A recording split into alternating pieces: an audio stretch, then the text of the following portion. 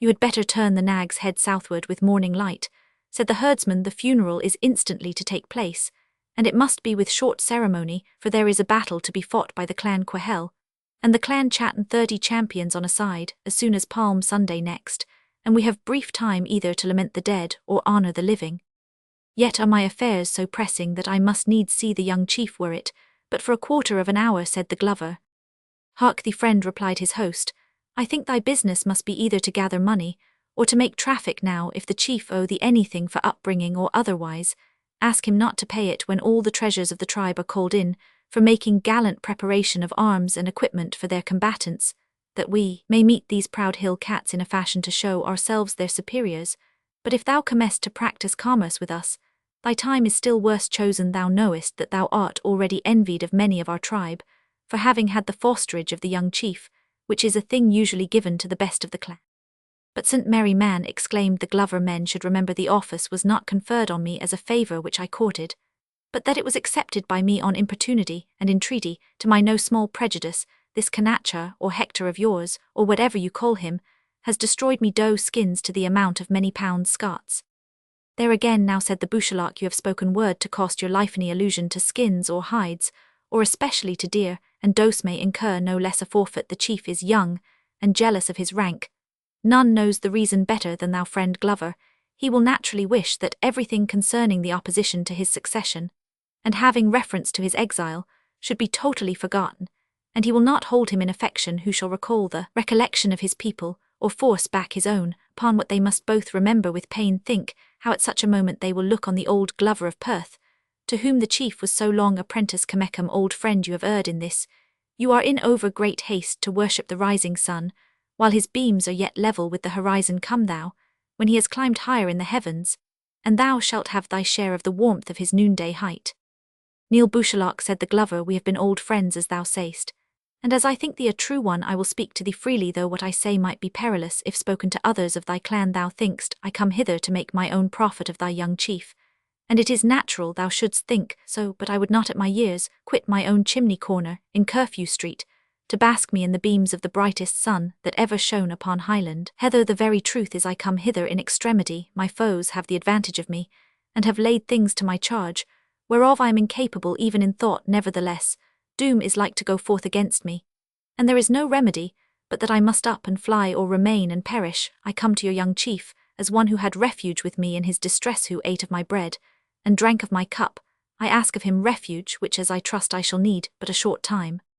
That makes a different case, replied the herdsman, so different, that if you came at midnight to the gate of Mac Ian, having the King of Scotland's head in your hand, and 1,000 men in pursuit for the avenging of his blood, I could not think it for his honour to refuse you protection, and for your innocence or guilt, it concerns not the case, or rather, he ought the more to shelter you if guilty, seeing your necessity and his risk are both in that case the greater. I must straightway to him, that no hasty tongue tell him of your arriving hither, without saying the cause. A pity of your trouble, said the glover, but where lies the chief? He is quartered about 10 miles hence, busied with the affairs of the funeral, and with preparations for the combat, dead to the grave, and the living to battle. It is a long way, and will take you all night to go and come, said the glover, and I am very sure that Canacha, when he knows it is I who.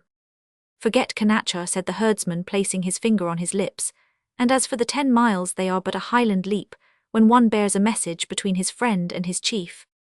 So saying, and committing the traveller to the charge of his eldest son, and his daughter, the active herdsman left his house 2 hours before midnight, to which he returned long before sunrise.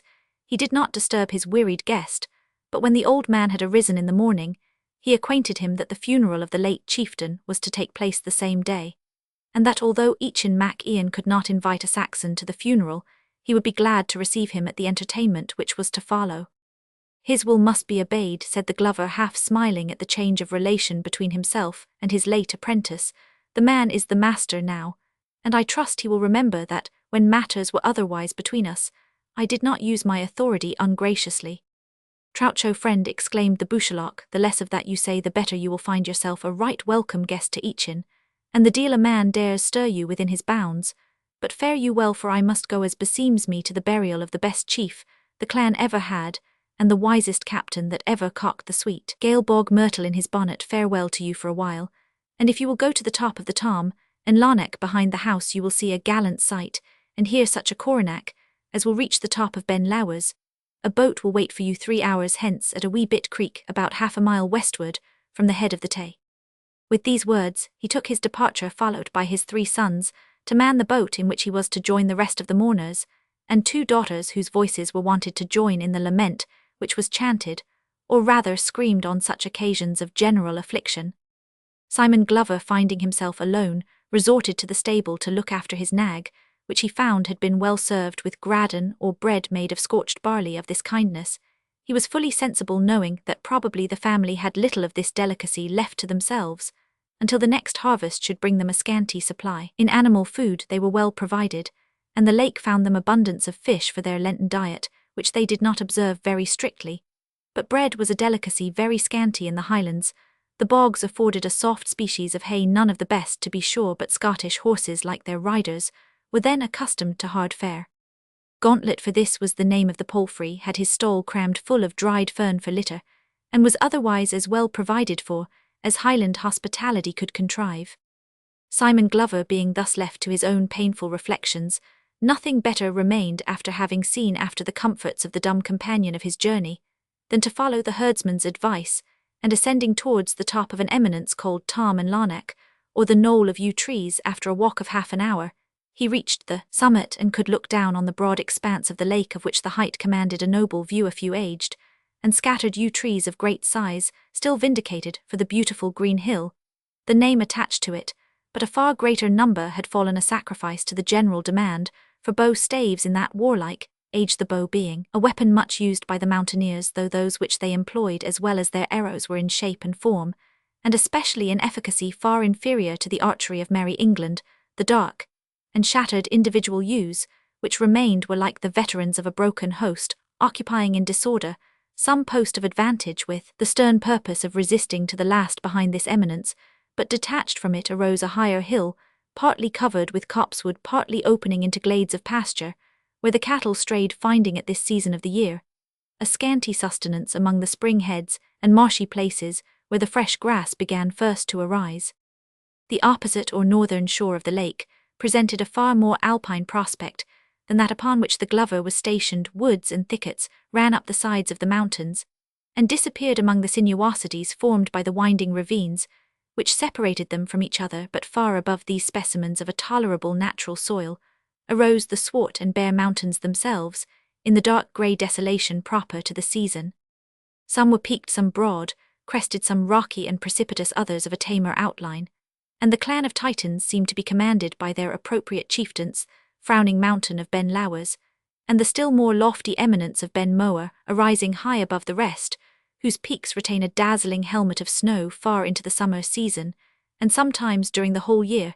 Yet the borders of this wild and sylvan region, where the mountains descended upon the lake, intimated even at that early period many traces of human habitation. Hamlets were seen especially on the northern margin of the lake, half hid among the little glens that poured their tributary streams into Loch Tay, which, like many earthly things, made a fair show at a distance, but when more closely approached were disgustful and repulsive from their squalid want of the conveniences which attend even Indian wigwams. They were inhabited by a race who neither cultivated the earth nor cared for the enjoyments which industry procures the women, although otherwise treated with affection and even delicacy of respect, discharged all the absolutely necessary domestic labour, the men accepting some reluctant use of an ill-formed plough, or more frequently a spade grudgingly gone through, as a task infinitely beneath them, took no other employment than the charge of the herds of black cattle, in which their wealth consisted. At all other times they hunted, fished, or marauded during the brief intervals of peace by way of pastime, plundering with bolder license,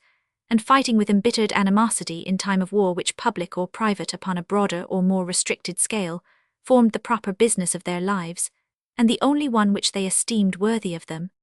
The magnificent bosom of the lake itself was a scene to gaze on with delight. Its noble breadth, with its termination in a full and beautiful run, was rendered yet more picturesque by one of those islets, which are often happily situated in the Scottish lakes. The ruins upon that isle, now almost shapeless, being overgrown with wood, rose at the time we speak of into the towers and pinnacles of a priory, where slumbered the remains of Sibylla, daughter of Henry I of England, and consort of Alexander I of Scotland, This holy place had been deemed of dignity sufficient to be the deposit of the remains of the captain of the clan Quahel, at least, till times when the removal of the danger now so imminently pressing should permit of his body being conveyed to a distinguished convent in the north, where he was destined ultimately to repose with all his ancestry. A number of boats pushed off from various points of the near and more distant shore, many displaying sable banners, and others having their several pipers in the bow, who from time to time poured forth a few notes of a shrill, plaintive and wailing character, and intimated to the glover that the ceremony was about to take place. These sounds of lamentation were but the tuning, as it were, of the instruments compared with the general wail, which was speedily to be raised. A distant sound was heard from far up the lake, even as it seemed from the remote and distant glens, out of which the Dochart and the Lachie pour their streams into Loch Tay.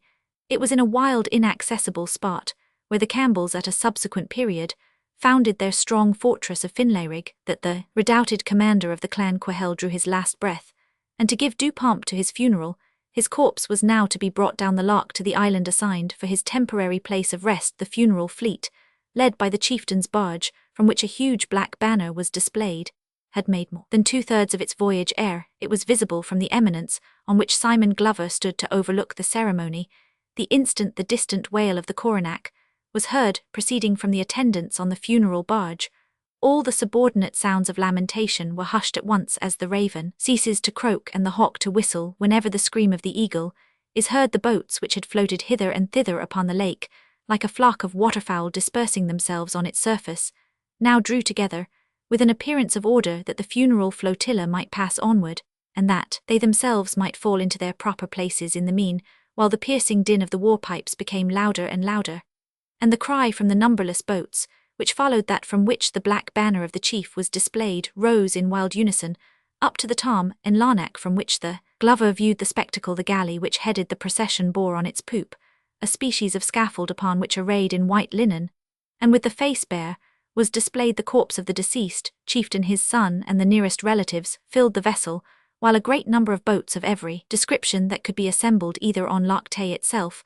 or brought by land carriage from Loch Erne, and otherwise followed in the rear, some of them of very frail materials. There were even curraghs composed of ox hides, stretched over hoops of willow in the manner of the ancient British, and some committed themselves to rafts formed for the occasion from the readiest materials that occurred and united in such a precarious manner as to render it probable that before the accomplishment of the voyage, some of the clansmen of the deceased might be sent to attend their chieftain in the world of spirits. When the principal flotilla came in sight of the smaller group of boats collected towards the foot of the lake, and bearing off from the little island, they hailed each other with a shout so loud and general, and terminating in a cadence so wildly prolonged, that not only the deer started from their glens for miles around and sought the distant recesses of the mountains, but even the domestic cattle, accustomed to the voice of man, felt the full panic which the human shout strikes into the wilder tribes, and like them fled from their pasture into morasses and dingles. Summoned forth from their convent by those sounds, the monks who inhabited the little islet began to issue from their lowly portal with cross and banner, and as much of ecclesiastical state as they had the means of displaying their bells, at the same time of which the edifice possessed 3, pealing the death toll over the long lake, which came to the ears of the now silent multitude, mingled with the solemn chant of the Catholic Church raised by the monks in their procession. Various ceremonies were gone through, while the kindred of the deceased carried the body ashore, and placing it on a bank long consecrated to the purpose, made the diesel around the departed. When the corpse was uplifted to be borne into the church, another united yell burst from the assembled multitude, in which the deep shout of warriors and the shrill wail of females joined their notes, with the tremulous voice of age and the babbling cry of childhood. The coronach was again, and for the last time, shrieked as the body was carried into the interior of the church, where only the nearest relatives of the deceased and the most distinguished of the leaders of the clan were permitted to enter. The last yell of woe was so terribly loud, and answered by so many hundred echoes, that the Glover instinctively raised his hands to his ears to shut out or deaden at least a sound so piercing. He kept this attitude, while the hawks, owls, and other birds, scared by the wild scream, had begun to settle in their retreats, when, as he withdrew his hands, a voice close by him said, "Think you this, Simon Glover, the hymn of penitence and praise, with which it becomes poor forlorn man cast out from his tenement of clay, to be wafted into the presence of his Maker?" The Glover turned, and in the old man with a long white beard who stood close beside him, had no difficulty from the clear mild eye and the benevolent cast of features to recognize the Carthusian monk Father Clement, no longer wearing his monastic habiliments, but wrapped in a frieze mantle, and having a Highland cap on his head. It may be recollected that the glover regarded this man with a combined feeling of respect and dislikerespect, which his judgment could not deny to the monk's person and character, and dislike, which arose from Father Clement's peculiar doctrines being the cause of his daughter's exile, and his own distress. It was not therefore with sentiments of unmixed satisfaction that he returned the greetings of the father, and replied to the reiterated question what he thought of the funeral rites which were discharged in so wild a manner. I know not, my good father, but these men do their duty to their deceased chief, according to the fashion of their ancestors. They mean to express their regret for their friend's loss, and their prayers to heaven in his behalf, and that which is done of good will must to my thinking be accepted favourably. Had it been otherwise, methinks they had ere now been enlightened to do better. Thou art deceived, answered the monk. God has sent his light amongst us all, though in various proportions, but man wilfully shuts his eyes, and prefers darkness. This benighted people mingle, with the ritual of the Roman Church, the old heathen ceremonies of their own fathers, and thus unite with the abominations of a church, corrupted by wealth and power, the cruel and bloody ritual of savage paynims. Father, said Simon, abruptly, methinks your presence were more useful in yonder chapel, aiding your brethren in the discharge of their clerical duties, than in troubling and unsettling the belief of an humble, though ignorant Christian like myself. And wherefore say, good brother, that I would unfix thy principles of belief, answered Clement, so heaven deal with me, as were my life-blood necessary, to cement the mind of any man to the holy religion he professeth, it should be freely poured out for the purpose.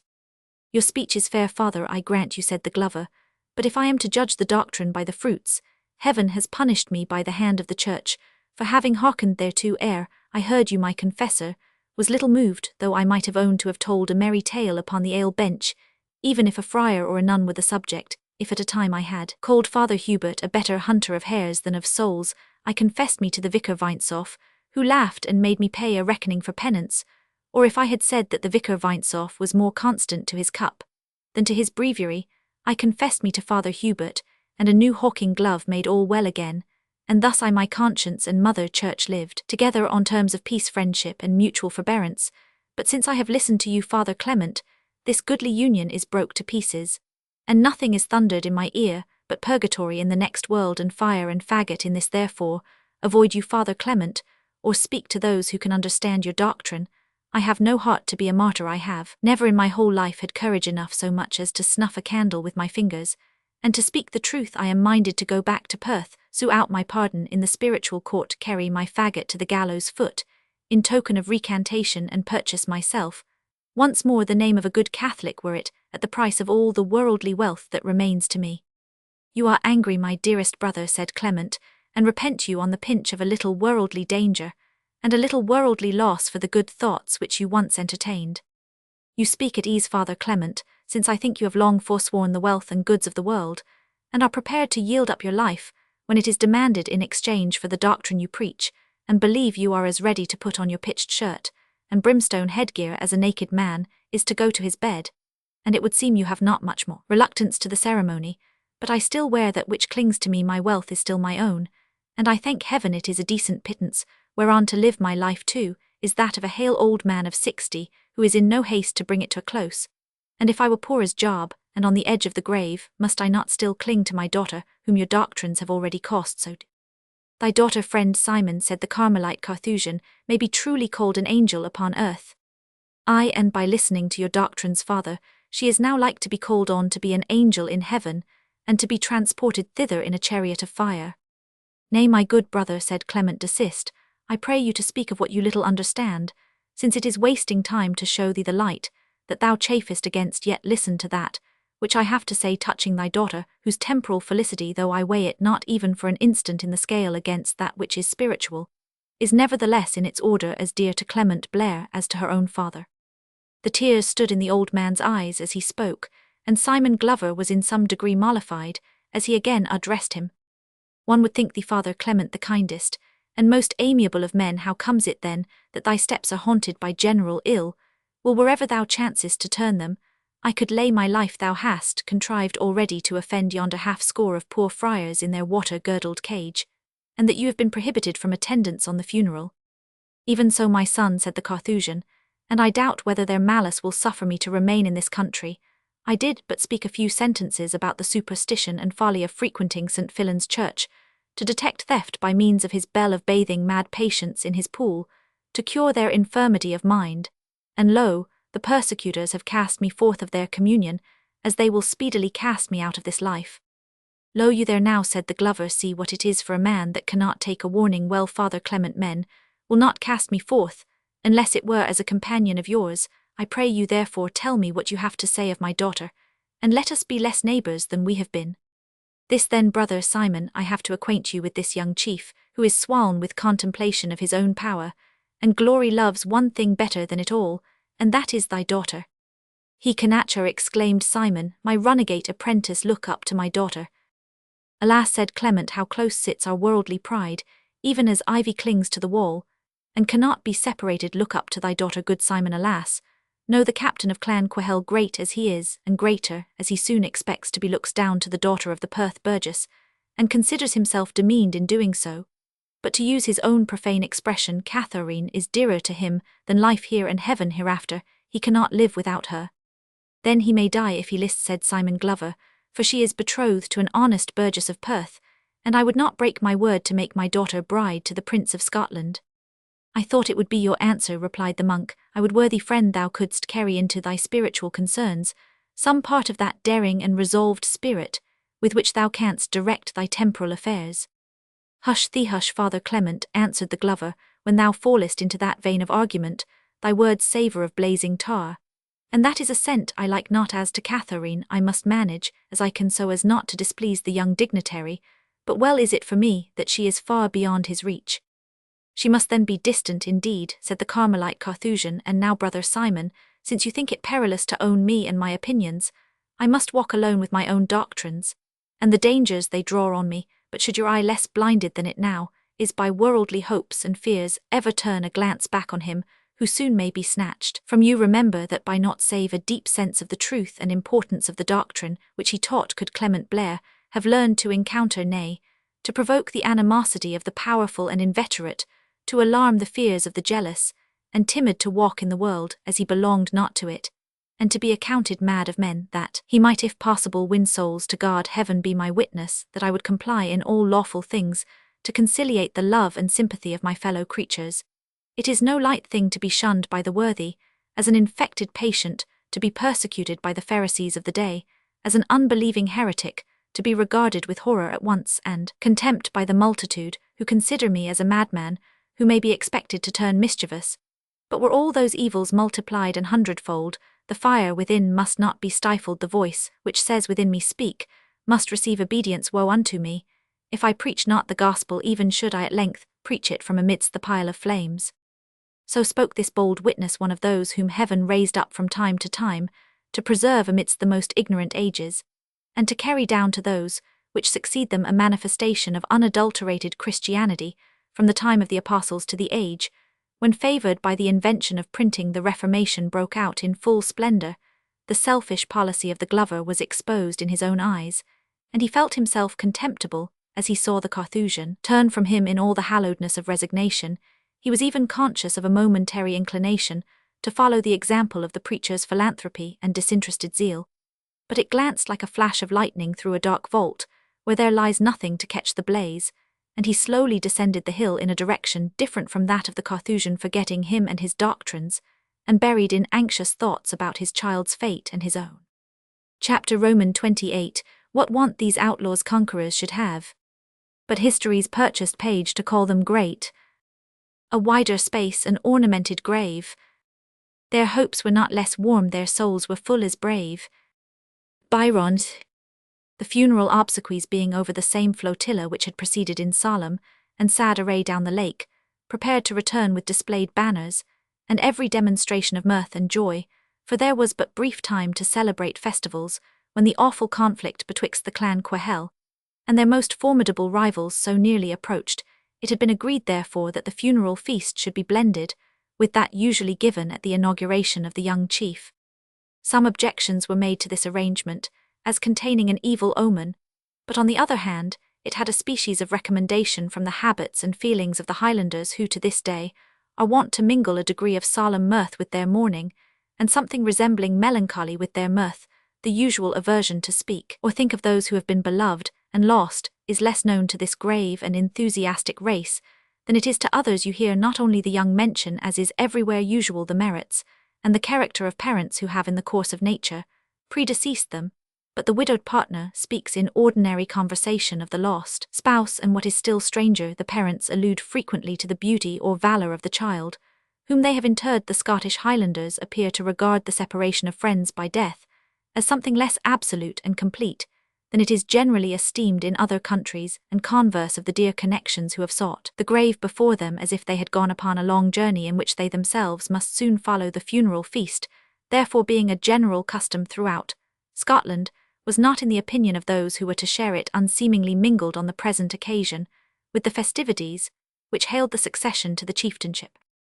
The barge which had lately borne the dead to the grave now conveyed the young Mac Ian to his new command, and the minstrels sent forth their gayest notes to gratulate each in succession, as they had lately sounded their most doleful dirges, when carrying Gilchrist to his grave from the attendant flotilla, rang notes of triumph and jubilee, instead of those yells of lamentation which had so lately disturbed the echoes of Loch Tay, and 1,000 voices hailed the youthful chieftain, as he stood on the poop, armed at all points in the flower of early manhood, beauty and activity, on the very spot where his father's corpse had so lately been extended, and surrounded by triumphant friends, as that had been by desolate mourners.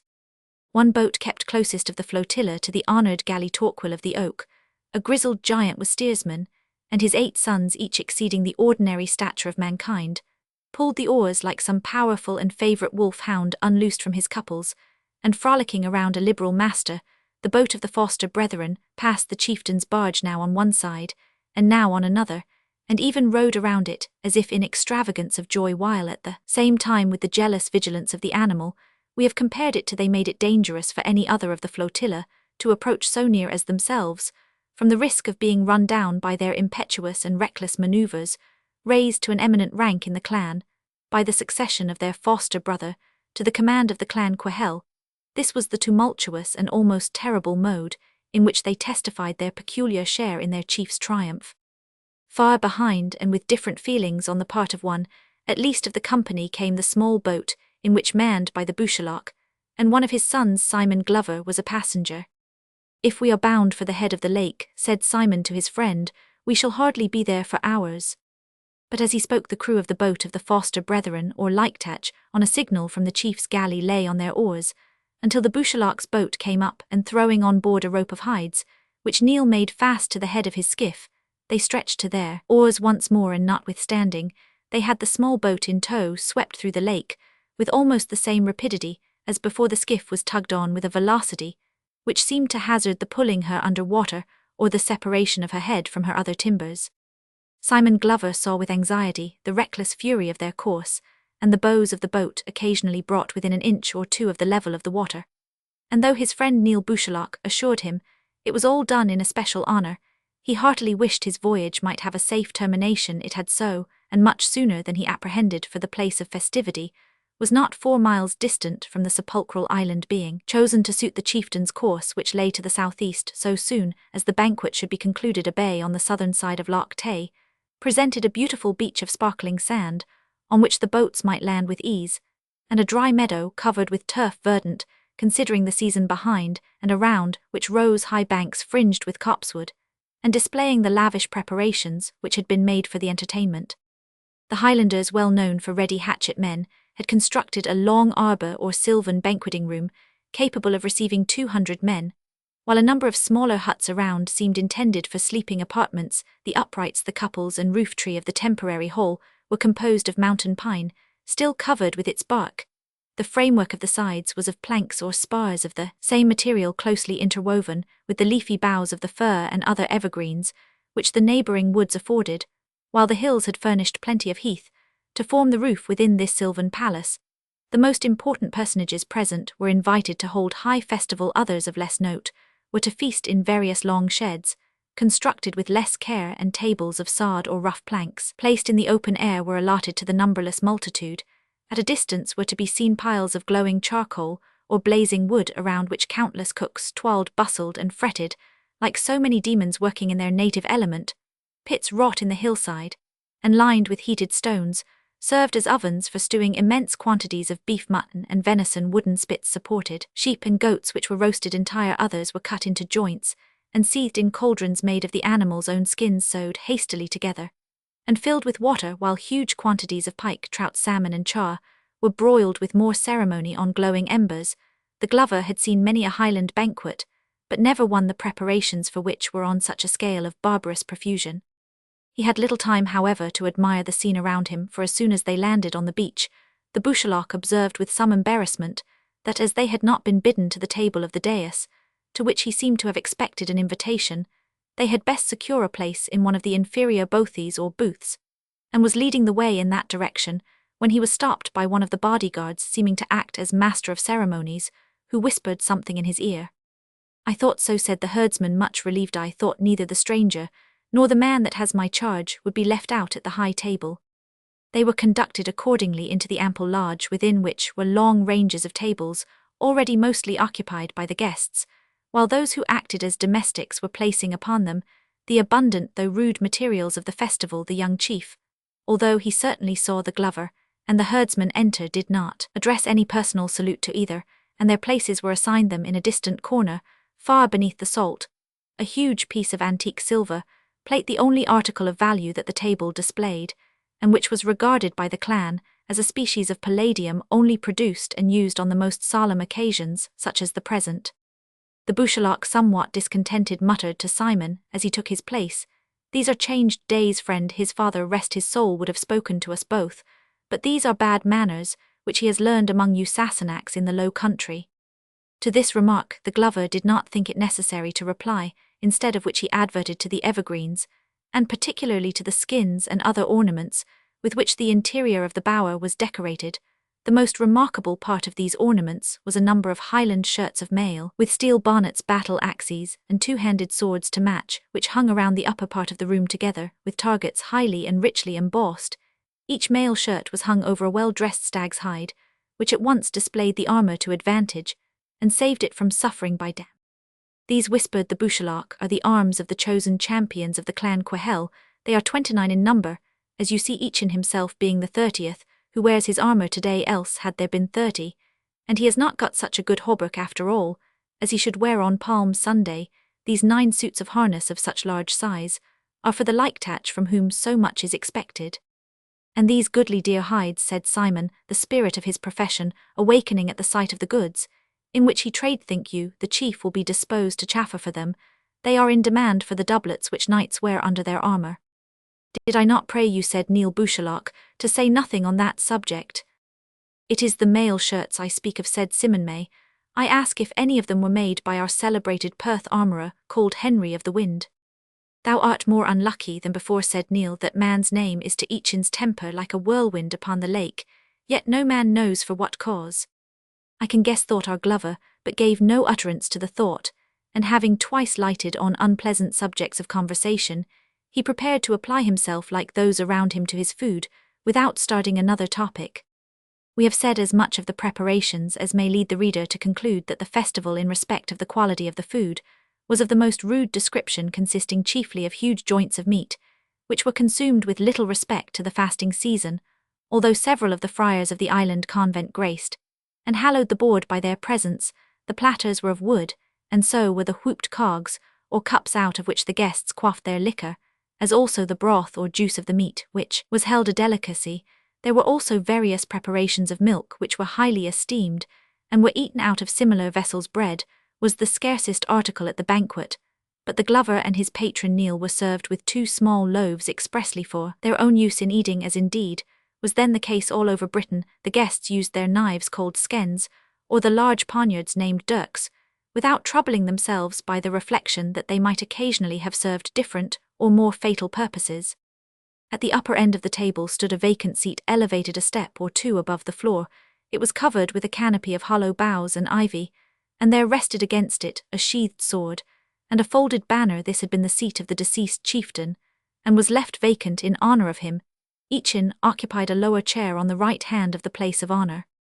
The reader would be greatly mistaken who should follow out this description by supposing that the guests behaved like a herd of hungry wolves rushing upon a feast rarely offered to them. On the contrary, the clan Quahel conducted themselves with that species of courteous reserve and attention to the wants of others which is often found in primitive nations, especially such as are always in arms, because a general observance of the rules of courtesy is necessary to prevent quarrels, bloodshed, and death. The guests took the places assigned them by Torquil of the Oak, who, acting as Mareschal T. Roman I Esuer of the mess, touched with a white wand, without speaking a word, the place where each was to sit. Thus placed in order, the company patiently waited for the portion assigned them, which was distributed among them by the like-touch, the bravest men or more distinguished warriors of the tribe being accommodated with a double mess emphatically called beefear, or the portion of a man. When the sewers themselves had seen every one served, they resumed their places at the festival, and were each served with one of these larger messes of food. Water was placed within each man's reach,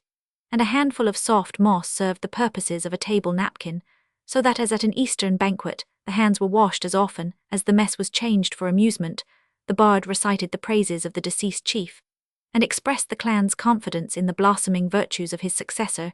The Senachi recited the genealogy of the tribe, which they traced to the race of the Dalriads.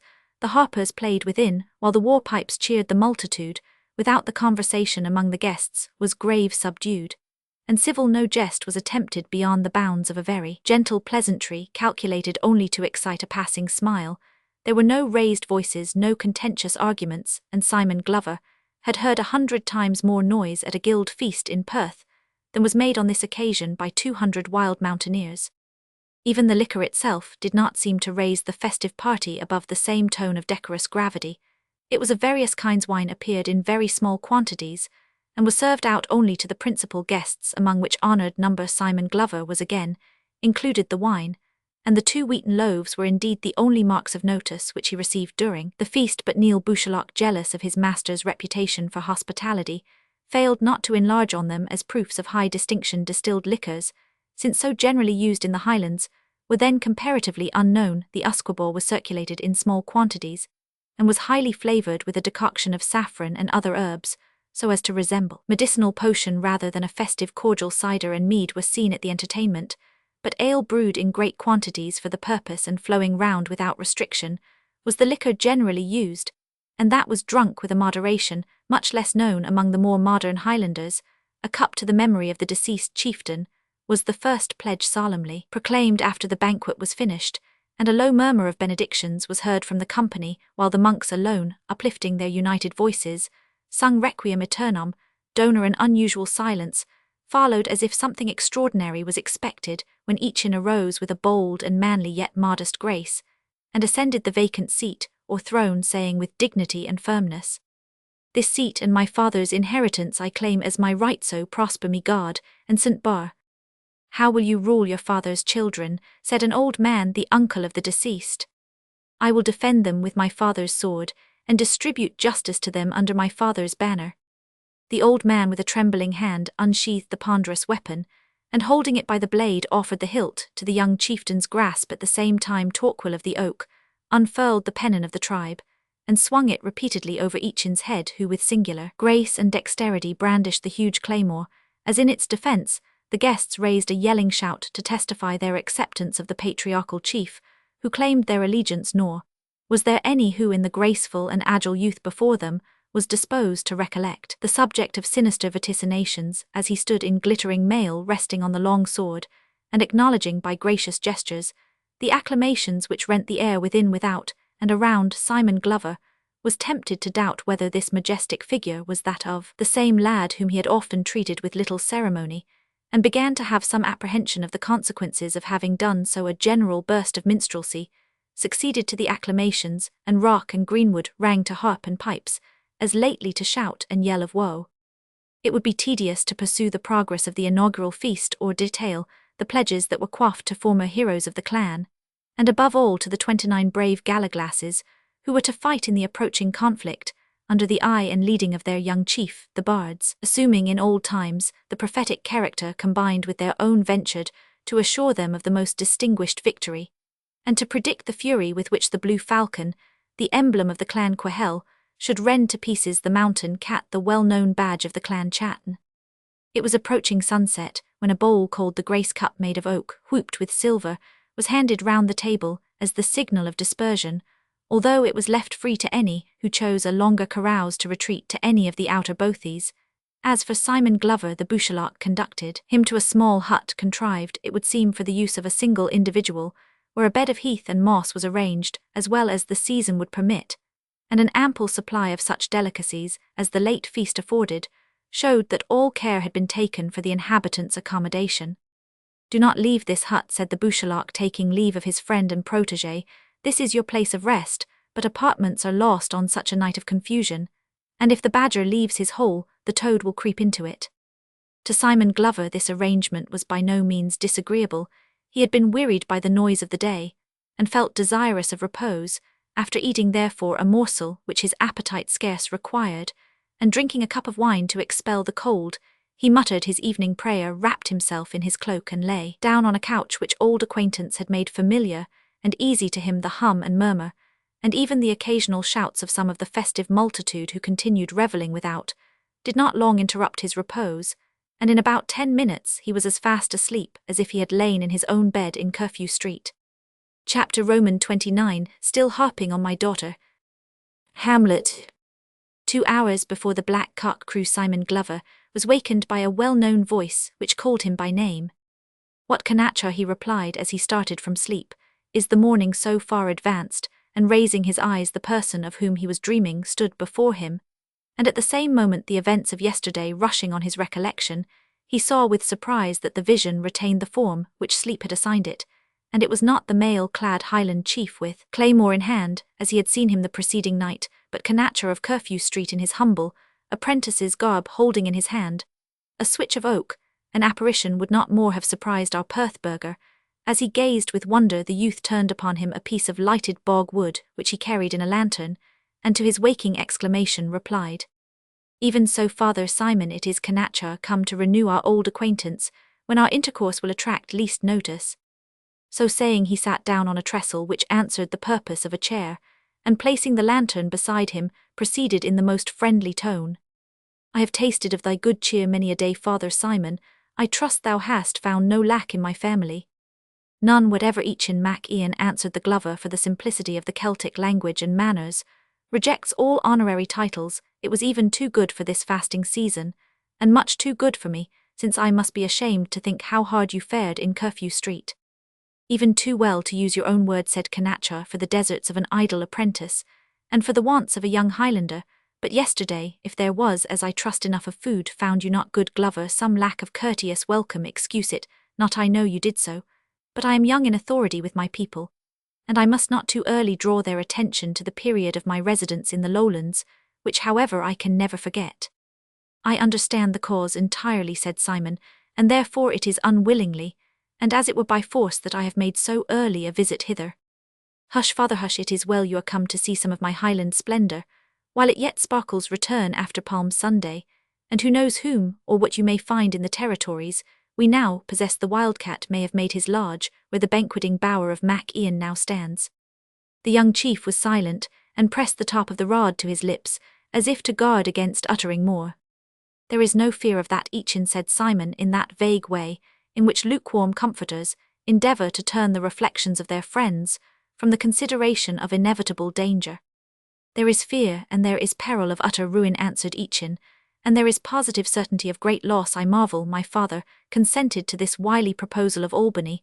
I would Mac Gilly Chatnack would agree with me, and then instead of wasting our best blood against each other, we would go down together to Strathmore and kill and take possession. I would rule at Perth, and he at Dundee, and all the great strath should be our own to the banks of the Firth of Tay.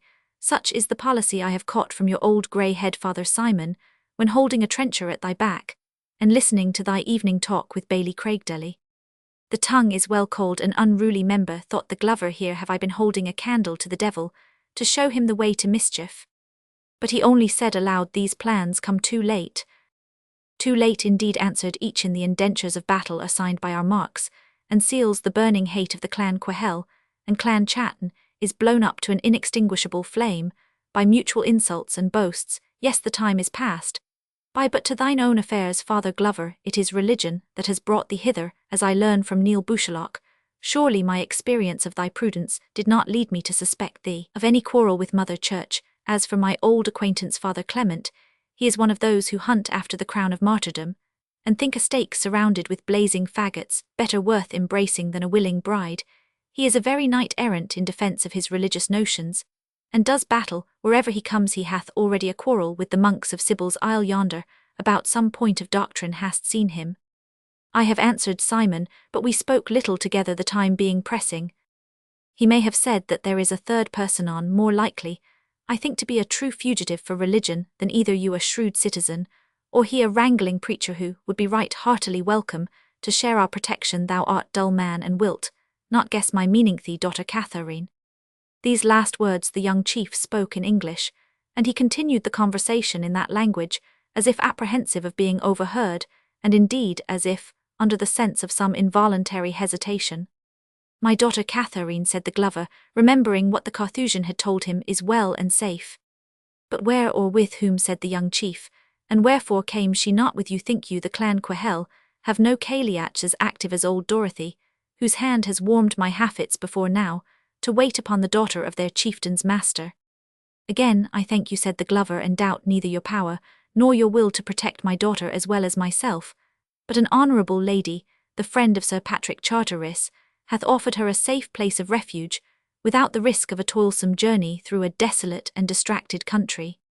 Oh, I, Sir Patrick Charteris, said Eachin, in a more reserved and distant tone, he must be preferred to all men without doubt. He is your friend, I think. Simon Glover longed to punish this affectation of a boy who had been scolded 4 times a day for running into the street, to see Sir Patrick Charteris ride past, but he checked his spirit of repartee, and simply said, Sir Patrick Charteris has been Provost of Perth for 7 years, and it is likely is so still, since the magistrates are elected not in Lent, but at St. Martinmas. Our Father Glover, said the youth in his kinder and more familiar mode of address, you are so used to see the sumptuous shows and pageants of Perth, that you would but little relish our barbarous festival in comparison. What didst thou think of our ceremonial of yesterday? It was noble and touching, said the glover, and to me who knew your father most especially so when you rested on the sword, and looked around you, methought I saw mine old friend Gilchrist Mac Ian arisen from the dead, and renewed in years and in strength. I played my part there boldly, I trust, and showed little of that paltry apprentice boy whom you used touse just as he deserved. Eachin resembles Canacha, said the glover, no more than a salmon, resembles a gar, though men say they are the same fish in a different state, or than a butterfly resembles a grub. Thinkest thou that while I was taking upon me the power which all women love, I would have been myself an object for a maiden's eye, to rest upon? To speak plain, what would Catherine have thought of me in the ceremonial? We approach the shallows now, thought Simon Glover, and without nice pilotage we drive right on shore. Most women like show, Eachin, but I think my daughter Catherine be an exception. She would rejoice in the good fortune of her household friend and playmate, but she would not value the splendid Mac Ian captain of clan Quehel more than the orphan Canacha. She is ever generous and disinterested, replied the young chief, but yourself, father, have seen the world for many more years than she has done, and can better form a judgment what power and wealth do for those who enjoy them. Think and speak sincerely. What would be your own thoughts if you saw your Catherine standing under yonder canopy, with the command over 100 hills, and the devoted obedience of 10,000 vassals, and as the price of these advantages her hand in that of the man who loves her the best in the world? Meaning in your own Canacha, said Simon. I Canacha call me, I love the name, since it was by that I have been known to Catherine. Sincerely, then, said the glover, endeavouring to give the least offensive turn to his reply, my inmost thought would be the earnest wish that Catherine and I were safe in our humble booth in Curfew Street, with Dorothy for our only vassal. And with poor Canacha, also I trust you would not leave him to pine away in solitary grandeur. I would not, answered the glover, wish so ill to the clan Quehel, mine ancient friends, as to deprive them at the moment of emergency of a brave young chief, and that chief of the fame which he is about to acquire at their head in the approaching conflict. Eachin bit his lip to suppress his irritated feelings, as he replied, wordswords, empty words, Father Simon, you fear the clan Quehel more than you love them, and you suppose their indignation would be formidable, should their chief marry the daughter of a burgess of Perth. And if I do fear such an issue, Hector Mac Ian, have I not reason how have ill-assorted marriages had issue in the house of Mac Callanmore, in that of the powerful Mac Linsnay of the Lords of the Isles themselves. What has ever come of them, but divorce and exheredation, sometimes worse fate to the ambitious intruder. You could not marry my child before a priest, and you could only wed her with your left hand, and he checked the strain of impetuosity, which the subject inspired, and concluded, and I am an honest though humble burgher of Perth who would rather my child were the lawful and undoubted spouse of a citizen in my own rank than the licensed concubine of a monarch.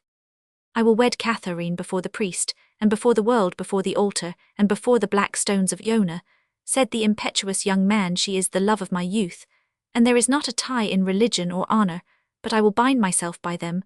I have sounded my people. If we do but win this combatant with the hope of gaining Catherine, we shall win it. Me heart tells me so. I shall be so much lord over their affections that were I to take a bride from the almshouse, so it was my pleasure they would hail her, as if she were a daughter of Mac Callanmore. But you reject my suit, said Eachin sternly. You put words of offence in my mouth, said the old man, and may next punish me for them, since I am wholly in your power. But with my consent my daughter shall never wed save in her own degree. Her heart would break amid the constant wars and scenes of bloodshed, which connect themselves with your lot. If you really love her, and recollect her dread of strife and combat, you would not wish her to be subjected to the train of military horrors, in which you like. Your father must needs be inevitably and eternally engaged. Choose a bride amongst the daughters of the mountain chiefs, my son, or fiery lowland nobles. You are fair, young, rich, high-born, and powerful, and will not woo in vain. You will readily find one who will rejoice in your conquests, and cheer you under defeat. To Catherine the one would be as frightful as the other. A warrior must wear a steel gauntlet, a glove of kidskin would be torn to pieces in an hour. A dark cloud passed over the face of the young chief, lately animated with so much fire. Farewell, he said, the only hope which could have lighted me to fame or victory. He remained for a space silent and intensely thoughtful, with downcast eyes, a lowering brow, and folded arms. At length he raised his hands and said, Father, for such you have been to me, I am about to tell you a secret. Reason and pride both advise me to be silent, but fate urges me, and must be obeyed. I am about to lodge in you the deepest and dearest secret that man ever confided to man. But beware in this conference how it will beware how you ever breathe a syllable of what I am now to trust to you. For know that were you to do so in the most remote corner of Scotland, I have ears to hear it, even there in a hand, and poniard to reach a traitor's bosom I am, but the word will not out. Do not speak it then, said the prudent Glover. A secret is no longer safe when it crosses the lips of him who owns it, and I desire not a confidence so dangerous as you menace me with. Ay, but I must speak, and you must hear, said the youth. In this age of battle, father, you have yourself been a combatant. Once only, replied Simon, when the Southron assaulted the fair city. I was summoned to take my part in the defence, as my tenure required, like that of other craftsmen, who are bound to keep watch and ward. And how felt you upon that matter? Inquired the young chief. What can that import to the present business? Said Simon in some surprise. Much else. I had not asked the question, answered Eachin in the tone of haughtiness which from time to time he assumed. An old man is easily brought to speak of olden times, said Simon, not unwilling on an instant's reflection to lead the conversation away from the subject of his daughter. And I must needs confess my feelings were much short of the high cheerful confidence, nay, the pleasure with which I have seen other men go to battle. My life and profession were peaceful, and though I have not wanted the spirit of a man when the time demanded it, yet I have seldom slept worse than the night before that onslaught. My ideas were harrowed by the tales we were told, nothing short of the truth about the Saxon archers, how they drew shafts of a cloth-yard length, and used bows a third longer than ours. When I fell into a broken slumber, if but a straw in the mattress pricked my side, I started and waked thinking an English arrow was quivering in my body. In the morning, as I began for very weariness to sink into some repose, I was waked by the tolling of the common bell, which called us burghers to the walls. I never heard its sound peal so like a passing knell before or since. Go on, what further chanced? Demanded Eachin. I did on my harness, said Simon, such as it was took my mother's blessing, a high-spirited woman, who spoke of my father's actions for the honour of the fair town. This heartened me, and I felt still bolder when I found myself ranked among the other crafts, all bowmen, for thou knowest the Perth citizens have good skill in archery. We were dispersed on the walls, several knights and squires in armour of proof being mingled amongst us, who kept a bold countenance, confident perhaps in their harness, and informed us for our encouragement that they would cut down with their swords and axes any of those who should attempt to quit their post. I was kindly assured of this myself by the old Kemp of Kinfons, as he was called this good Sir Patrick's father then. Our provost, he was a grandson of the Red Rover Tom of Longville, and a likely man to keep his word, which he addressed to me in especial, because a night of much discomfort may have made me look paler than usual, and besides I was but a lad. And did his exhortation add to your fear or your resolution?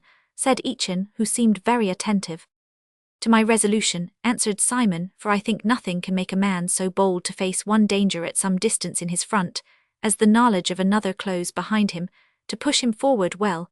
I mounted the walls in tolerable heart, and was placed with others on the Spey Tower, being accounted a good bowman, but a very cold fit seized me as I saw the English in great order with their archers in front, and their men-at-arms behind marching forward to the attack in strong columns, 3 in number.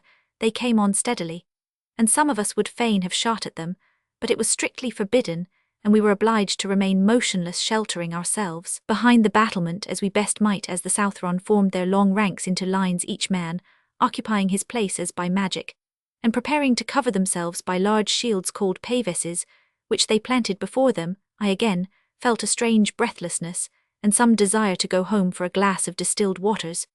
As I looked aside, I saw the worthy Kemp of Kinfauns bending a large crossbow, and I thought it pity he should waste the bolt on a true-hearted Scotsman, when so many English were in presence. So I e'en stayed where I was, being in a comfortable angle, formed by 2 battlements. The English then strode forward, and drew their bowstrings not to the breast as your Highland kern do, but to the ear end, sent off their volleys of swallow-tails before we could call on St. Andrew. I winked when I saw them haul up their tackle, and I believe I started as the shafts began to rattle against the parapet, but looking round me and seeing none hurt, but John Squalet the town crier, whose jaws were pierced through with a cloth-yard shaft, I took heart of grace, and shot in my turn with good will and good aim. A little man I shot at, who had just peeped out from behind his target, dropped with a shaft through his shoulder. The provost cried, "Well stitched, Simon Glover St. John, for his own town, my fellow craftsmen," shouted I, though I was then but an apprentice. And if you will believe me, in the rest of the skirmish, which was ended by the foes drawing off, I drew bowstring and loosed shaft as calmly as if I had been shooting at butts instead of men's breasts. I gained some credit, and I have ever afterwards thought that in case of necessity for with me it had never been matter of choice, I should not have lost it again.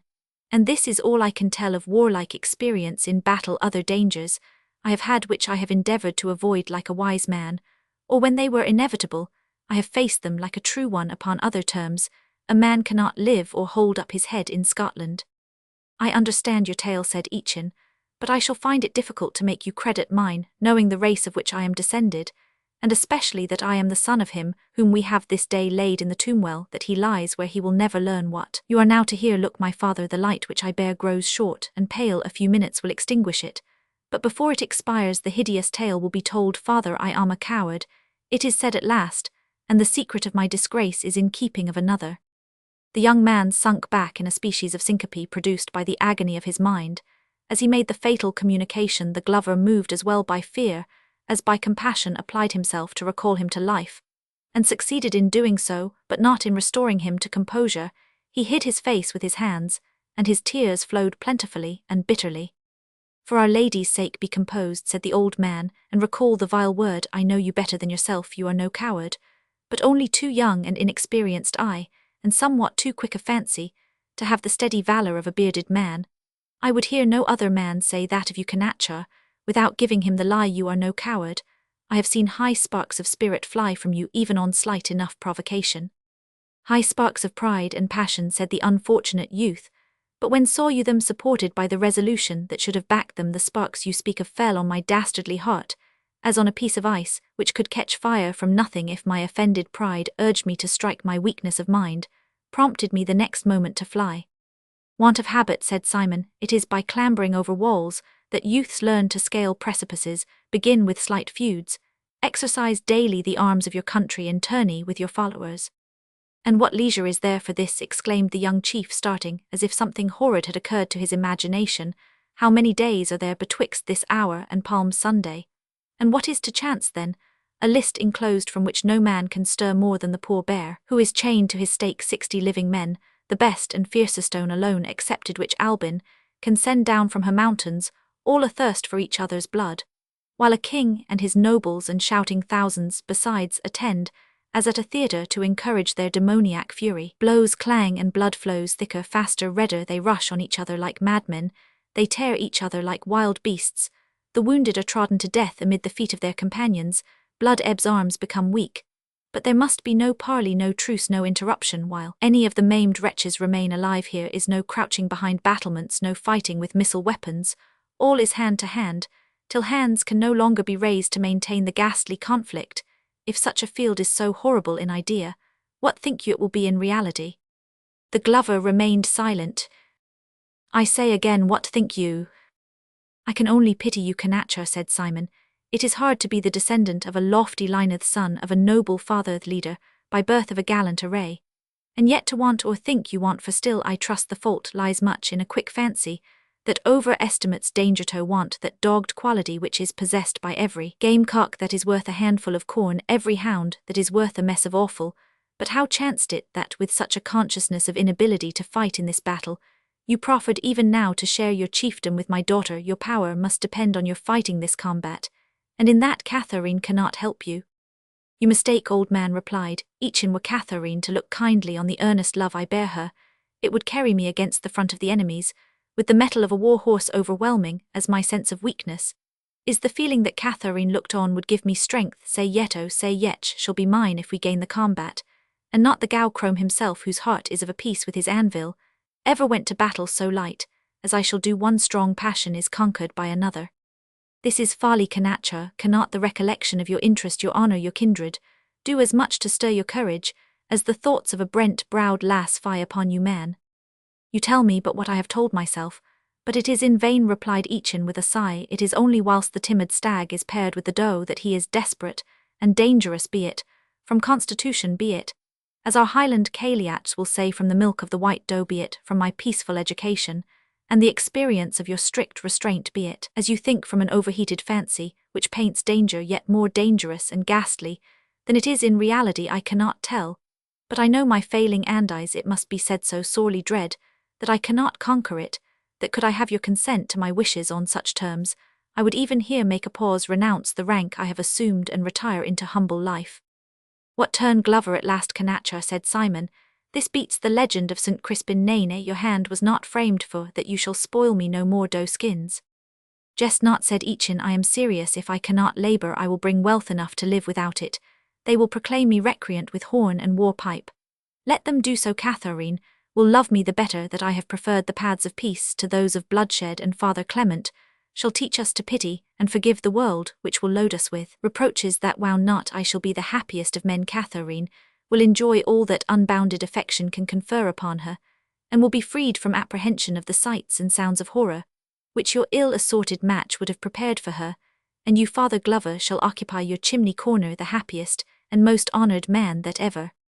Hold, Eachin, I prithee hold, said the Glover. The fir light with which this discourse must terminate burns very low, and I would speak a word in my turn, and plain dealing is best, though it may vex or perhaps enrage you. Let me end these visions by saying at once, Catherine can never be yours. A glove is the emblem of faith, and a man of my craft should therefore, less than any other, break his own. Catherine's hand is promise to a man whom you may hate, but whom you must inert. O Henry, the armourer, the match is fitting by degree agreeable to their mutual wishes, and I have given my promise. It is best to be plain at once. Resent my refusal, as you will. I am wholly in your power, but nothing shall make me break my word.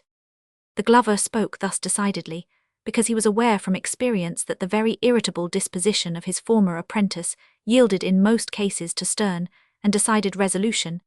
Yet recollecting where he was, it was with some feelings of fear that he saw the dying flame leap up, and spread a flash of light on the visage of Eachin, which seemed pale as the grave, while his eye rolled like that of a maniac in his fever fit. The light instantly sunk down and died, and Simon felt a momentary terror lest he should have to dispute for his life with the youth whom he knew to be capable of violent actions. When highly excited, however short a period his nature could support the measures which his passion commenced, he was relieved by the voice of Eachin, who muttered in a hoarse and altered tone, let what we have spoken this night rest in silence for ever. If thou bringst it to light, thou wert better dig than own grave. Thus speaking, the door of the hut opened, admitting a gleam of moonshine. The form of the retiring chief crossed it for an instant, the hurdle was then closed, and the shieling left in darkness.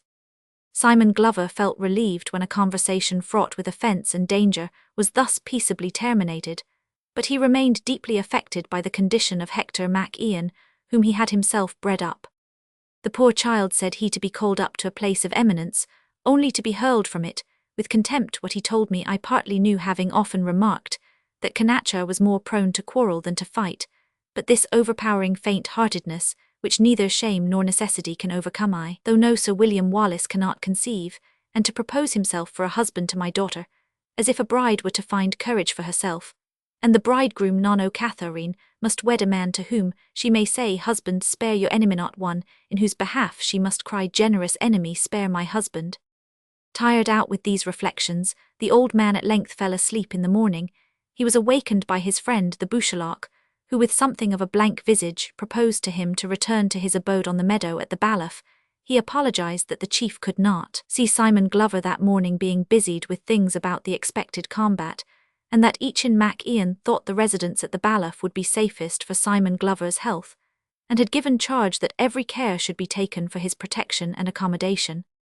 Neil Bouchalak dilated on these circumstances to gloss over the neglect implied in the chief's dismissing his visitor without a particular audience. His father knew better, said the herdsman, but where should he have learned manners, poor thing, and bred up among your Perth burghers, who, excepting yourself, neighbour Glover, who speak Gaelic as well as I do, are a race incapable of civility? Simon Glover, it may be well believed, felt none of the want of respect which his friend resented on his account. On the contrary, he greatly preferred the quiet residence of the good herdsman to the tumultuous hospitality of the daily festival of the chief, even if there had not just passed an interview with Eachin upon a subject which it would be most painful to revive. To the Bailiff, therefore, he quietly retreated. Where could he have been secure of Catharine's safety? His leisure was spent pleasantly enough. His amusement was sailing on the lake in a little skiff, which a Highland boy managed. While the old man angled, he frequently landed on the little island, where he mused over the tomb of his old friend Gilchrist Mac Ian, and made friends with the monks, presenting the prior with gloves of marten's fur, and the superior officers with each of them a pair made from the skin of the wildcat.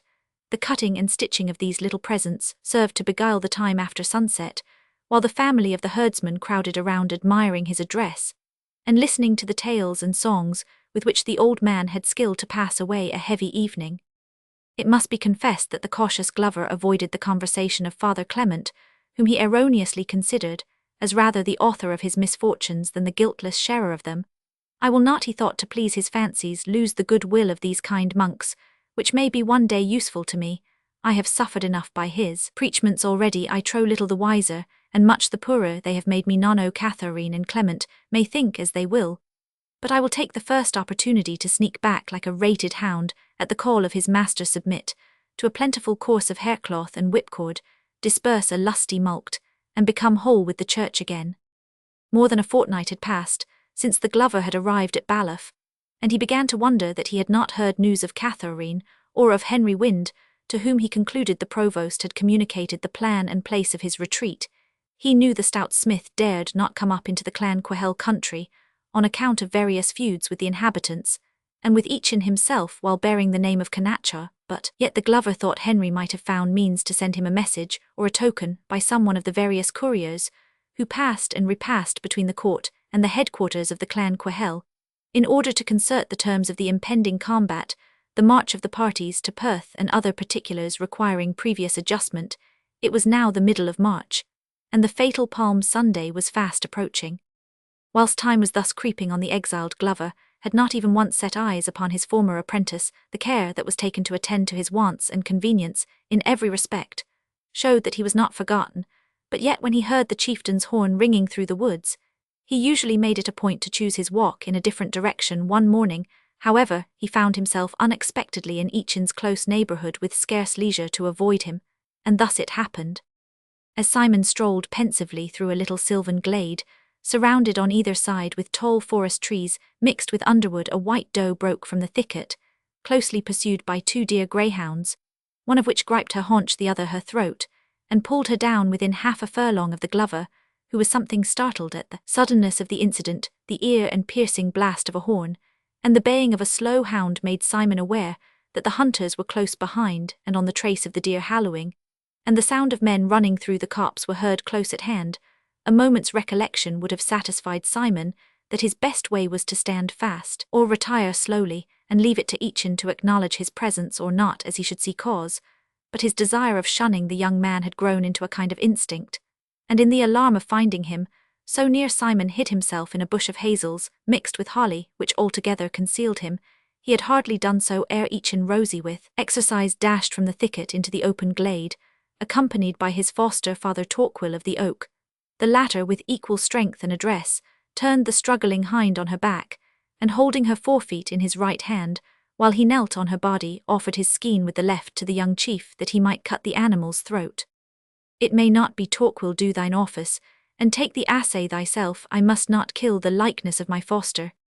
This was spoken with a melancholy smile, while a tear at the same time stood in the speaker's eye. Torquil stared at his young chief for an instant, then drew his sharp wood knife across the creature's throat, with a cut so swift and steady that the weapon reached the backbone. Then rising on his feet, and again fixing a long piercing look on his chief, he said, as much as I have done to that hind, would I do to any living man, whose ears could have heard my dolt foster son so much as name a white doe, and couple the word with Hector's name. If Simon had no reason before to keep himself concealed, this speech of Torquil furnished him with a pressing one. It cannot be concealed, Father Torquil, said Eachin, it will all out to the broad day. What will out, what will to broad day? Asked Torquil in surprise. It is the fatal secret, thought Simon, and now if this huge privy councillor cannot keep silence, I shall be made answerable, I suppose, for Eachin's disgrace having been blown abroad. Thinking thus anxiously, he availed himself at the same time of his position to see as much as he could of what passed between the afflicted chieftain and his confidant, impelled by that spirit of curiosity which prompts us in the most momentous as well as the most trivial occasions of life, and which is sometimes found to exist in company with great personal fear. As Torquil listened to what Eachin communicated, the young man sank into his arms, and supporting himself on his shoulder, concluded his confession by a whisper into his ear. Torquil seemed to listen with such amazement as to make him incapable of crediting his ears. As if to be certain that it was Eachin who spoke, he gradually roused the youth from his reclining posture, and holding him up in some measure by a grasp on his shoulder, fixed on him an eye that seemed enlarged, and at the same time turned to stone by the marvels he listened to, and so wild waxed the old man's visage, after he had heard the murmured communication that Simon Glover apprehended, he would cast the youth from him as a dishonoured thing, in which case he might have lighted among the very copse in which he lay concealed, and occasioned his discovery in a manner equally painful and dangerous. But the passions of Torquil, who entertained for his foster child even a double portion of that passionate fondness which always attends that connection in the Highlands, took a different turn. I believe it not, he exclaimed, it is false of thy father's child, false of thy mother's son, falsest of my dolt. I offer my gage to heaven and hell, and will maintain the combat with him that shall call it true. Thou hast been spellbound by an evil eye, my darling, and the fainting which you call cowardice is the work of magic. I remember the bat that struck the torch out on the hour that thou wert born, that hour of grief and of joy. Cheer up, my beloved, thou shalt with me to Iona, and the good St. Columbus with the whole choir of blessed saints and angels, who ever favoured thy race, shall take from thee the heart of the white doe, and return that which they have stolen from thee. Eachin listened with a look as if he would fain have believed the words of the Comforter. But Torquil, he said, supposing this might avail us, the fatal day approaches, and if I go to the lists I dread me we shall be shamed. It cannot bate, shall not, said Torquil, hell shall not prevail so far. We will steep thy sword in holy water, place Vervain St. John's wort, and rowan tree in thy crest. We will surround the eye and thy 8 brethren, thou shalt be safe as in a castle. Again the youth helplessly uttered something which, from the dejected tone in which it was spoken, Simon could not understand, while Torquil's deep tones in reply fell full and distinct upon his ear. Yes, there may be a chance of withdrawing thee from the conflict. Thou art the youngest who is to draw blade. Now hear me, and thou shalt know what it is to have a foster father's love, and how far it exceeds the love even of kinsmen. The youngest on the indenture of the clan Chatton is Ferquhard day his father slew mine, and the red blood is seething hot between us. I look to Palm Sunday as the term that should cool it, but mark, thou wouldst have thought that the blood in the veins of this Ferquhard day and in mine would not have mingled had they been put into the same vessel. Yet hath he cast the eyes of his love upon my only daughter, even the fairest of our maidens. Think With what feelings I heard the news, it was as if a wolf from the skirts of Farragon had said, "Give me thy child in wedlock. Torquil, my child, thought not thus. She loves Farquhar, and weeps away her colour and strength in dread of the approaching battle. Let her give him but a sign of favour, and well I know he will forget kith and kin, forsake the field, and fly with her to the desert. He, the youngest of the champions of Clan Chattan, being absent, I, the youngest of the Clan Quahel, may be excused from combat," said Eachin, blushing at the mean chance of safety thus opened to him. "See now, my chief," said Torquil, "and judge my thoughts towards the others might give thee their own lives, and that of their sons I sacrifice to thee the honour of my house." "My friend, me father," repeated the chief, folding Torquil to his bosom, "what a base wretch am I that have a spirit dastardly enough to avail myself of your sacrifice. Speak not of that, green woods have ears, let us back to the camp, and send our gillies for the venison-back dogs and follow at heel." The slowhound or lime dog, luckily, for Simon had drenched his nose in the blood of the deer, else he might have found the glover's lair in the thicket, but its more acute properties of scent being lost, it followed tranquilly with the gazehounds. When the hunters were out of sight, and hearing the glover, arose greatly relieved by their departure, and began to move off in the opposite direction as fast as his age permitted. His first reflection was on the fidelity of the foster father. The wild mountain heart is faithful and true. Yonder man is more like the giants in Ramonts than a man of mould like ourselves, and yet Christians might take an example from him for his lealty, a simple contrivance, this though to finger a man from off their enemy's chequer, as if there would not be 20 of the wildcats ready to supply his place. Thus thought the glover, not aware that the strictest proclamations were issued, prohibiting any of the two contending clans, their friends, allies, and dependents from coming within 50 miles of Perth, during a week before and a week after the combat, which regulation was to be enforced by armed men. So soon as our friend Simon arrived at the habitation of the herdsman, he found other news awaiting him. They were brought by Father Clement, who came in a pilgrim's cloak or dalmatic ready to commence his return to the southward, and desirous to take leave of his companion in exile, or to accept him as a travelling companion. "But what," said the citizen, "has so suddenly induced you to return within the reach of danger?" "Have you not heard," said Father Clement, "that March and his English allies having retired into England before the Earl of Douglas, the good Earl has applied himself to redress the evils of the Commonwealth, and hath written to the court letters desiring that the warrant for the High Court of Commission against heresy be withdrawn, as a trouble to men's consciences, that the nomination of Henry of Wardlaw to be prelate of St. Andrews be referred to the Parliament, with sundry other things pleasing to the Commons. Now most of the nobles that are with the King at Perth, and with them Sir Patrick Charteris, your worthy provost, have declared for the proposals of the Douglas. The Duke of Albany had agreed to them, whether from good will or policy, I know not. The good king is easily persuaded to mild and gentle courses, and thus are the jaw-teeth of the oppressors dashed to pieces in their sockets, and the prey snatched from their ravening talons. Will you with me to the lowlands, or do you abide here a little space?" Neil Bouchalock saved his friend the trouble of reply. He had the chief's authority, he said, for saying that Simon Glover should abide until the champions went down to the battle. In this answer the citizen saw something not quite consistent with his own perfect freedom of volition, but he cared little for it at the time, as it furnished a good apology for not travelling along with the clergyman.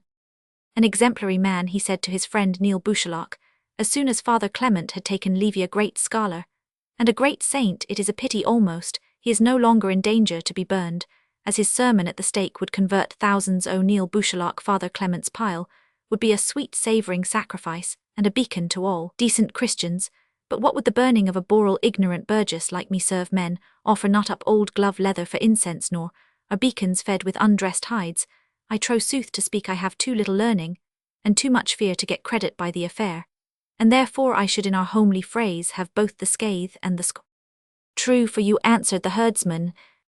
Chapter Roman 30, we must return to the characters of our dramatic narrative, whom we left at Perth when we accompanied the Glover and his fair daughter to Kinfauns, and from that hospitable mansion traced the course of Simon to Loch Tay and the Prince as the highest personage claims our immediate attention.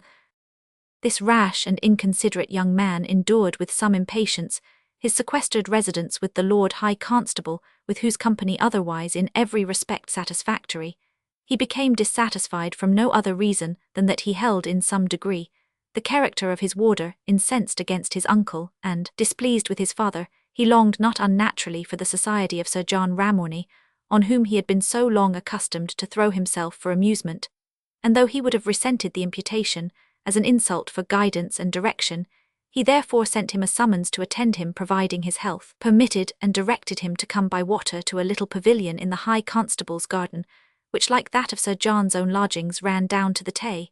In renewing an intimacy so dangerous, Rothsay only remembered that he had been Sir John Ramorny's munificent friend, while Sir John, on receiving the invitation, only recollected on his part the capricious insults he had sustained from his patron, the loss of his hand, and the lightness with which he had treated the subject, and the readiness with which Rothsay had abandoned his cause in the matter of the bonnet-maker's slaughter.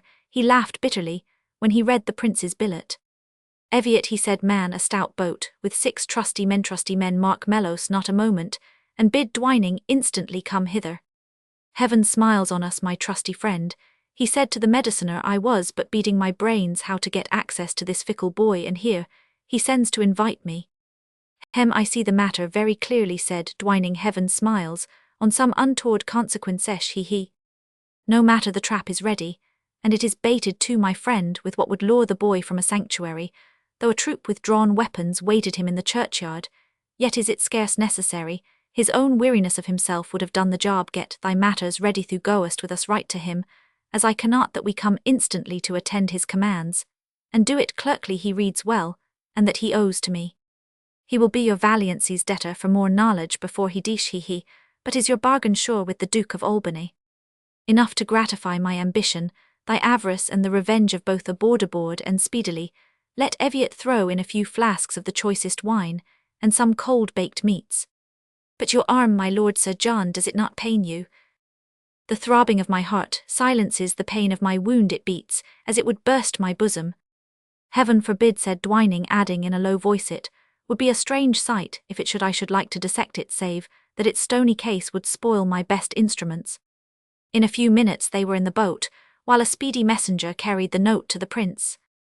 Rothsay was seated with the constable after their noontide repast. He was sullen and silent, and the Earl had just asked whether it was his pleasure that the table should be cleared, when a note delivered to the prince changed at once his aspect. As you will, he said, I go to the pavilion in the garden always, with permission of my Lord Constable to receive my late master of the horse. My lord, said Lord Errol. I, my lord, must I ask permission twice? No, surely, my lord, answered the constable, but has your royal highness recollected that Sir John Ramorny has not the plague? I hope, replied the Duke of Rothsay. Come, Errol, you would play the surly turnkey, but it is not in your nature. Farewell for half an hour. A new folly, said Errol, as the prince, flinging open a lattice of the ground parlour in which they sat, stepped out into the gardenia. New folly, to call back that villain to his counsels, but he is infatuated. The prince in the meantime looked back and said hastily, Your lordship's good housekeeping will afford us a flask or two of wine, and a slight collation in the pavilion. I love the al fresco of the river. The constable bowed, and gave the necessary orders, so that Sir John found the materials of good cheer ready displayed. When landing from his barge, he entered the pavilion. It grieves my heart to see your highness under restraint, said Ramorny, with a well-executed appearance of sympathy. That grief of thine will grieve mine, said the prince. I am sure here has Errol, and a right true-hearted lord. He has so tired me with grave looks, and something like grave lessons, that he has driven me back to thee, thou reprobate, from whom, as I expect nothing good, I may perhaps obtain something entertaining. Yet ere we say more, it was foul work, that upon the festerns, even Ramorny, I well hope thou gavest not aim to it. On my honour, my lord, a simple mistake of the brute Bonthron. I did hint to him that a dry beating would be due to the fellow by whom I had lost a hand, and lo, you, my knave, makes a double mistake. He takes one man for another, and instead of the baton he uses the axe. It is well that it went no farther. Small matter for the bonnet maker, but I had never forgiven you had the armourer fallen. There is not his match in Britain, but I hope they hanged the villain high enough. If 30 feet might serve, replied Ramorny. No more of him, said Rothsay. His wretched name makes the good wine taste of blood. And what are the news in Perth, Ramorny? How stands it with the Bona Robers and the galliards? Little galliardise stirring, my lord, answered the knight. All eyes are turned to the motions of the Black Douglas, who comes with 5,000 chosen men to put us all to rights, as if he were bound for another Otterburn. It is said he is to be lieutenant again. it is certain many have declared for his faction. It is time then my feet were free, said Rothsay, otherwise I may find a worse warder than Errol. Ah, my lord, were you once away from this place you might make as bold a head as Douglas. Ramorny, said the prince gravely, I have but a confused remembrance of your once having proposed something horrible to me. Beware of such counsel. I would be free, I would have my person at my own disposal. But I will never levy arms against my father, nor those it pleases him to trust. It was only for your royal highness' personal freedom that I was presuming to speak, answered Ramorny. Were I in your grace's place, I would get me into that good boat which hovers on the Tay, and drop quietly down to Fife, where you have many friends, and make free to take possession of Falkland. It is a royal castle, and though the king has bestowed it in gift on your uncle, yet surely even if the grant were not subject to challenge, your grace might make free with the residence of so near a relative. He hath made free with mine, said the duke, as the stewartry of Renfrew can tell. But stay, Ramorny, hold, did I not hear Errol say that the Lady Marjorie Douglas, whom they call Duchess of Rothsay, is at Falkland? I would neither dwell with that lady nor insult her by dislodging her. The lady was there, my lord, replied Ramorny. I have sure advice that she is gone to meet her father. Ha, to animate the Douglas against me, or perhaps to beg him to spare me, providing I come on my knees to her bed, as pilgrims say the emirs and amirals upon whom a Saracen soldan bestows a daughter in marriage, are bound to do. Ramorny, I will act by the Douglas, own saying, it is better to hear the lark sing than the mouse squeak. I will keep both foot and hand from fetters.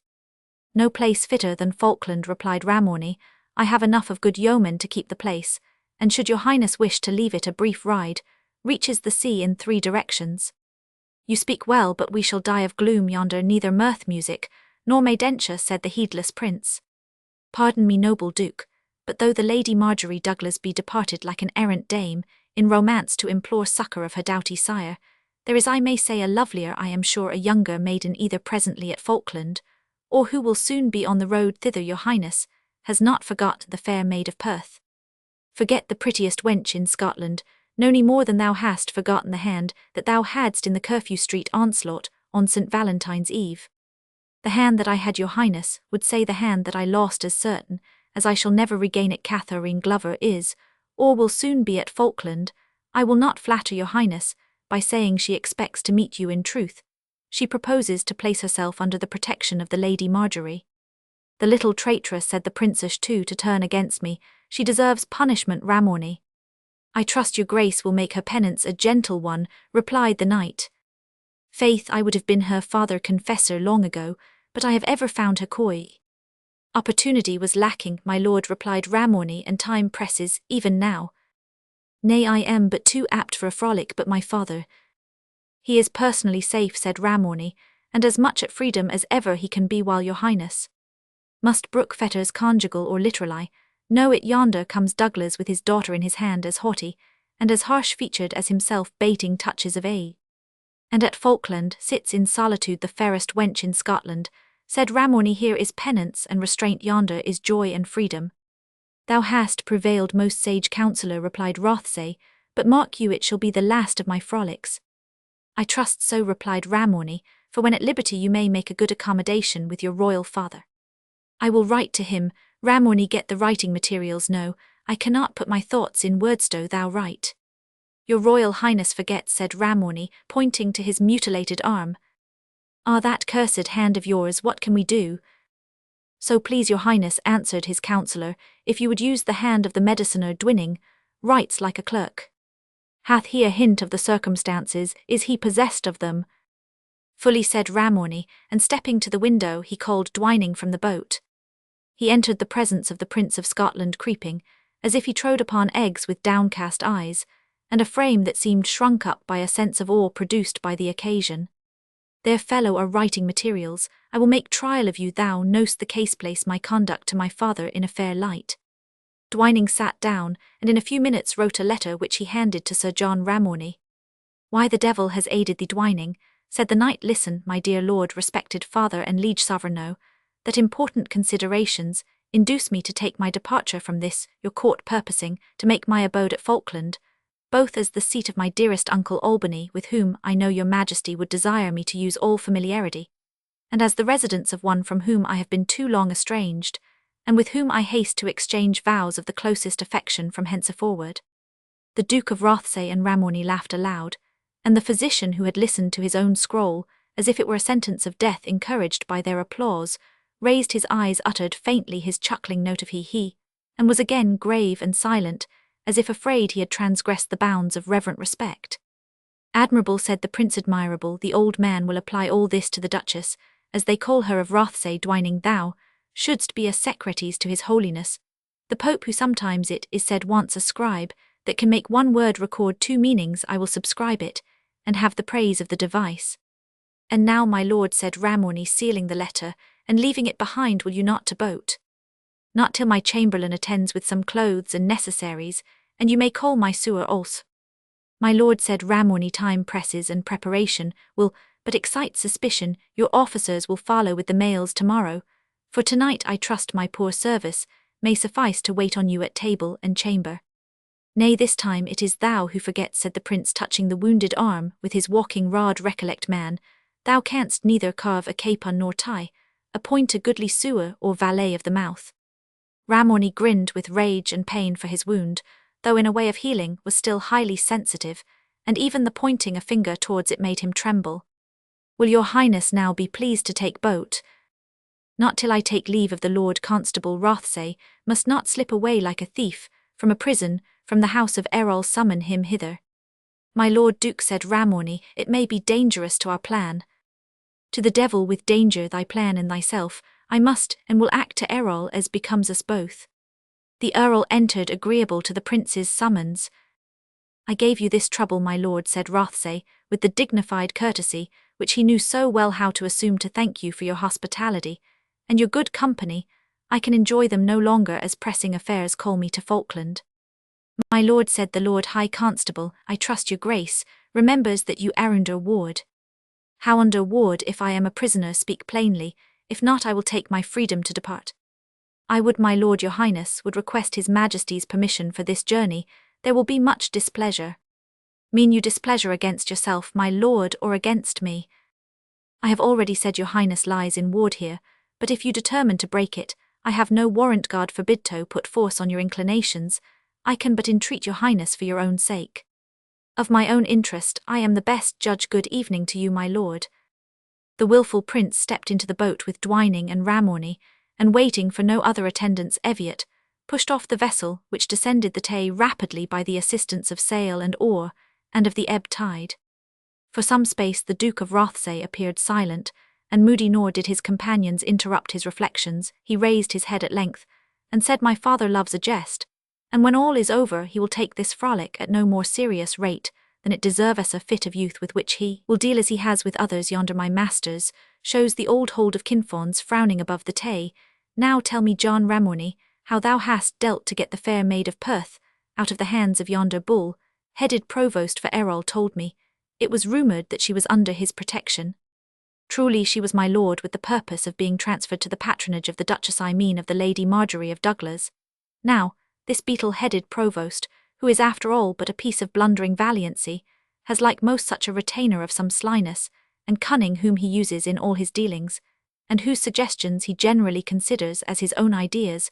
Whenever I would possess myself of landward baron, I address myself to such a confidant, who in the present case is called Kit Henshaw, an old skipper upon the Tay, and who having in his time sailed as far as Camphor, holds with Sir Patrick Charteris the respect due to one who has seen foreign countries.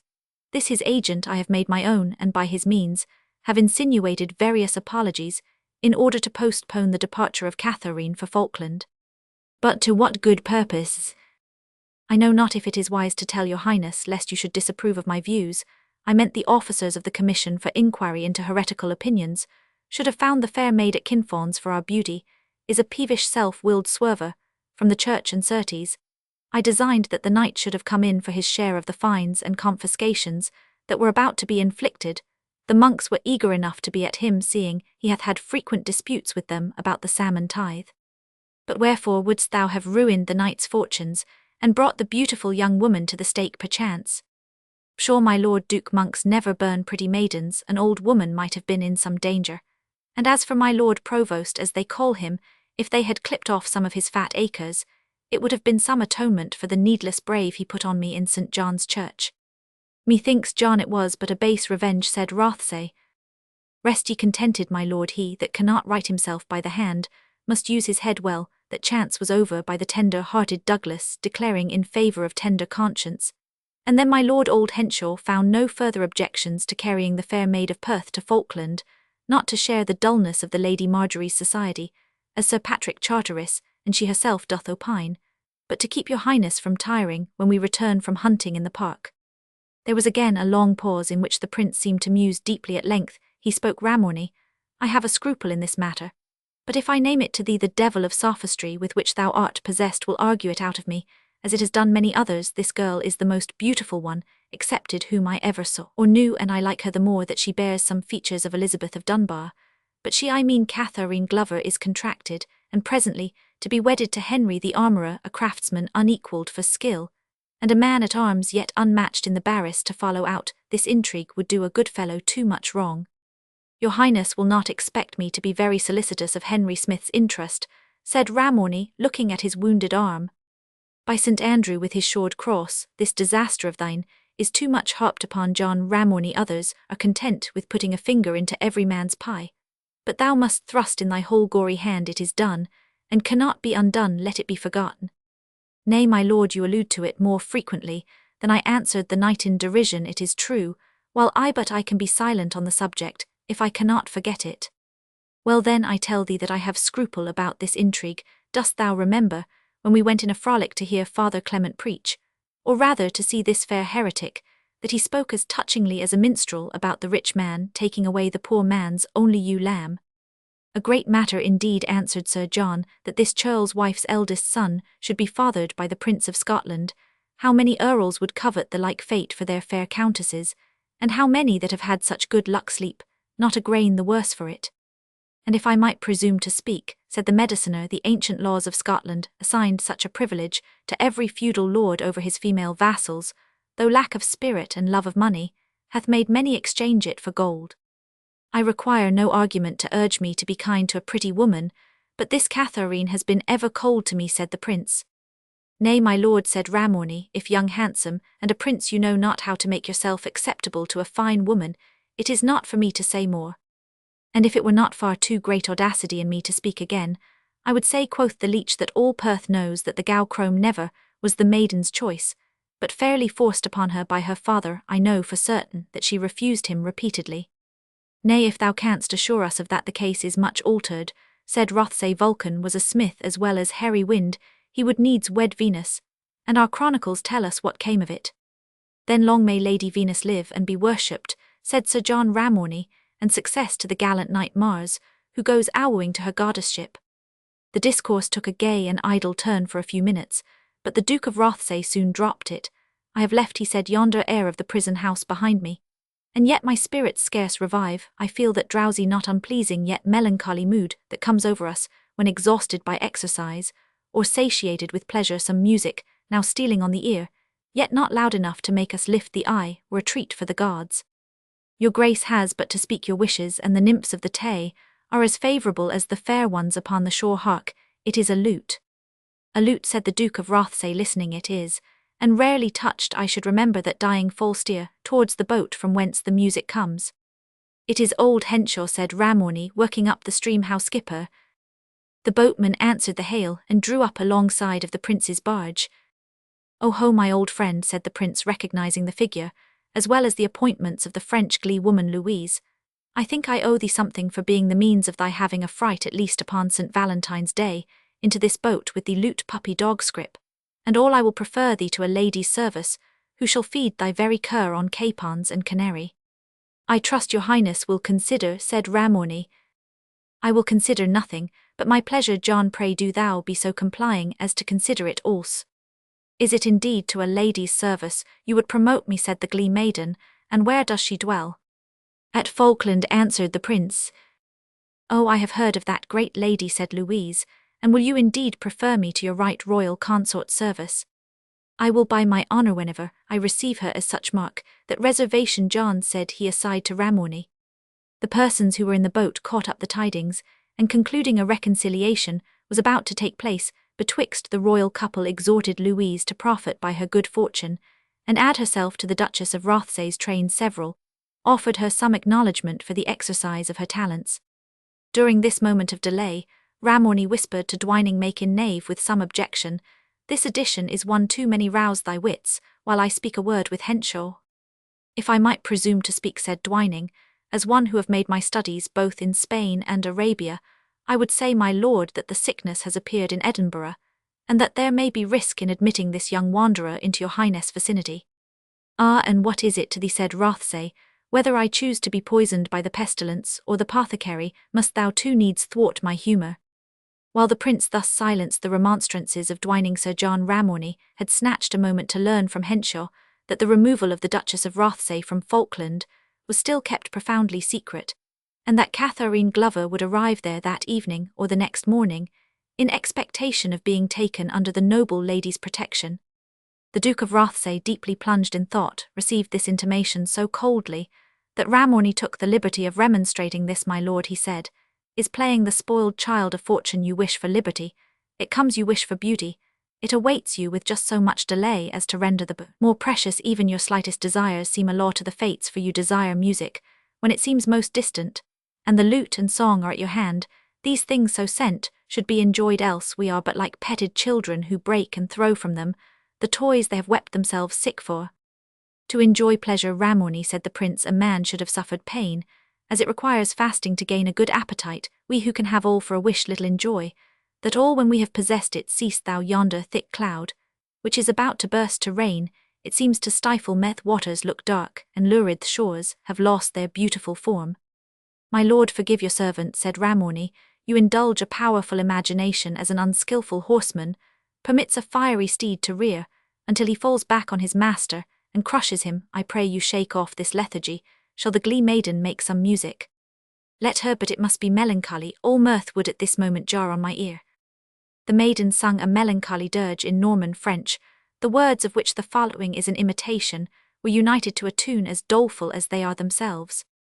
"Yes, thou mayst sigh, and look once more at all around, at stream and bank and sky and ground. Thy life its final course has found, and thou must die. Yes, lay thee down, and while thy struggling pulses flutter, bid the grey monk his soul mass mutter, and the deep bell its death tone utter. Thy life is gone. Be not afraid. 'Tis but a pang and then a thrill, a fever fit and then a chill, and then an end of human ill. For thou art dead." The prince made no observation on the music, and the maiden at Ramorny's beck went on from time to time with her minstrel craft, until the evening sunk down into rain, first soft and gentle, at length in great quantities, and accompanied by a cold wind. There was neither cloak nor covering for the prince, and he sullenly rejected that which Ramorny offered. "It is not for Rothsay to wear your cast garments, Sir John, this melted snow, which I feel pierce me to the very marrow, I am now encountering by your fault. Why did you presume to put off the boat without my servants and apparel?" Ramorny did not attempt an exculpation, for he knew the prince was in one of those humours when to enlarge upon a grievance was more pleasing to him than to have his mouth stopped by any reasonable apology in sullen silence, or amid unsuppressed chiding. The boat arrived at the fishing village of Newburgh. The party landed, and found horses in readiness, which indeed Ramorny had long since provided for the occasion. Their quality underwent the prince's bitter sarcasm, expressed to Ramorny, sometimes by direct words, oftener by bitter jibes. At length they were mounted and rode on through the closing night and the falling rain, the prince leading the way with reckless haste. The glee maiden, mounted by his express order, attended them, and well for her that, accustomed to severe weather and exercise both on foot and horseback, she supported as firmly as the men the fatigues of the nocturnal ride. Ramorny was compelled to keep at the prince's rein, being under no small anxiety lest in his wayward fit he might ride off from him entirely, and taking refuge in the house of some loyal baron escape the snare which was spread for him. He therefore suffered inexpressibly during the ride, both in mind and in body. At length the forest of Falkland received them, and a glimpse of the moon showed the dark and huge tower, an appendage of royalty itself, though granted for a season to the Duke of Albany. On a signal given, the drawbridge fell, torches glared in the courtyard, menials attended, and the prince, assisted from horseback, was ushered into an apartment where Ramorny waited on him together with Dwining, and entreated him to take the leech's advice. The Duke of Rothsay repulsed the proposal, haughtily ordered his bed to be prepared, and having stood for some time shivering in his dank garments beside a large blazing fire, he retired to his apartment without taking leave of anyone. "You see the peevish humour of this childish boy," now said Ramorny to Dwining. "Can you wonder that a servant, who has done so much for him, as I have, should be tired of such a master?" "No, truly," said Dwining, "that, and the promised earldom of Lindores, would shake any man's fidelity. But shall we commence with him this evening? He has, if eye and cheek speak true, the foundation of a fever within him, which will make our work easy while it will seem the effect of nature." "It is an opportunity lost," said Ramorny, "but we must delay our blow till he has seen this beauty Catharine Glover. She may be hereafter a witness that she saw him in good health and master of his own motions, a brief space before you understand me." Dwining nodded assent and added, "There is no time lost, for there is little difficulty in blighting a flower exhausted from having been made to bloom too soon." Chapter Roman 31. Army. In sooth, he was a shameless wight, sore given to revel and ungodly glee. Few earthly things found favour in his sight, save concubines and carnal company, and flaunting wassailers of high and low degree. Byron. With the next morning the humour of the Duke of Rothsay was changed. He complained indeed of pain and fever, but they rather seemed to stimulate than to overwhelm him. He was familiar with Ramorny, and though he said nothing on the subject of the preceding night, it was plain he remembered what he desired to obliterate from the memory of his followers' ill humour. He had then displayed he was civil to everyone, and jested with Ramorny on the subject of Catharine's arrival. How surprised will the pretty prude be at seeing herself in a family of men, when she expects to be admitted amongst the hoods and pinners of Dame Marjorie's waiting women. Thou hast not many of the tender sex in thy household, I take it, Ramorny. Faith, none except the minstrel wench, but a household drudge or two, whom we may not dispense with. By the way, she is anxiously inquiring after the mistress. Your Highness promised to prefer her, to shall I dismiss her to hunt for her new mistress at leisure? By no means, she will serve to amuse Catharine, and hark you, were it not well to receive that coy gillet with something of a mumming?" "How mean you, my lord?" "Thou art dull man, we will not disappoint her, since she expects to find the Duchess of Rothsay. I will be Duke and Duchess in my own person." "Still I do not comprehend." "No one so dull as a wit," said the prince, "when he does not hit off the scent at once. My Duchess, as they call her, has been in as great a hurry to run away from Falkland as I to come hither. We have both left our apparel behind. There is as much female trumpery in the wardrobe, adjoining to my sleeping room, as would equip a whole carnival. Look you, I will play Dame Marjorie, disposed on this day bed here with a mourning veil, and a wreath of willow to show my forsaken plight. Thou, John, wilt look starch and stiff enough for her Galwegian maid of honour. The Countess Hermegild and Dwining shall present the old Hecate her nurseonly. She hath more beard on her upper lip than Dwining on his whole face and skull to boot. He should have the commodity of a beard to set her forth. Conformably get thy kitchen drudges, and what passable pages thou hast with thee, to make my women of the bedroom. Hearest thou about it instantly?" Ramorny hasted into the anteroom, and told Dwining the prince's device. "Do thou look to humour the fool," he said. "I care not how little I see him knowing what is to be done." "Trust all to me," said the physician, shrugging his shoulders. "What sort of a butcher is he that can cut the lamb's throat, yet is afraid to hear it bleat? Tush, fear not my constancy. I cannot forget that he would have cast me into the cloister with as little regard as if he threw away the truncheon of a broken lance begonate stay. Ere you go to arrange this silly pageant, something must be settled to impose on the thick-witted Charteris. He is like enough, should he be left in the belief that the Duchess of Rothsay is still here, and Catharine Glover in attendance on her, to come down with offers of service, and the like, when, as I need scarce tell thee, his presence would be inconvenient. Indeed, this is the more likely that some folks have given a warmer name to the iron-headed knight's great and tender patronage of this damsel. With that hint let me alone to deal with him. I will send him such a letter that for this month he shall hold himself as ready for a journey to hell as to Falkland. Can you tell me the name of the Duchess Confessor?" "Waltheof the Grey Friar. In Norton here I start." In a few minutes, for he was a clerk of rare celerity, Dwining finished a letter which he placed in Ramorny's hand. "This is admirable, and would have made thy fortune with Rothsay. I think I should have been too jealous to trust thee in his household, save that his day is closed." "Read it aloud," said Dwining, "that we may judge if it goes trippingly off." And Ramorny read as follows by command of our high and mighty Princess Marjorie Duchess of Rothsay, and so forth we Waltheof, unworthy brother of the Order of St. Francis do thee Sir Patrick Charteris, Knight of Kinfons, to know that her Highness marvels much at the temerity with which you have sent to her presence a woman of whose fame she can judge, but lightly seeing, she hath made her abode without any necessity for more than a week in thine own castle, without company of any other female saving menials, of which foul cohabitation, the savour is gone up through Fife Angus, and Perthshire. Nevertheless her Highness, considering the ease as one of human frailty, hath not caused this wanton one to be scourged with nettles, or otherwise to dree penance, but as two good brethren of the convent of Lindores, the fathers Thickskull and Dundermore, have been summoned up to the Highlands upon an especial call, her Highness hath committed to their care this maiden Catharine, with charge to convey her to her father, whom she states to be residing beside Loch Tay, under whose protection she will find a situation more fitting her qualities and habits than the castle of Falkland, while her Highness the Duchess of Rothsay abides there. She hath charged the said reverend brothers so to deal with the young woman as may give her a sense of the sin of incontinence, and she commendeth thee to confession and penitence, signed Waltheof, by command of an high and mighty princess, and so forth. When he had finished, excellent Ramorny exclaimed, this unexpected rebuff will drive Charteris mad. He hath been long making a sort of homage to this lady, and to find himself suspected of incontinence, when he was expecting the full credit of a charitable action, will altogether confound him. And as thou say'st, it will be long enough ere he come hither to look after the damsel, or do honour to the dame.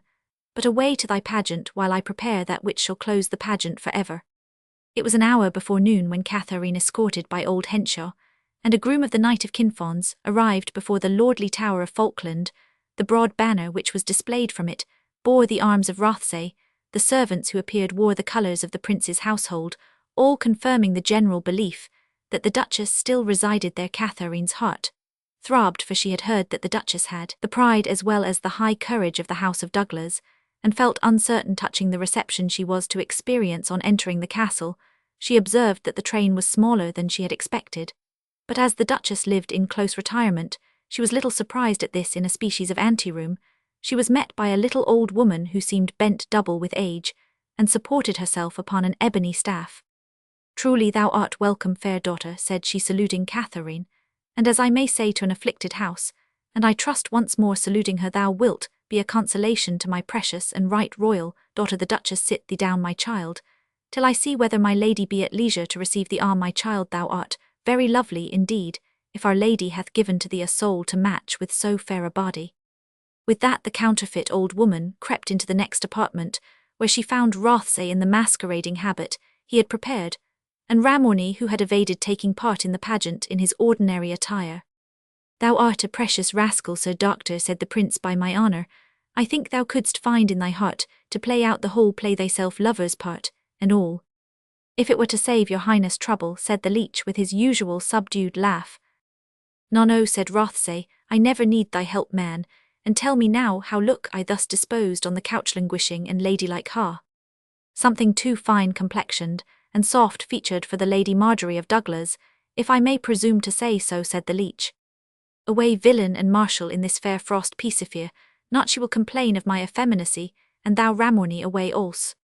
As the knight left the apartment, by one door the fictitious old woman ushered in Catharine Glover, by another the room had been carefully darkened to twilight, so that Catharine saw the apparently female figure stretched on the couch without the least suspicion.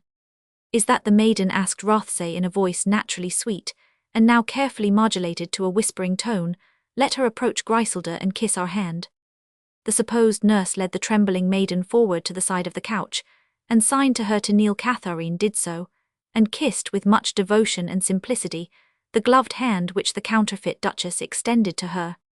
"Be not afraid," said the same musical voice in me, "you only see a melancholy example of the vanity of human greatness. Happy those, my child, whose rank places them beneath the storms of state." While he spoke, he put his arms around her neck, and drew her towards him as if to salute her in token of welcome, but the kiss was bestowed with an earnestness which so much overacted the part of the fair patroness, that Catharine, concluding the Duchess had lost her senses, screamed aloud, "Peace, fool, it is I, David of Rothsay." Catharine looked around her. The nurse was gone, and the Duke tearing off his veil, she saw herself in the power of a daring young libertine. Now be present with me, heaven, she said, and thou wilt if I forsake not myself. As this resolution darted through her mind, she repressed her disposition to scream, and as far as she might strove to conceal her fear. The jest hath been played, she said with as much firmness as she could assume. May I entreat that your highness will now unhand me, for he still kept hold of her arm. Nay, my pretty captive, struggle not, we should you fear. I do not struggle, my lord, as you are pleased to detain me. I will not by striving provoke you to use me ill, and give pain to yourself when you have time to think. Why, thou traitress, thou hast held me captive for months, said the prince, and wilt thou not let me hold thee for a moment? This were gallantry, my lord, were it in the streets of Perth, where I might listen or escape. As I listed, it is tyranny here. And if I did let thee go, whither wouldst thou fly, said Rothsay? The bridges are up, the portcullis down, and the men who follow me are strangely deaf to a peevish maiden's squalls. Be kind therefore, and you shall know what it is to oblige a prince. Unloose me then, my lord, and hear me appeal from thyself to thyself, from Rothsay to the Prince of Scotland. I am the daughter of an humble, but honest citizen. I may well nigh say the spouse of a brave and honest man. If I have given your highness any encouragement for what you have done, it has been unintentional. Thus forewarned, I entreat you to forgo your power over me, and suffer me to depart. Your highness can obtain nothing from me save by means equally unworthy of knighthood or manhood. You are bold, Catherine, said the prince, but neither as a knight nor a man can I avoid accepting a defiance. I must teach you the risk of such challenges. While he spoke, he attempted to throw his arms again around her, but she eluded his grasp and proceeded in the same tone of firm decision. My strength, my lord, is as great to defend myself in an honourable strife as yours can be to assail me with a most dishonourable purpose. Do not shame yourself, and me by putting it to the combat. You may stun me with blows, or you may call aid to overpower me, but otherwise you will fail of your purpose. What a brute you would make me, said the prince. The force I would use is no more than excuses women in yielding to their own weakness. He sat down in some emotion. Then keep it, said Catherine, for those women who desire such an excuse. My resistance is that of the most determined mind, which love of honour and fear of shame ever inspired. Alas, my lord, could you succeed, you would but break every bond between me and life, between yourself and honour. I have been trained fraudulently here, by what decoys I know not, but were I to go dishonoured hence, it would be to denounce the destroyer of my happiness to every quarter of Europe. I would take the palmer's staff in my hand, and wherever chivalry is honoured, or the word Scotland has been heard, I would proclaim the heir of 100 kings, the son of the godly Robert Stuart, the heir of the heroic Bruce, a truthless, faithless man unworthy of the crown he expects, and of the spurs he wears. Every lady in wide Europe would hold your name too foul for her lips. Every worthy knight would hold you a baffled, forsworn caitiff, false to the first vow of arms, the protection of woman and the defence of the feeble. Rothsay resumed his seat, and looked at her with a countenance in which resentment was mingled with admiration. You forget to whom you speak, maiden. No, the distinction I have offered you is one for which hundreds whose trains you are born to bear would feel gratitude. Once more, my lord, resumed Catherine, keep these favours for those by whom they are prized, or rather reserve your time and your health for other and nobler pursuits, for the defence of your country and the happiness of your subjects. Alas, my lord, how willingly would an exulting people receive you for their chief, how gladly would they close around you did you show desire to head them against the oppression of the mighty, the violence of the lawless, the seduction of the vicious, and the tyranny of the hypocrite. The Duke of Rothsay, whose virtuous feelings were as easily excited as they were evanescent, was affected by the enthusiasm with which she spoke. Forgive me if I have alarmed you, maiden, he said. Thou art too noble minded to be the toy of passing pleasure, for which my mistake destined thee, and I, even were thy birth worthy of thy noble spirit and transcendent beauty, have no heart to give thee for by the homage of the heart, only should such as thou be wooed. But my hopes have been blighted, Catherine. The only woman I ever loved has been torn from me in the very wantonness of policy, and a wife imposed on me whom I must ever detest, even had she the loveliness and softness which alone can render a woman amiable in my eyes. My health is fading even in early youth, and all that is left for me is to snatch such flowers as the short passage from life to the grave will now present. Look at my hectic cheek, feel if you will my intermitting pulse, and pity me, and excuse me if I, whose rights as a prince and as a man have been trampled upon and usurped, feel occasional indifference towards the rights of others, and indulge a selfish desire to gratify the wish of the passing moment.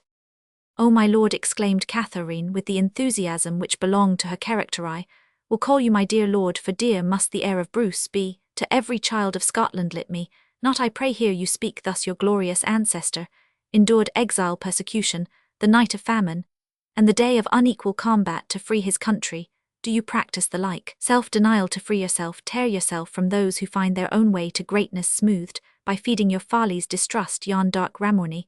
You know it not, I am sure you could not know, but the wretch who could urge the daughter to courses of shame, by threatening the life of the aged father, is capable of all that is vile, all that is treacherous. Did Ramorny do this? Said the prince. He did indeed, my lord, and he dares not deny it.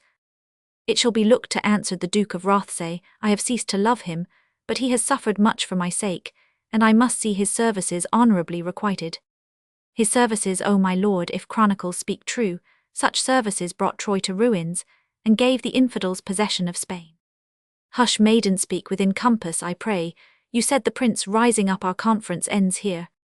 Yet one word, my lord Duke of Rothesay, said Catherine, with animation, while her beautiful countenance resembled that of an admonitory angel.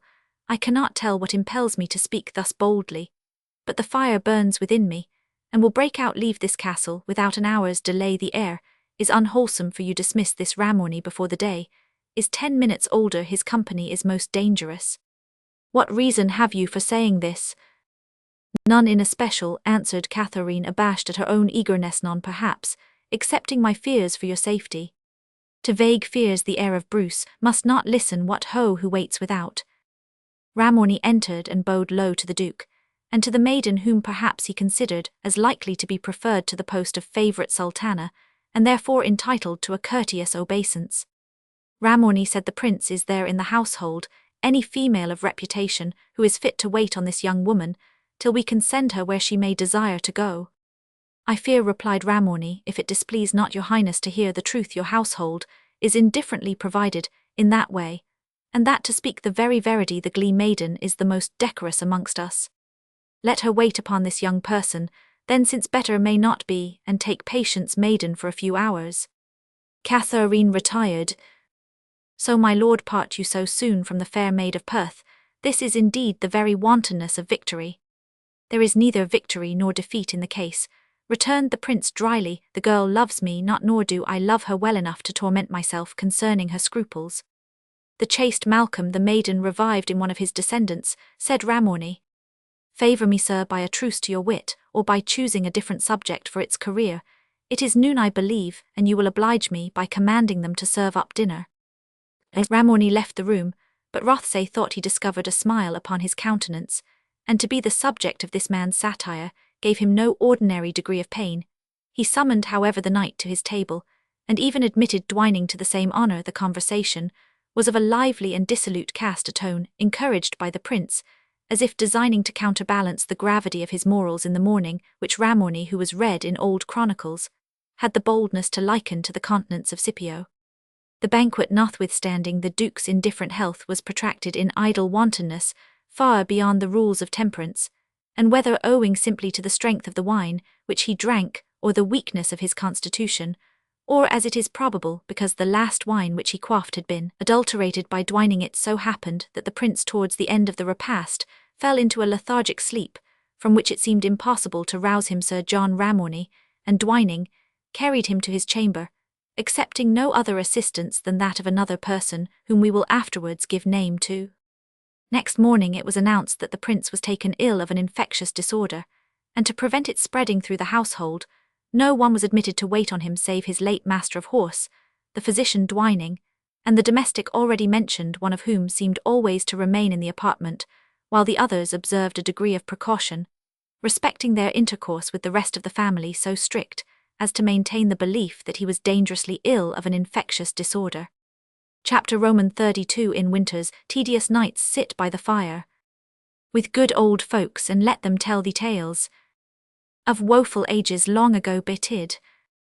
And ere thou bid good night to quit their grief, tell thou the lamentable fall of me. King Richard. Roman 2. Act Roman 5. Scene Roman 1. Far different had been the fate of the misguided heir of Scotland from that which was publicly given out in the town of Falkland. His ambitious uncle had determined on his death, as the means of removing the first and most formidable barrier betwixt his own family and the throne. James, the younger son of the king, was a mere boy, who might at more leisure be easily set aside Ramorny's views of aggrandizement, and the resentment which he had latterly entertained against his masters made him a willing agent in young Rothsay's destruction. Dwining's love of gold, and his native malignity of disposition, rendered him equally forward.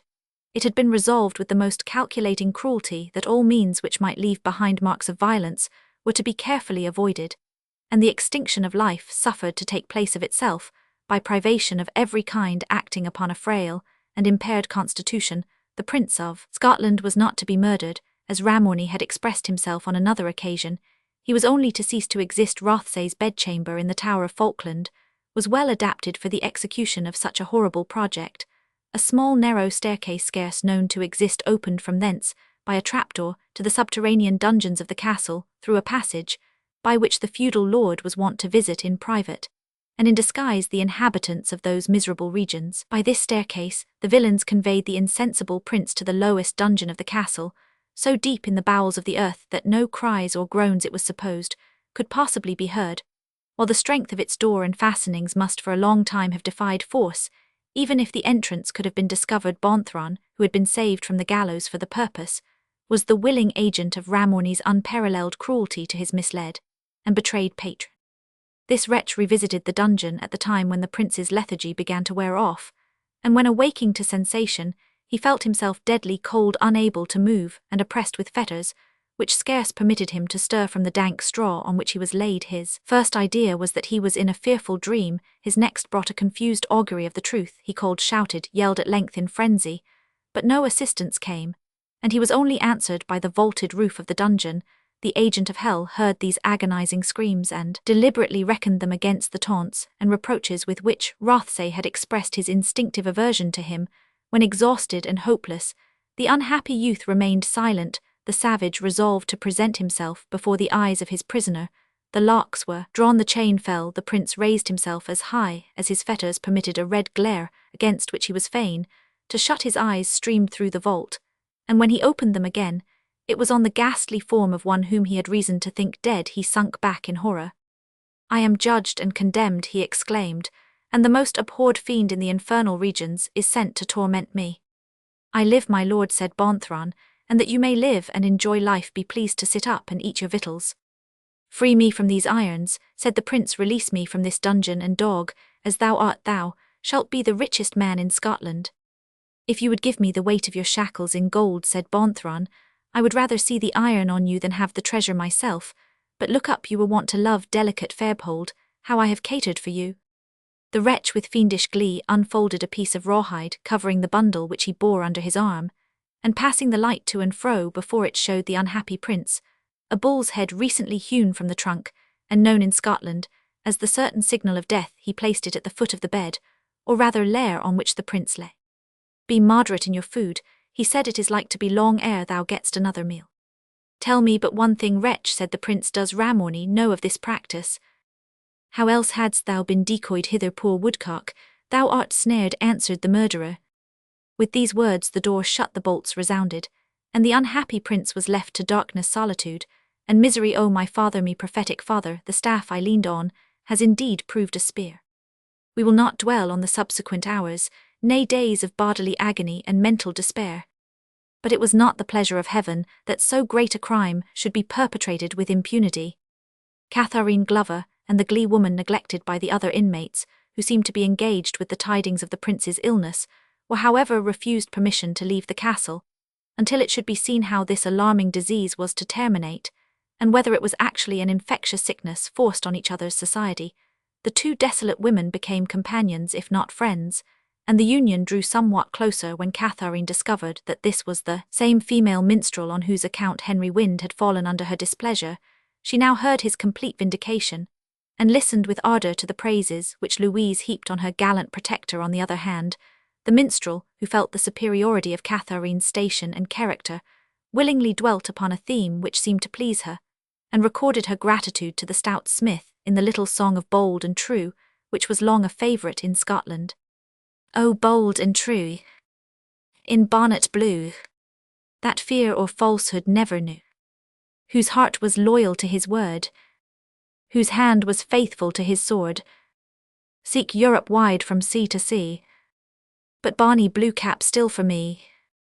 I've seen Almain's proud champions prance, have seen the gallant knights of France, unrivaled with the sword and lance, have seen the sons of England true, wield the brown bill and bend the use, search France the fair and England free, but Barney Blue Cap still for me. In short, though Louis's disreputable occupation would have been in other circumstances an objection to Catharine's voluntarily frequenting her company, yet forced together, as they now were, she found her a humble and accommodating companion. They lived in this manner for 4 or 5 days, and in order to avoid as much as possible the gaze, and perhaps the incivility of the menials in the offices, they prepared their food in their own apartment, in the absolutely necessary intercourse with domestics. Louise, more accustomed to expedients bolder by habit and desirous to please, Catherine willingly took on herself the trouble of getting from the pantler the materials of their slender meal, and of arranging it with the dexterity of her country.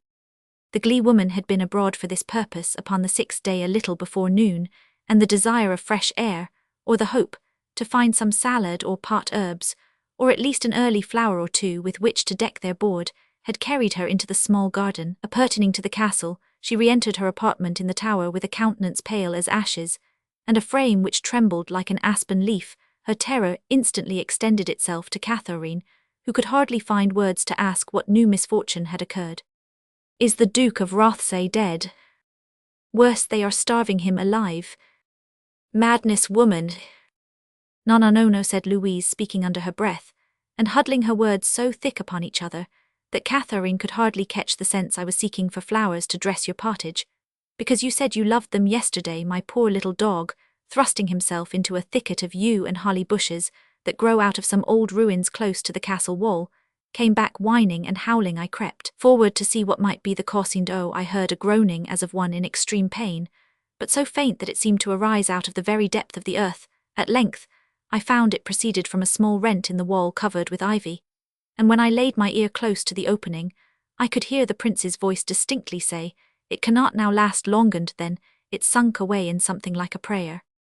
Gracious heaven, did you speak to him? I said, "Is it you, my lord?" And the answer was, "Who mocks me with that title?" I asked him if I could help him, and he answered with a voice I shall never forget, "Food, I die of famine. So I came hither to tell you what is to be done. Shall we alarm the house?" "Alas, that were more likely to destroy than to aid," said Catherine. "And what then shall we do?" said Louise. "I know not yet," said Catherine, prompt and bold on occasions of moment, though yielding to her companion in ingenuity of resource on ordinary occasions. "I know not yet, but something we will do. The blood of Bruce shall not die unaided." So saying, she seized the small cruse which contained their soup, and the meat of which it was made, wrapped some thin cakes which she had baked into the fold of her plaid, and beckoning her companion to follow with a vessel of milk, also part of their provisions, she hastened towards the garden. "So our fair vestal is stirring abroad," said the only man she met, who was one of the menials, but Catherine passed on without notice or reply, and gained the little garden without farther interruption. Louise indicated to her a heap of ruins which, covered with underwood, was close to the castle wall. It had probably been originally a projection from the building, and the small fissure which communicated with the dungeon contrived for air had terminated within it, but the aperture had been a little enlarged by decay, and admitted a dim ray of light to its recesses, although it could not be observed by those who visited the place with torchlight aids.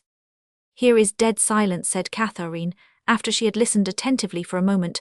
"Heaven and earth, he is gone." "We must risk something," said her companion, and ran her fingers over the strings of her guitar. A sigh was the only answer from the depth of the dungeon. Catherine then ventured to speak. "I am here, my lord, I am here with food and drink." "Ha, Ramorny, the jest comes too late, I am dying," was the answer. "His brain is turned, and no wonder," thought Catherine, "but whilst there is life there may be hope." "It is I, my lord, Catherine Glover, I have food, if I could pass it safely to you." "Heaven bless thee, maiden," I thought the pain was over, but it glows again within me at the name of food. "The food is here, but how can I pass it to you? The chink is so narrow, the wall is so thick. Yet there is a remedy, I have it quick. Louise, cut me a willow bough, the tallest you can find." The glee maiden obeyed, and by means of a cleft in the top of the wand, Catherine transmitted several morsels of the soft cakes, soaked in broth, which served at once for food and for drink. The unfortunate young man ate little, and with difficulty, but prayed for 1,000 blessings on the head of his comforter. I had destined thee to be the slave of my vices, he said. And yet thou triest to become the preserver of my life, but away and save thyself. I will return with food, as I shall see opportunity, said Catherine, just as the glee maiden plucked her sleeve, and desired her to be silent and stand close.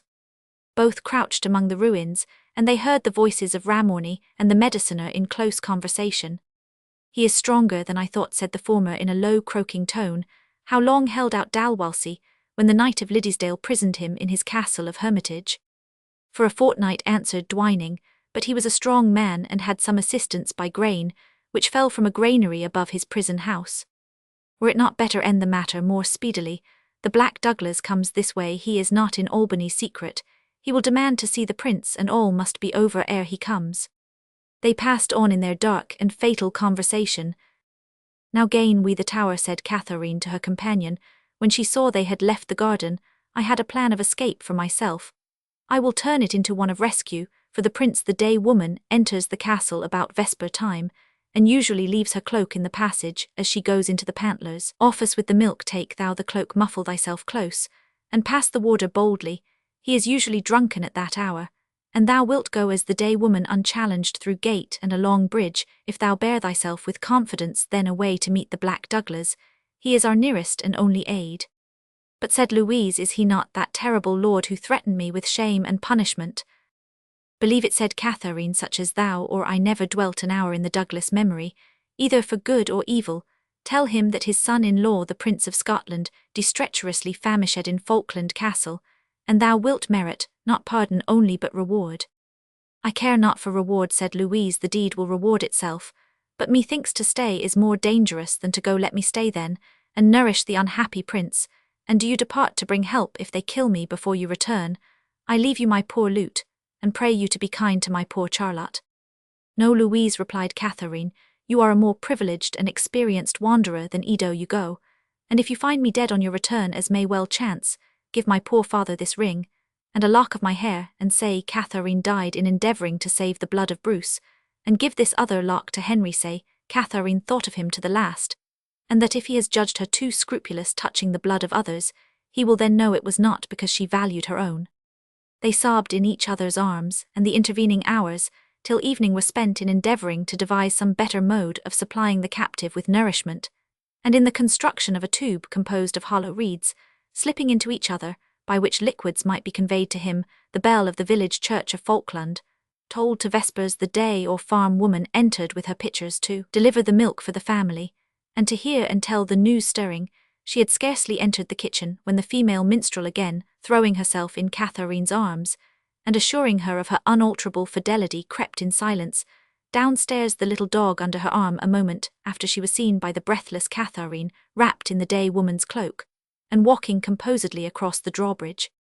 So, said the warder, you return early tonight. May Bridget small mirth towards in the holher, wench, sick times are sad times. I have forgotten my tallies, said the ready-witted French woman, and will return in the skimming of a bowie. She went onward, avoiding the village of Falkland, and took a footpath which led through the park. Catherine breathed freely and blessed God when she saw her lost in the distance. It was another anxious hour for Catherine, which occurred before the escape of the fugitive was discovered. This happened so soon as the day girl, having taken an hour to perform a task which 10 minutes might have accomplished, was about to return, and discovered that someone had taken away her grey frieze cloak. A strict search was set on foot. At length the women of the house remembered the glee maiden, and ventured to suggest her as one not unlikely to exchange an old cloak for a new one. The warder, strictly questioned, averred he saw the day woman depart immediately after vespers, and on this being contradicted by the party herself, he could suggest as the only alternative that it must needs have been the devil. As however the glee woman could not be found, the real circumstances of the case were easily guessed at, and the steward went to inform Sir John Ramorny and Dwining, who were now scarcely ever separate, of the escape of one of their female captives. Everything awakens the suspicions of the guilty. They looked on each other with faces of dismay, and then went together to the humble apartment of Catherine, that they might take her as much as possible by surprise, while they inquired into the facts attending Louis's disappearance. "Where is your companion, young woman?" said Ramorny, in a tone of austere gravity. I have no companion here, answered Catherine. Trifle not, replied the knight, I mean the glee maiden who lately dwelt in this chamber with you. She is gone, they tell me, said Catherine, gone about an hour since. And whither, said Dwining. How, answered Catherine, should I know which way a professed wanderer may choose to travel? She was tired, no doubt, of a solitary life, so different from the scenes of feasting and dancing which her trade leads her to frequent. She is gone, and the only wonder is that she should have stayed so long. This then, said Ramorny, is all you have to tell us. All that I have to tell you, Sir John, answered Catherine firmly, and if the prince himself inquire, I can tell him no more. There is little danger of his again doing you the honour to speak to you in person, said Ramorny, even if Scotland should escape being rendered miserable by the sad event of his decease. Is the Duke of Rothsay so very ill, asked Catherine. No help save in heaven, answered Ramorny, looking upward. Then may there yet be help there, said Catherine, if human aid prove unavailing. Amen, said Ramorny with the most determined gravity, while Dwining adopted a face fit to echo the feeling, though it seemed to cost him a painful struggle to suppress his sneering, yet soft laugh of triumph, which was peculiarly excited by anything having a religious tendency. And it is men-earthly men, and not incarnate devils, who thus appeal to heaven while they are devouring by inches the life-blood of their hapless master, muttered Catherine, as her two baffled inquisitors left the apartment. Why sleeps the thunder? But it will roll ere long, and oh may it be to preserve as well as to punish. The hour of dinner alone afforded a space when all in the castle being occupied with that meal, Catherine thought she had the best opportunity of venturing to the breach in the wall, with the least chance of being observed. In waiting for the hour she observed some stir in the castle, which had been silent as the grave ever since the seclusion of the Duke of Rothsay. The portcullis was lowered and raised, and the creaking of the machinery was intermingled with the tramp of horse, as men-at-arms went out and returned with steeds hard ridden and covered with foam. She observed too that such domestics as she casually saw from her window were in arms. All this made her heart throb high, for it augured the approach of rescue, and besides the bustle left the little garden more lonely than ever. At length the hour of noon arrived. She had taken care to provide under pretence of her own wishes, which the pantler seemed disposed to indulge, such articles of food as could be the most easily conveyed to the unhappy captive. She whispered to intimate her presence. There was no answer. She spoke louder still. There was silence. He sleeps, she muttered these words half aloud, and with a shuddering which was succeeded by a start and a scream when a voice replied behind her. Yes, he sleeps, but it is for ever. She looked round. Sir John Ramorny stood behind her in complete armour, but the visor of his helmet was up, and displayed a countenance more resembling one about to die than to fight. He spoke with a grave tone, something between that of a calm observer of an interesting event, and of one who is an agent and partaker in it. Catherine, he said, all is true, which I tell you. He is dead. You have done your best for him. You can do no more. I cannot believe it, said Catherine. Heaven be merciful to me. It would make one doubt of Providence to think so great a crime has been accomplished. Doubt not of Providence, Catherine, though it has suffered the profligate to fall by his own devices. Follow me, I have that to say which concerns you. I say follow, for she hesitated, unless you prefer being left to the mercies of the brute Bonthron and the mediciner Henbane Dwining. I will follow you, said Catherine. You cannot do more to me than you are permitted. He led the way into the tower, and mounted staircase after staircase and ladder after ladder. Catherine's resolution failed her. I will follow no farther, she said. Whither would you lead me? If to my death I can die here. Only to the battlements of the castle, fool, said Ramorny, throwing wide a barred door, which opened upon the vaulted roof of the castle, where men were bending mangonels, as they called them, military engines, that is for throwing arrows or stones, getting ready crossbows and piling stones together. But the defenders did not exceed 20 in number, and Catherine thought she could observe doubt and irresolution amongst them. Catherine, said Ramorny, I must not quit this station, which is necessary for my defence, but I can speak with you here as well as elsewhere. Say on, answered Catherine, I am prepared to hear you. You have thrust yourself, Catherine, into a bloody secret. Have you the firmness to keep it? I do not understand you, Sir John, answered the maiden. Look you, I have slain, murdered, if you will me, late master the Duke of Rothsay. The spark of life which your kindness would have fed was easily smothered. His last words called on his father. You are faint, bear up, you have more to hear. You know the crime, but you know not the provocation. See, this gauntlet is empty. I lost my right hand in his cause, and when I was no longer fit to serve him, I was cast off like a worn-out hound, my loss ridiculed, and a cloister recommended instead of the halls and palaces, in which I had my natural sphere. Think on Thisbody and assist me. In what manner can you require my assistance? Said the trembling maiden. I can neither repair your loss nor cancel your crime. Thou canst be silent, Catherine, on what thou hast seen and heard in yonder thicket. It is but a brief oblivion I ask of you, whose word will I know be listened to, whether you say such things were, or were not, that of your mountebank companion, the foreigner. None will hold to be of a pinpoint's value. If you grant me this, I will take your promise for my security, and throw the gate open to those who now approach it. If you will not promise silence, I defend this castle, till everyone perishes, and I fling you headlong from these battlements. I look at them. It is not a leap to be rashly braved. 7 courses of stairs brought you up hither with fatigue and shortened breath, but you shall go from the top to the bottom in briefer time than you can breathe a sigh. Speak the word, fair maid, for you speak to one unwilling to harm you but determined in his purpose.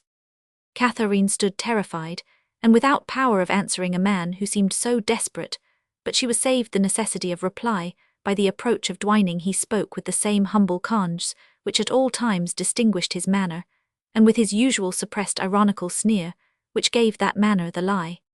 I do you wrong, noble sir, to intrude on your valiancy when engaged with a fair damsel, but I come to ask a trifling question. Speak, tormentor, said Ramorny. Ill news are sport to thee even when they affect thyself, so that they concern others also. I only desired to know if your knighthood proposed the chivalrous task of defending the castle with your single hand. I crave pardon. I meant your single arm. The question is worth asking, for I am good for little to aid the defence, unless you could prevail on the besiegers to take physic. He Bonthron is as drunk as ale and strong waters can make him, and you, he and I make up the whole garrison who are disposed for resistance. How will the other dogs not fight? Said Ramorny. Never saw men who showed less stomach to the work, answered Dwining. Never, but here come a brace of them. Venet extrema dies. He.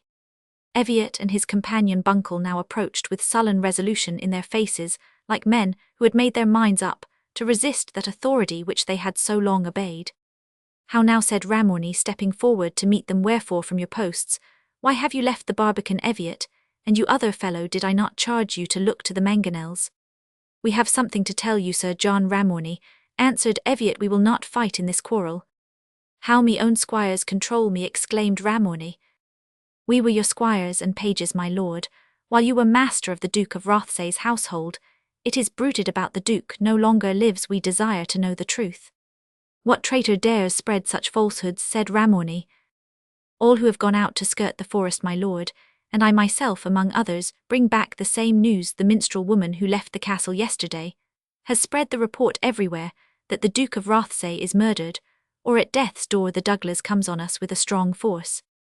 And you cowards take advantage of an idle report to forsake your master, said Ramorny indignantly. My lord, said Eviat, let Buncle and myself see the Duke of Rothesay, and receive his personal orders for defence of this castle, and if we do not fight to the death in that quarrel, I will consent to be hanged on its highest turret, but if he be gone by natural disease, we will yield up the castle to the Earl of Douglas, who is, they say, the king's lieutenant, or if which heaven forfend, noble prince, has had foul play, we will not involve ourselves in the guilt of using arms in defence of the murderers, be they who they. Eviat, said Ramorny, raising his mutilated arm, had not that glove been empty, thou hadst not lived to utter 2 words of this insolence. It is as it is, answered Evict, and we do but our duty. I have followed you long, my lord, but here I draw bridle.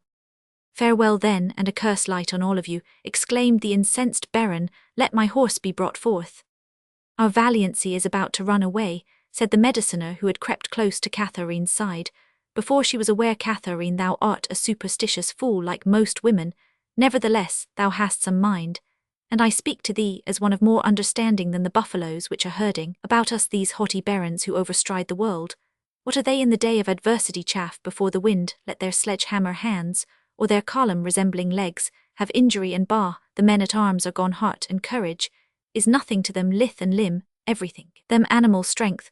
What are they better than furious bulls? Take that away, and your hero of chivalry lies grovelling like the brute, when he is hamstrung. Not so the sage. While a grain of sense remains in a crushed or mutilated frame, his mind shall be strong as ever. Catherine, this morning I was practising your death, But methinks I now rejoice that you may survive to tell how the poor mediciner, the pill gilder, the mortar pounder, the poison vendor, met his fate in company with the gallant knight of Ramorny Baron, in possession, and Earl of Lindores in expectation guard, save his lordship.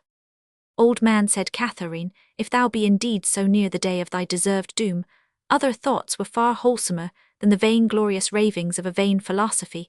Ask to see a holy man. Yes, said Dwining scornfully, refer myself to a greasy monk, who does not he understand the barbarous Latin he repeats by rote. Such would be a fitting counsellor to one who has studied both in Spain and Arabia. No, Catherine, I will choose a confessor that is pleasant to look upon, and you shall be honoured with the office. Now look yonder at his valiancy. His eyebrow drops with moisture, his lip trembles with agony for his valiancy. He hies pleading for his life with his late domestics, and has not eloquence enough to persuade them to let him slip. See how the fibres of his face work, as he implores the ungrateful brutes, whom he has heaped with obligations, to permit him to get such a start for his life, as the hare has from the greyhounds when men course her. Fairly look also at the sullen, downcast, dogged faces with which, fluctuating between fear and shame, the domestic traitors deny their lord this poor chance for his life. These things thought themselves the superior of a man like me, and you, foolish wench, think so meanly of your deity, as to suppose wretches like them are the work of omnipotence. No man of evil, no, said Catherine warmly. The God I worship created these men with the attributes to know and adore him, to guard and defend their fellow creatures, to practice holiness and virtue their own vices, and the temptations of the evil one have made them such as they now are. O take the lesson home to thine own heart of adamant. Heaven made thee wiser than thy fellows, gave thee eyes to look into the secrets of nature, a sagacious heart, and a skilful hand, but thy pride has poisoned all these fair gifts, and made an ungodly atheist of one who might have been a Christian sage. Atheist, sayst thou, answered Dwining. Perhaps I have doubts on that matter, but they will be soon solved. Yonder comes one, who will send me, as he has done thousands, to the place where all mysteries shall be cleared. Catherine followed the mediciner's eye up one of the forest glades, and beheld it occupied by a body of horsemen advancing at full gallop. In the midst was a pennon displayed, which, though its bearings were not visible to Catherine, was by a murmur around acknowledged as that of the Black Douglas. They halted within arrow shot of the castle, and a herald with 2 trumpets advanced up to the main portal, where after a loud flourish he demanded admittance for the high and dreaded Archibald, Earl of Douglas, Lord Lieutenant of the King, and acting for the time with the plenary authority of his Majesty, commanding at the same time that the inmates of the castle should lay down their arms, all under penalty of high treason. You hear, said Eviat to Ramorny, who stood sullen and undecided, will you give orders to render the castle, or must I? No, villain, interrupted the knight to the last, I will command you open the gates, drop the bridge, and render the castle to the Douglas. Now that's what may be called a gallant exertion of free will, said Dwining, just as if the pieces of brass that were screaming a minute since should pretend to call those notes their own, which are breathed through them by a frowsy trumpeter. Wretched man, said Catherine, either be silent, or turn thy thoughts to the eternity on the brink of which thou art standing. And what is that to thee, answered Dwining, thou canst not, wench, help hearing what I say to thee, and thou wilt tell it again, for thy sex cannot help that either Perth and all Scotland shall know what a man they have lost in Henbane. Dwining. The clash of armour now announced that the newcomers had dismounted and entered the castle, and were in the act of disarming the small garrison. Earl Douglas himself appeared on the battlements with a few of his followers, and signed to them to take Ramorny and Dwining into custody. Others dragged from some nook the stupefied Bonthron. It was to these 3 that the custody of the prince was solely committed, daring his alleged illness, said the Douglas, prosecuting an inquiry which he had commenced in the hall of the castle. No other saw him, my lord, said Eviat, though I offered my services. Conduct us to the duke's apartment, and bring the prisoners with us, also should there be a female in the castle, if she hath not been murdered or spirited away, the companion of the Glee maiden, who brought the first alarm. She is here, my lord, said Eviat, bringing Catherine forward. Her beauty and her agitation made some impression even upon the impassible Earl. Fear nothing, maiden, he said, thou hast deserved both praise and reward. Tell to me, as thou wouldst confess to heaven, the things thou hast witnessed in this castle. Few words served Catherine to unfold the dreadful story. It agrees, said the Douglas, with the tale of the Glee maiden from point to point. Now, show us the prince's apartment. They passed to the room which the unhappy Duke of Rothesay had been supposed to inhabit, but the key was not to be found, and the Earl could only obtain entrance by forcing the door. On entering, the wasted and squalid remains of the unhappy prince were discovered flung on the bed, as if in haste. The intention of the murderers had apparently been to arrange the dead body so as to resemble a timely parted corpse, but they had been disconcerted by the alarm occasioned by the escape of Louise. Douglas looked on the body of the misguided youth, whose wild passions and caprices had brought him to this fatal and premature catastrophe. "I had wrongs to be redressed," he said, "but to see such a sight as this banishes all remembrance of injury." It should have been arranged," said Dwining, "more to your omnipotence's pleasure, but you came suddenly on us, and hasty masters make slovenly service." Douglas seemed not to hear what his prisoner said, so closely did he examine the wan and wasted features and stiffened limbs of the dead body before him. Catherine, overcome by sickness and fainting at length, obtained permission to retire from the dreadful scene, and through confusion of every description found her way to her former apartment, where she was locked in the arms of Louise, who had returned in the interval.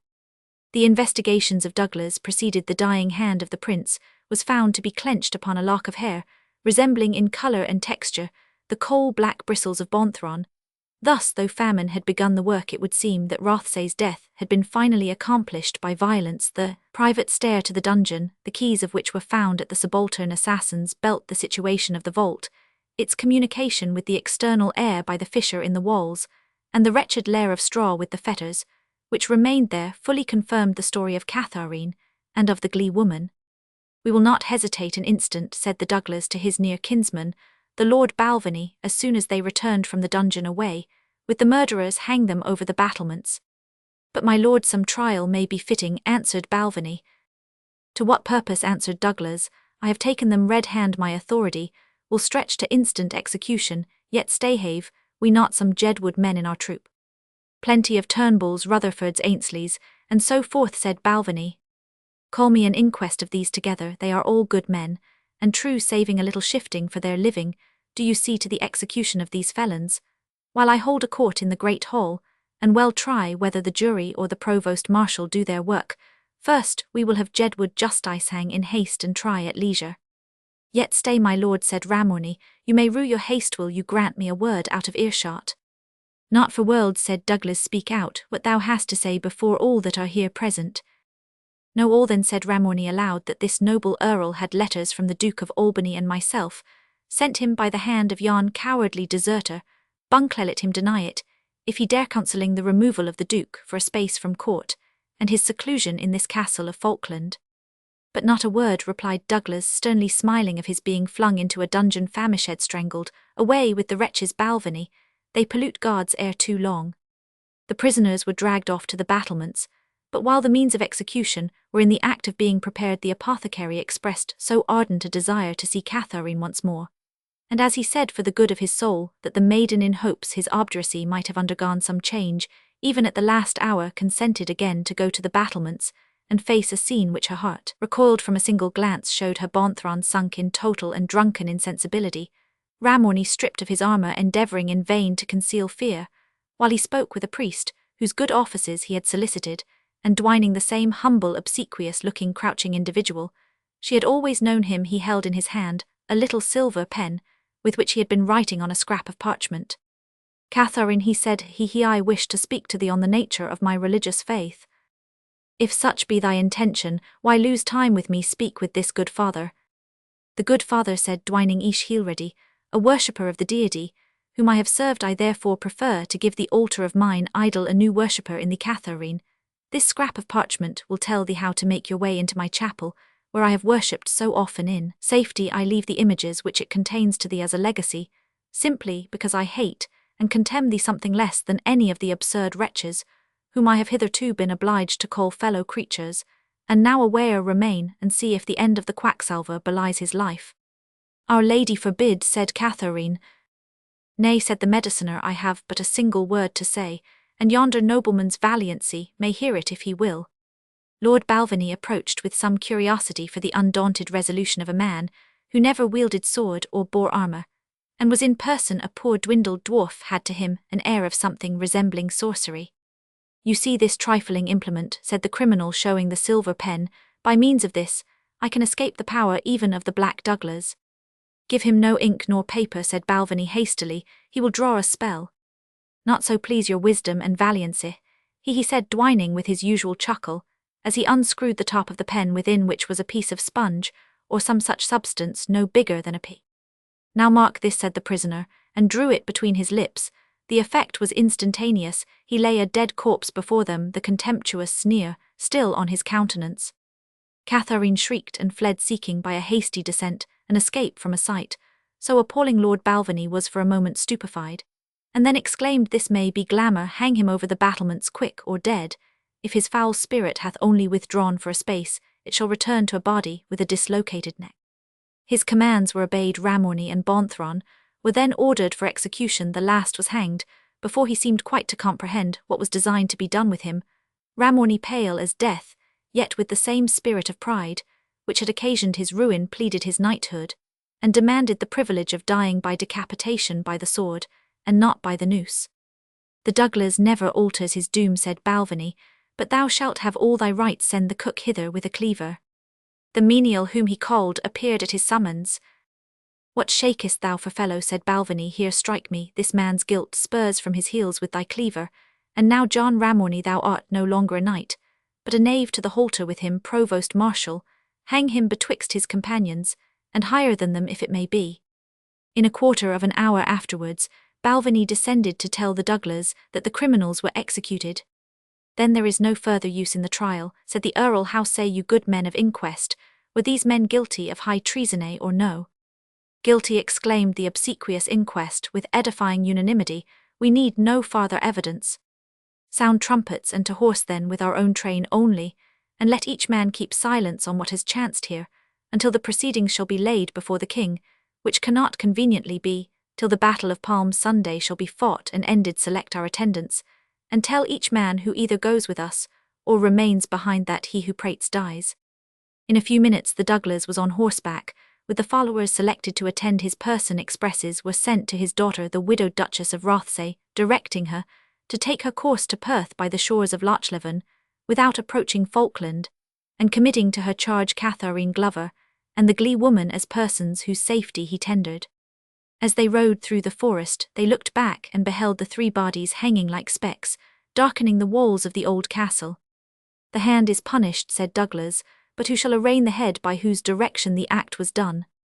You mean the Duke of Albany, said Balvenie.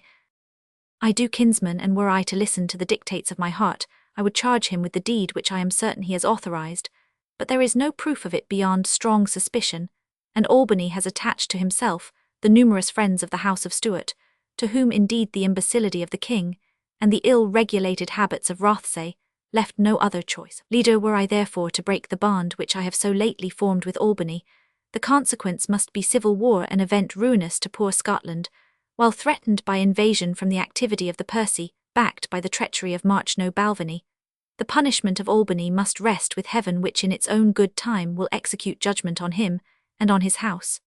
Chapter Roman 33, the hour is nigh now, hearts beat high.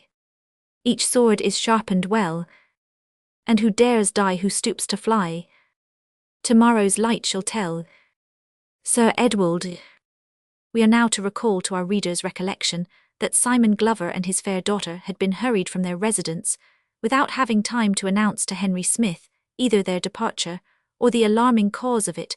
When therefore the lover appeared in Curfew Street on the morning of their flight, instead of the hearty welcome of the honest burgher, and the April reception, half joy half censure, which he had been promised on the part of his lovely daughter, he received only the astounding intelligence that her father and she had set off early on the summons of a stranger, who had kept himself carefully muffled from observation. To this Dorothy, whose talents for forestalling evil, and communicating her views of it, are known to the reader, chose to add that she had no doubt her master and young mistress were bound for the Highlands to avoid a visit, which had been made since their departure by 2 or 3 apparitors, who in the name of a commission appointed by the king, had searched the house, put seals upon such places as were supposed to contain papers, and left citations for father and daughter, to appear before the Court of Commission on a day certain under pain of outlawry. All these alarming particulars Dorothy took care to state in the gloomiest colours, and the only consolation which she afforded the alarmed lover was that her master had charged her to tell him to reside quietly at Perth, and that he should soon hear news of them, This checked the smith's first resolve, which was to follow them instantly to the Highlands, and partake the fate which they might encounter. But when he recollected his repeated feuds with divers of the clan Quahel, and particularly his personal quarrel with Canachar, who was now raised to be a high chief, he could not but think on reflection that his intrusion on their place of retirement was more likely to disturb the safety which they might otherwise enjoy there than be of any service to them. He was well acquainted with Simon's habitual intimacy with the chief of the clan Quahel, and justly augured that the Glover would obtain protection which his own arrival might be likely to disturb, while his personal prowess could little avail him in a quarrel with a whole tribe of vindictive mountaineers. At the same time, his heart throbbed with indignation when he thought of Catharine being within the absolute power of young Canachar, whose rivalry he could not doubt, and who had now so many means of urging his suit. What if the young chief should make the safety of the father depend on the favour of the daughter? He distrusted not Catharine's affections, but then her mode of thinking was so disinterested, and her attachment to her father so tender that if the love she bore her suitor was weighed against his security, or perhaps his life, it was matter of deep and awful doubt whether it might not be found light in the balance tormented by thoughts on which we need not dwell. He resolved nevertheless to remain at home, stifle his anxiety as he might, and await the promised intelligence from the old man. It came, but it did not relieve his concern. Sir Patrick Charteris had not forgotten his promise to communicate to the smith the plans of the fugitives, but amid the bustle occasioned by the movement of troops, he could not himself convey the intelligence. He therefore entrusted to his agent Kit Henshaw the task of making it known. But this worthy person, as the reader knows, was in the interest of Ramorny, whose business it was to conceal from every one, but especially from a lover so active and daring as Henry, the real place of Catharine's residence. Henshaw therefore announced to the anxious smith that his friend the Glover was secure in the Highlands, and though he affected to be more reserved on the subject of Catharine, he said little to contradict the belief that she as well as Simon shared the protection of the clan Quahel, but he reiterated in the name of Sir Patrick assurances that father and daughter were both well, and that Henry would best consult his own interest and their safety by remaining quiet and waiting the course of events. With an agonized heart therefore Henry Gow determined to remain quiet till he had more certain intelligence, and employed himself in finishing a shirt of mail which he intended should be the best tempered and the most finely polished that his skilful hands had ever executed. This exercise of his craft pleased him better than any other occupation which he could have adopted, and served as an apology for secluding himself in his workshop and shunning society, where the idle reports which were daily circulated served only to perplex and disturb him. He resolved to trust in the warm regard of Simon, the faith of his daughter, and the friendship of the provost, who having so highly commended his valour in the combat with Bonthron, would never, he thought, desert him at this extremity of his fortune's. Time, however, passed on day by day, and it was not till Palm Sunday was near approaching that Sir Patrick Charteris, having entered the city to make some arrangements for the ensuing combat, bethought himself of making a visit to the Smith of the Wind. He entered his workshop with an air of sympathy unusual to him, and which made Henry instantly augur that he brought bad news. The smith caught the alarm, and the uplifted hammer was arrested in its descent upon the heated iron, while the agitated arm that wielded it, strong before as that of a giant, became so powerless that it was with difficulty Henry was able to place the weapon on the ground, instead of dropping it from his hand. "My poor Henry," said Sir Patrick, "I bring you but cold news. They are uncertain, however, and if true they are such as a brave man like you should not take too deeply to heart." "In God's name, my lord," said Henry, "I trust you bring no evil news of Simon Glover or his daughter." "Touching themselves," said Sir Patrick, "no, they are safe and well, but as to the Henry, my tidings are more cold. Kit Henshaw has, I think, apprised thee that I had endeavoured to provide Catharine Glover with a safe protection in the house of an honourable lady, the Duchess of Rothsay, but she hath declined the charge, and Catharine hath been sent to her father in the Highlands. What is worst is to come. Thou mayest have heard that Gilchrist Mac Ian is dead, and that his son Eachin, who was known in Perth as the apprentice of old Simon by the name of Canachar, is now the chief of Clan Quahel.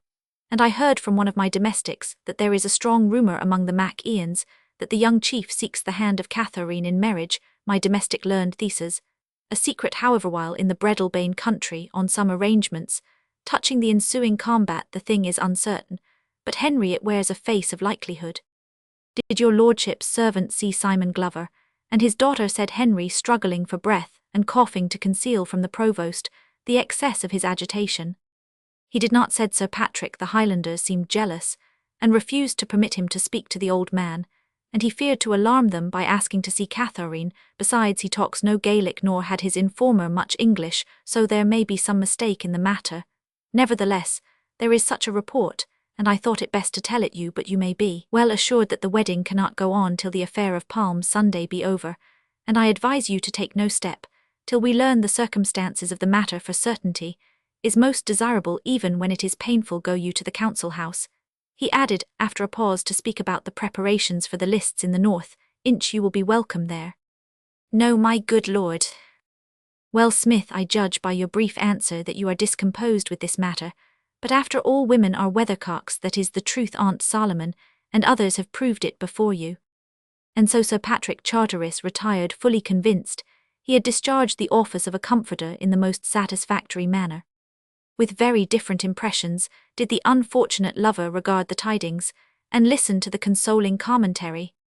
The provost, he said bitterly to himself, is an excellent man. Mary, he holds his knighthood so high, that if he speaks nonsense a poor man must hold it sense, as he must praise dead ale if it be handed to him in his lordship's silver flagon. How would all this sound in another situation? Suppose I were rolling down the steep descent of the Corrichie Dhu, and before I came to the edge of the rock comes my lord provost, and cries, Henry, there is a deep precipice, and I grieve to say you are in the fair way of rolling over it, but be not downcast, for heaven may send a stone or a bush to stop your progress. However, I thought it would be comfort to you to know the worst, which you will be presently aware of. I do not know how many 100 feet deep the precipice descends, but you may form a judgment when you are at the bottom, for certainty is certainty. And hark ye, when come you to take a game at bowls? And this gossip is to serve instead of any friendly attempt to save the poor wight's neck. When I think of this I could go mad, seize my hammer and break and destroy all around me, but I will be calm. And if this Highland kite who calls himself a falcon should stoop at my turtle dove, he shall know whether a burgess of Perth can draw a bow or not. It was now the Thursday before the fated Palm Sunday, and the champions on either side were expected to arrive the next day, that they might have the interval of Saturday to refresh themselves, and prepare for the combat. 2 or 3 of each of the contending parties were detached to receive directions about the encampment of their little band, and such other instructions as might be necessary to the proper ordering of the field. Henry was not therefore surprised at seeing a tall and powerful Highlander peering anxiously about the wind, which he lived in the manner in which the natives of a wild country examine the curiosities of one that is more civilized. The smith's heart rose against the man, on account of his country, to which our Perth burgher bore a natural prejudice, and more especially as he observed the individual wear the plaid peculiar to the clan, Quahel. The sprig of oak leaves worked in silk intimated also that the individual was one of those personal guards of young Eachin, upon whose exertions in the future battle so much reliance was placed by those of their clan. Having observed so much, Henry withdrew into his smithy, for the sight of the man raised his passion, and knowing that the Highlander came plighted to a solemn combat, and could not be the subject of any inferior quarrel, he was resolved at least to avoid friendly intercourse with him in a few minutes. However, the door of the smithy flew open, and flattering in his tartans, which greatly magnified his actual size, the Gael entered with the haughty step of a man conscious of a personal dignity superior to anything which he is likely to meet with. He stood looking around him, and seemed to expect to be received with courtesy and regarded with wonder, but Henry had no sort of inclination to indulge his vanity, and kept hammering away at a breastplate which was lying upon his anvil, as if he were not aware of his visitor's presence. You are the Gowchrome, the bandy-legged smith, said the Highlander. Those that wish to be crook-backed call me so, answered Henry. No offence meant, said the Highlander, but her own self comes to buy an armour. Her own self's bare shanks may trot hence with her, answered Henry. I have none to sell. If it was not within 2 days of Palm Sunday, herself would make you sing another song, retorted the Gael. And being the day it is, said Henry with the same contemptuous indifference, I pray you to stand out of my light. You are an uncivil person, but her own self is fair nan ord too, and she knows the smith is fiery when the iron is hot. If her nainsel be hammer man herself, her nainsel may make her nain harness, replied Henry. And so her nainsel would and never fash you for the matter, but it is said, Gowchrome, that you sing and whistle tunes over the swords, and harnesses that you work that have power to make the blades cut steel links, as if they were paper, and the plate and mail turn back steel lances, as if they were bardel prins. They tell your ignorance any nonsense that Christian men refuse to believe, said Henry. I whistle at my work, whatever comes uppermost like an honest craftsman, and commonly it is the Highlandman's arc-hone for home and stairs. My hammer goes naturally to that too. Friend, it is but idle to spur a horse when his legs are ham-shackled, said the Highlander haughtily. Her own self cannot fight even now, and there is little gallantry in taunting her thus. By nails and hammer, you are right there, said the smith, altering his tone, but speak out at once, friend, what is it thou wouldst have of me? I am in no humour for dallying. A hauberk for her chief Eachin Mac Ian, said the Highlander. You are a hammer man, you say. Are you a judge of this? Said our smith, producing from a chest the mail shirt on which he had been lately employed. The Gael handled it with a degree of admiration which had something of envy in it. He looked curiously at every part of its texture, and at length declared it the very best piece of armour that he had ever seen. 100 cows and bullocks and a good drift of sheep would be e'en o'er cheap, an offer, said the Highlandman by way of tentative, but her nainsel will never bid thee less. Come by them how she can. It is a fair proffer, replied Henry, but gold nor gear will never buy that harness. I want to try my own sword on my own armour, and I will not give that mail coat to any one, but who will face me for the best of 3 blows and a thrust in the fair field, and it is your chief's upon these terms. Hut prut man, take a drink, and go to bed, said the Highlander in great scorn. Are ye mad? Think ye the captain of the clan Quahel will be brawling and battling with a bit Perth burgess body like you wished, man? And hearken, her nainsel will do ye mair credit than ever belonged to your kin. She will fight you for the fair harness hersel.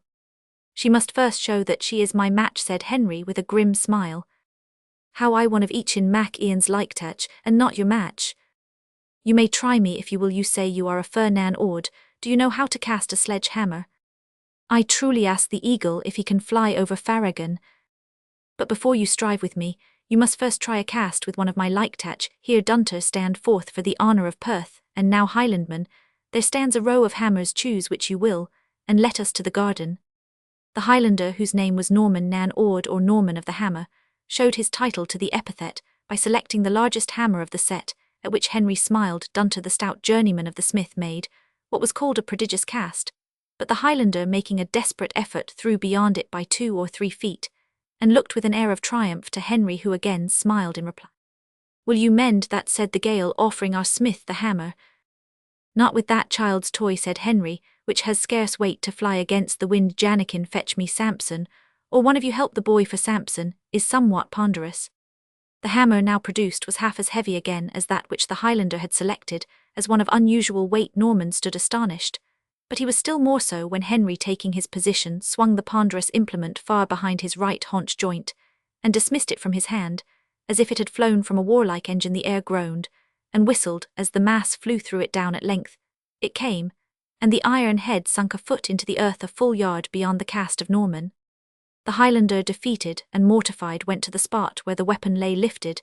It poised it in his hand with great wonder, and examined it closely as if he expected to discover more in it than a common hammer. He at length returned it to the owner with a melancholy smile, shrugging his shoulders and shaking his head as the smith asked him whether he would not mend his cast. Norman has lost too much at the sport already, he replied. She has lost her own name of the hammerer, but does her own self the gow chrome work at the anvil with that horse's load of iron? You shall see, brother, said Henry, leading the way to the smithy. Dunter, he said, racks me that bar from the furnace, and uplifting Sampson, as he called the monstrous hammer, he plied the metal with 100 strokes from right to left, now with the right hand, now with the left, now with both, with so much strength at once and dexterity that he worked off a small but beautifully proportioned horseshoe in half the time that an ordinary smith would have taken for the same purpose, using a more manageable implement. Oikoig, said the Highlander, and what for would you be fighting with our young chief, who is far above your standard, though you were the best smith ever wrought with wind and fire? Hark you, said Henry, you seem a good fellow, and ill tell you the truth, your master has wronged me, and I give him this harness freely for the chance of fighting him myself. Nay, if he hath wronged you, he must meet you, said the life guardsman. To do a man wrong takes the eagle's feather out of the chief's bonnet, and were he the first in the Highlands, and to be sure so is Eachin, he must fight the man he has wronged, or else a rose falls from his chaplet. Will you move him to this, said Henry, after the fight on Sunday? Oh, her nainsel will do her best if the hawks have not got her nainsel's bones to pick, for you must know, brother, that Clan Chatton's claws pierce rather deep. The armour is your chief's on that condition, said Henry, but I will disgrace him before king and court if he does not pay me the price. Deal a fear, I will bring him into the barrass myself, said Norman assuredly. You will do me a pleasure, replied Henry, and that you may remember your promise I will bestow on you this dirk look if you hold it truly, and can strike between the mail hood and the collar of your enemy, the surgeon will be needless. The Highlander was lavish in his expressions of gratitude, and took his leave. I have given him the best mail harness I ever wrought, said the smith to himself, rather repenting his liberality for the poor chance that he will bring his chief into a fair field with me, and then let Catherine be his who can win her fairly, but much I dread the youth will find some evasion, unless he have such luck on Palm Sunday as may induce him to try another combat. That is some hope, however, for I have often ere now seen a raw young fellow shoot up, after his first fight, from a dwarf into a giant queller.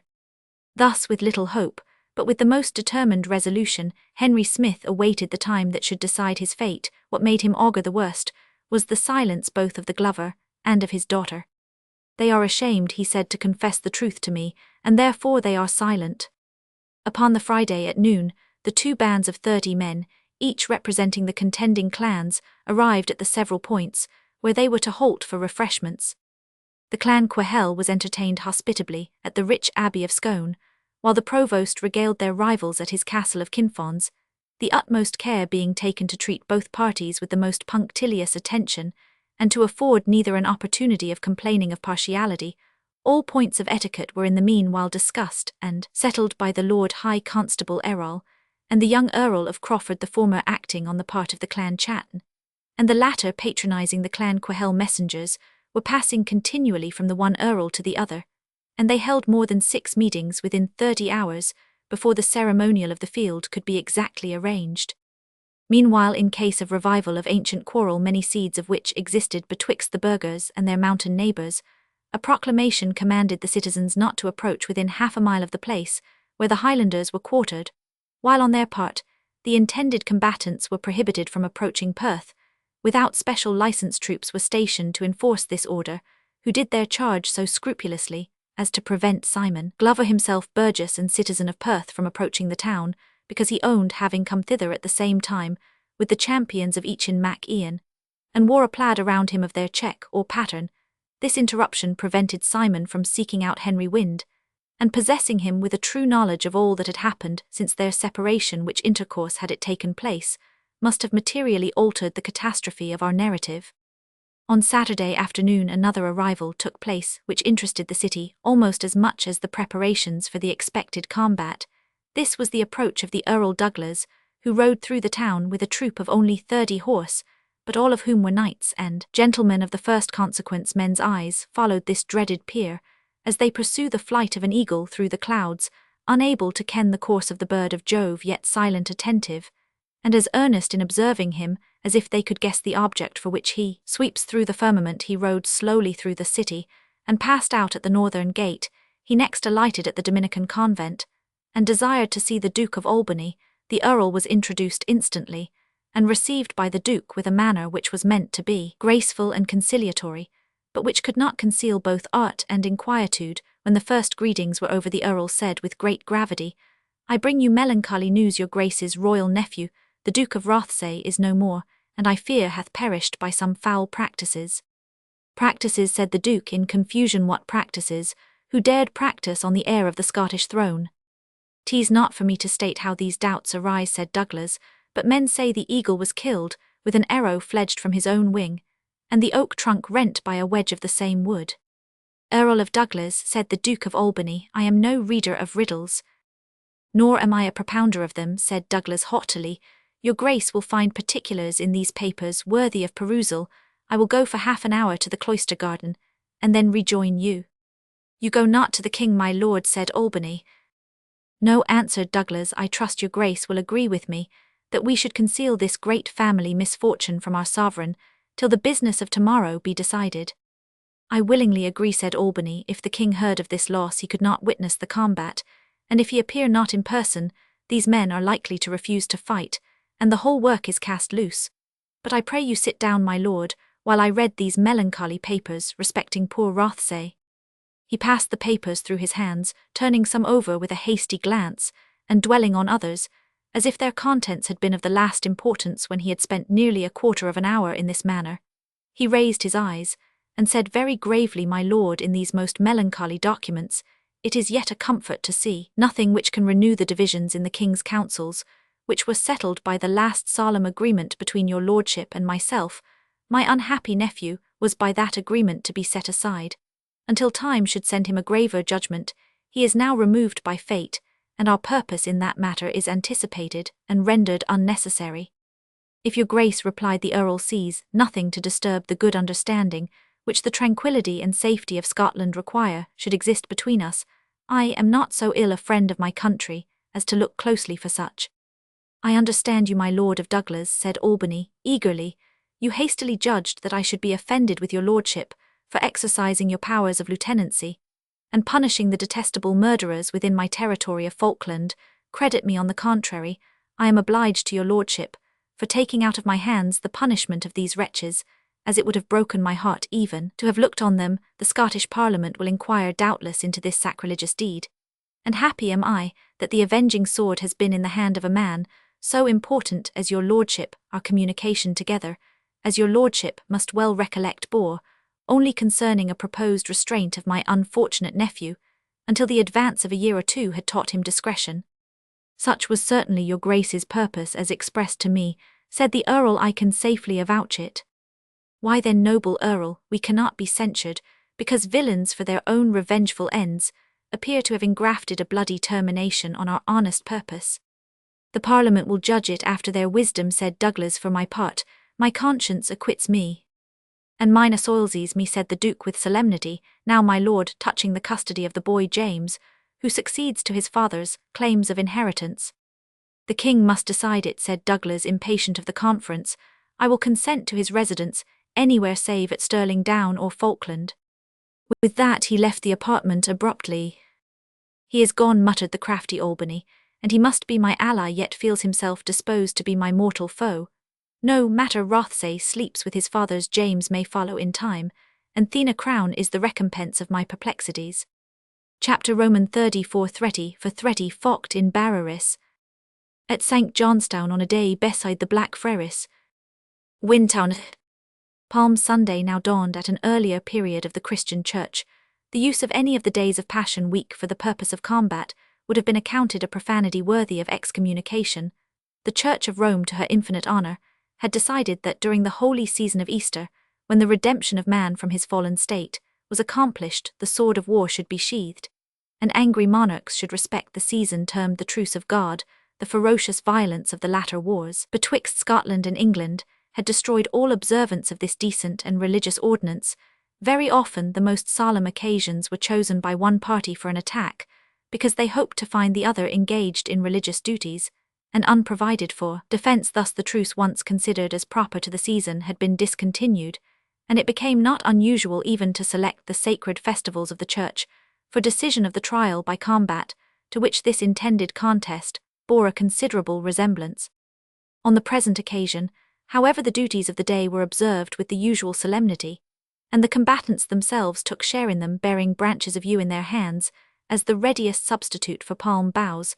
They marched respectively to the Dominican and Carthusian convents to hear high mass, and by a show at least of devotion to prepare themselves for the bloody strife of the day. Great care had of course been taken that during this march they should not even come within the sound of each other's bagpipes, for it was certain that, like game cocks, exchanging mutual notes of defiance, they would have sought out and attacked each other before they arrived at the place of combat.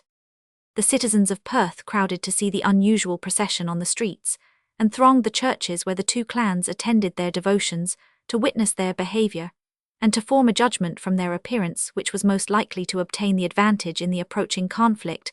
Their demeanour in the church, although not habitual frequenters of places of devotion, was perfectly decorous, and notwithstanding their wild and untamed dispositions, there were few of the mountaineers who seemed affected either with curiosity or wonder. They appeared to think it beneath their dignity of character to testify either curiosity or surprise at many things, which were probably then presented to them for the first time. On the issue of the combat, few even of the most competent judges dared venture a prediction, although the great size of Torquil and his 8 stalwart sons induced some who professed themselves judges of the thews and sinews of men to incline to ascribe the advantage to the party of the clan. Quehel, the opinion of the female sex was much decided by the handsome form, noble countenance, and gallant demeanour of Eachin Mac Ian. There were more than one who imagined they had recollection of his features, but his splendid military attire rendered the humble glover's apprentice unrecognisable in the young Highland chief, saving by one person. That person, as may well be supposed, was the Smith of the Wind, who had been the foremost in the crowd that thronged to see the gallant champions of Clan Quehel. It was with mingled feelings of dislike, jealousy, and something approaching to admiration, that he saw the glover's apprentice stripped of his mean slew and blazing forth as a chieftain, who by his quick eye and gallant demeanour, the noble shape of his brow, and throat, his splendid arms, and well-proportioned limbs, seemed well worthy to hold the foremost rank among men, selected to live or die for the honour of their race. The smith could hardly think that he looked upon the same passionate boy whom he had brushed off as he might a wasp that stung him, and in mere compassion forbore to dispatch by treading on him. He looks it gallantly with my noble hauberk, thus muttered Henry to himself, the best I ever wrought yet, if he and I stood together, where there was neither hand to help nor eye to see, by all that is blessed in this holy church, the good harness should return to its owner. All that I am worth would I give for 3 fair blows on his shoulders, to undo my own best work. But such happiness will never be mine, if he escape from the conflict it will be with so high a character for courage that he may well disdain to put his fortune in its freshness to the risk of an encounter with a poor burgess like myself. He will fight by his champion, and turn me over to my fellow craftsman the hammerer, when all I can reap will be the pleasure of knocking a Highland bullock on the head. If I could but see Simon Glover, I will to the other church in quest of him, since, for sure, he must have come down from the Highlands. The congregation was moving from the church of the Dominicans, when the smith formed this determination, which he endeavoured to carry into speedy execution, by thrusting through the crowd, as hastily as the solemnity of the place and occasion would permit. In making his way through the press, he was, at one instant, carried so close to Eachin, that their eyes encountered the smith's hardy and embrowned countenance, coloured up like the heated iron on which he wrought, and retained its dark red hue for several minutes. Eachin's features glowed with a brighter blush of indignation, and a glance of fiery hatred was shot from his eyes, but the sudden flush died away in ashy paleness, and his gaze instantly avoided the unfriendly but steady look with which it was encountered. Torquil, whose eye never quitted his foster son, saw his emotion, and looked anxiously around to discover the cause, but Henry was already at a distance, and hastening on his way to the Carthusian convent. Here also the religious service of the day was ended, and those who had so lately borne palms in a great event which brought peace on earth and goodwill to the children of men were now streaming to the place of combat, some prepared to take the lives of their fellow creatures, or to lose their own, others to view the deadly strife with the savage delight which the heathens took in the contests of their gladiators. The crowd was so great that any other person might well have despaired of making way through it, but the general deference entertained for Henry of the Wind, as the champion of Perth, and the universal sense of his ability to force a passage, induced all to unite in yielding room for him, so that he was presently quite close to the warriors of the clan. Chatton, their pipers, marched at the head of their column. Next followed the well-known banner displaying a mountain cat rampant with the appropriate caution, "Touch not the cat," but Roman 1e, without the glove. The chief followed with his 2-handed sword advanced, as if to protect the emblem of the tribe. He was a man of middle stature, more than 50 years old, but betraying neither in features nor form any decay of strength or symptoms of age. His dark red close curled locks were in part checkered by a few grizzled hairs, but his step and gesture were as light in the dance, in the chase, or in the battle, as if he had not passed his 30th year. His grey eye gleamed with a wild light expressive of valour and ferocity mingled, but wisdom and experience dwelt on the expression of his forehead, eyebrows, and lips. The chosen champions followed by 2 and 2. There was a cast of anxiety on several of their faces, for they had that morning discovered the absence of one of their appointed number, and in a contest so desperate, as was expected, the loss seemed a matter of importance to all save to their high-mettled chief Mac Gilly Chatnack. "Say nothing to the Saxons of his absence," said this bold leader, when the diminution of his force was reported to him. The false Lowland tongues might say that one of Clan Chatton was a coward, and perhaps that the rest favoured his escape, in order to have a pretence to avoid the battle. "I am sure that Ferquhard Day will be found in the ranks ere we are ready for battle, or if he should not, am not I man enough for 2 of the Clan Quehel, or would we not fight them 15 to 30, rather than lose the renown that this day will bring us." The tribe received the brave speech of their leader with applause, yet there were anxious looks thrown out in hopes of espying the return of the deserter, and perhaps the chief himself was the only one of the determined band who was totally indifferent on the subject. They marched on through the streets without seeing anything of Farquhar Day, who many a mile beyond the mountains was busied in receiving such indemnification as successful love could bestow for the loss of honour. Mac Gilly Chatnack marched on without seeming to observe the absence of the deserter, and entered upon the north inch a beautiful and level plain closely adjacent to the city, and appropriated to the martial exercises of the inhabitants. The plain is washed on one side by the deep and swelling Tay. There was erected within it a strong palisade enclosing on three sides a space of 150 yards in length and 7 to 4 yards in width. The fourth side of the lists was considered as sufficiently fenced by the river. An amphitheatre for the accommodation of spectators surrounded the palisade, leaving a large space free to be occupied by armed men on foot and horseback, and for the more ordinary class of spectators at the extremity of the lists, which was nearest to the city, there was a range of elevated galleries for the king and his courtiers, so highly decorated with rustic trailage, intermingled with gilded ornaments, that the spot retains to this day the name of the Golden or Gilded Arbour. The mountain minstrelsy, which sounded the appropriate pibrochs or battle tunes of the rival confederacies, was silent when they entered on the inch, for such was the order which had been given. Two stately but aged warriors, each bearing the banner of his tribe, advanced to the opposite extremities of the lists, and pitching their standards into the earth, prepared to be spectators of a fight in which they were not to join the pipers, who were also to be neutral in the strife, took their places by their respective brattats. The multitude received both bands with the same general shout, with which on similar occasions they welcome those from whose exertion they expect amusement, or what they term sport. The destined combatants returned no answer to this greeting, but each party advanced to the opposite extremities of the lists, where were entrances by which they were to be admitted to the interior. A strong body of men at arms guarded either access, and the Earl Marshal at the one, and the Lord High Constable at the other, carefully examined each individual to see whether he had the appropriate arms, being steel cap, mail, shirt, two-handed sword and dagger. They also examined the numbers of each party, and great was the alarm among the multitude when the Earl of Errol held up his hand and cried, "Ho, the combat cannot proceed, for the clan Chatton lack one of their number." "What reek of that?" said the young Earl of Crawford. "They should have counted better ere they left home." The Earl Marshal, however, agreed with the constable that the fight could not proceed until the inequality should be removed, and a general apprehension was excited in the assembled multitude that after all the preparation there would be no battle.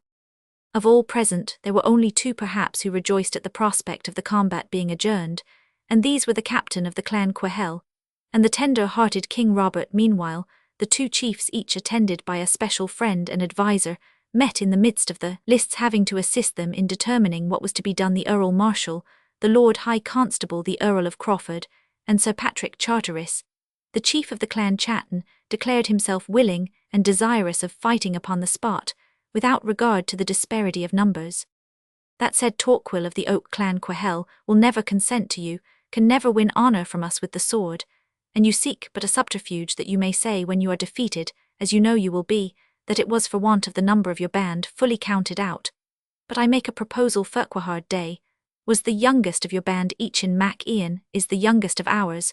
We will set him aside in place of the man who has fled from the combat." "A most unjust and unequal proposal," exclaimed Tashech Beg II, as he might be termed of Mac Gilly Chatnack. "The life of the chief is to the clan the breath of our nostrils, nor will we ever consent that our chief shall be exposed to dangers which the captain of clan Quahel does not share."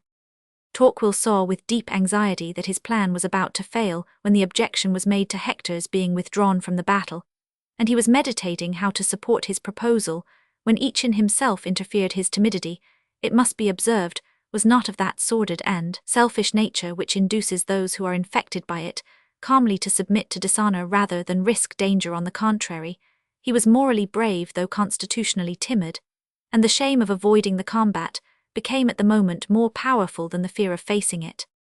"I will not hear," he said, "of a scheme which will leave my sword sheathed during this day's glorious combat. If I am young in arms, there are enough of brave men around me whom I may imitate if I cannot equal." He spoke these words in a spirit which imposed on Torquil and perhaps on the young chief himself. Now God bless his noble heart, said the foster father to himself. I was sure the foul spell would be broken through, and that the tardy spirit which besieged him would fly at the sound of the pipe, and the first flutter of the bratach. Hear me, Lord Marshal, said the constable, the hour of combat may not be much longer postponed, for the day approaches to high noon. Let the chief of Clan Chatton take the half-hour which remains to find, if he can, a substitute for this deserter. If he cannot, let them fight as they stand. Content I am, said the marshal, though as none of his own clan are nearer than 50 miles, I see not how Mac Gilly's Chatnack is to find an auxiliary. That is his business, said the high constable, but if he offers a high reward, there are enough of stout yeomen surrounding the lists who will be glad enough to stretch their limbs in such a game as is expected. I myself, did my quality and charge permit, would blithely take a turn of work amongst these wild fellows, and think it fame won.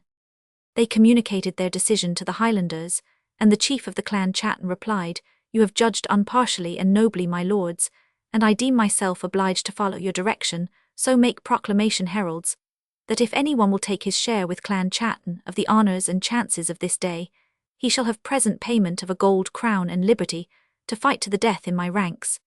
You are something chary of your treasure, chief, said the Earl Marshal. A gold crown is poor payment for such a campaign as is before you. If there be any man willing to fight for honour, replied Mac Gilly's Chatnack, the price will be enough, and I want not the service of a fellow who draws his sword for gold alone. The heralds had made their progress, moving halfway round the lists, stopping from time to make proclamation, as they had been directed without the least apparent disposition, on the part of anyone, to accept of the proffered enlistment.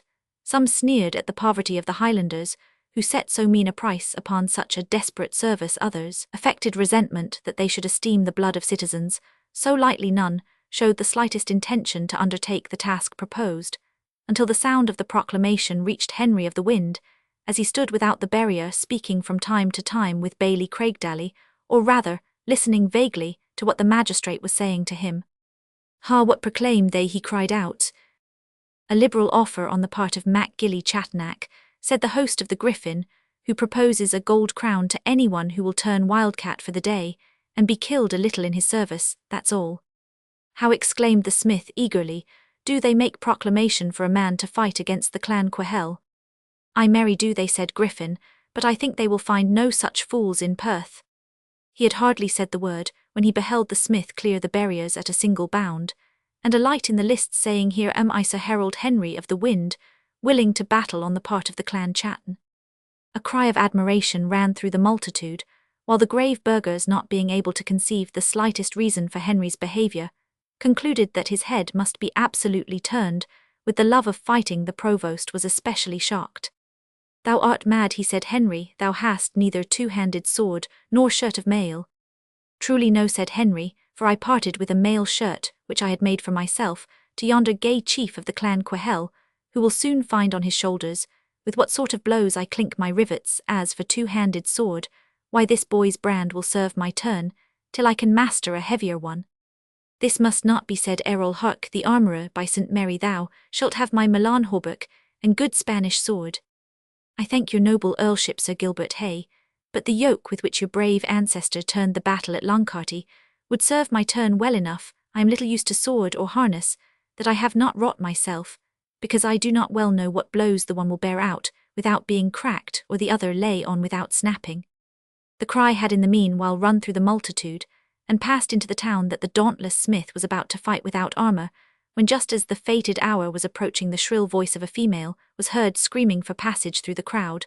The multitude gave place to her importunity, and she advanced breathless with haste under the burden of a mail hauberk, and a large two-handed sword. The widow of Oliver Proudfoot was soon recognised, and the arms which she bore were those of the smith himself, which, occupied by her husband on the fatal evening when he was murdered, had been naturally conveyed to his house with the dead body, and were now by the exertions of his grateful widow brought to the lists at a moment when such proved weapons were of the last consequence to their owner. Henry joyfully received the well-known arms, and the widow with trembling haste assisted in putting them on, and then took leave of him, saying, God for the champion of the widow, and orphan, and ill luck to all who come before him.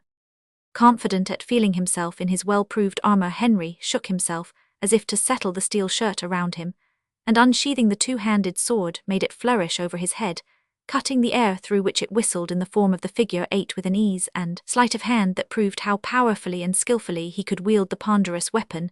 The champions were now ordered to march in their turns around the lists, crossing so as to avoid meeting each other, and making obeisance as they passed the golden arbor where the king was seated. While this course was performing, most of the spectators were again curiously comparing the stature, limbs, and sinews of the two parties, and endeavouring to form a conjecture as to the probable issue of the combat. The feud of 100 years, with all its acts of aggression and retaliation, was concentrated in the bosom of each combatant. Their countenances seemed fiercely writhen into the wildest expression of pride-hate, and a desperate purpose of fighting to the very last. The spectators murmured a joyful applause in high-wrought expectation of the bloody game. Wagers were offered and accepted both on the general issue of the conflict and on the feats of particular champions. The clear, frank, and elated look of Henry Smith rendered him a general favourite among the spectators, and odds, to use the modern expression, were taken that he would kill 3 of his opponents before he himself fell. Scarcely was the smith equipped for the combat when the commands of the chiefs ordered the champions into their places, and at the same moment Henry heard the voice of Simon Glover issuing from the crowd, who were now silent with expectation, and calling on him, Harry Smith, what madness hath possessed thee? He wishes to save his hopeful son-in-law that is or is to be from the smith's handling, was Henry's first thought. His second was to turn and speak with him, and his third, that he could on no pretext desert the band which he had joined, or even seem desirous to delay the fight consistently with honour. He turned himself therefore to the business of the hour. Both parties were disposed by the respective chiefs in 3 lines, each containing 10 men. They were arranged with such intervals between each individual as offered him scope to wield his sword, the blade of which was 5 feet long, not including the handle. The second and third lines were to come up as reserves in case the first experienced disaster. On the right of the array of Clan Quahel, the chief Eachin Mac Ian placed himself in the second line betwixt 2 of his foster brothers. 4 of them occupied the right of the first line, whilst the father and 2 others protected the rear of the beloved chieftain. Torquil in particular kept close behind for the purpose of covering him. Thus Eachin stood in the centre of 9 of the strongest men of his band, having 4 especial defenders in front, 1 on each hand, and 3 in his rear.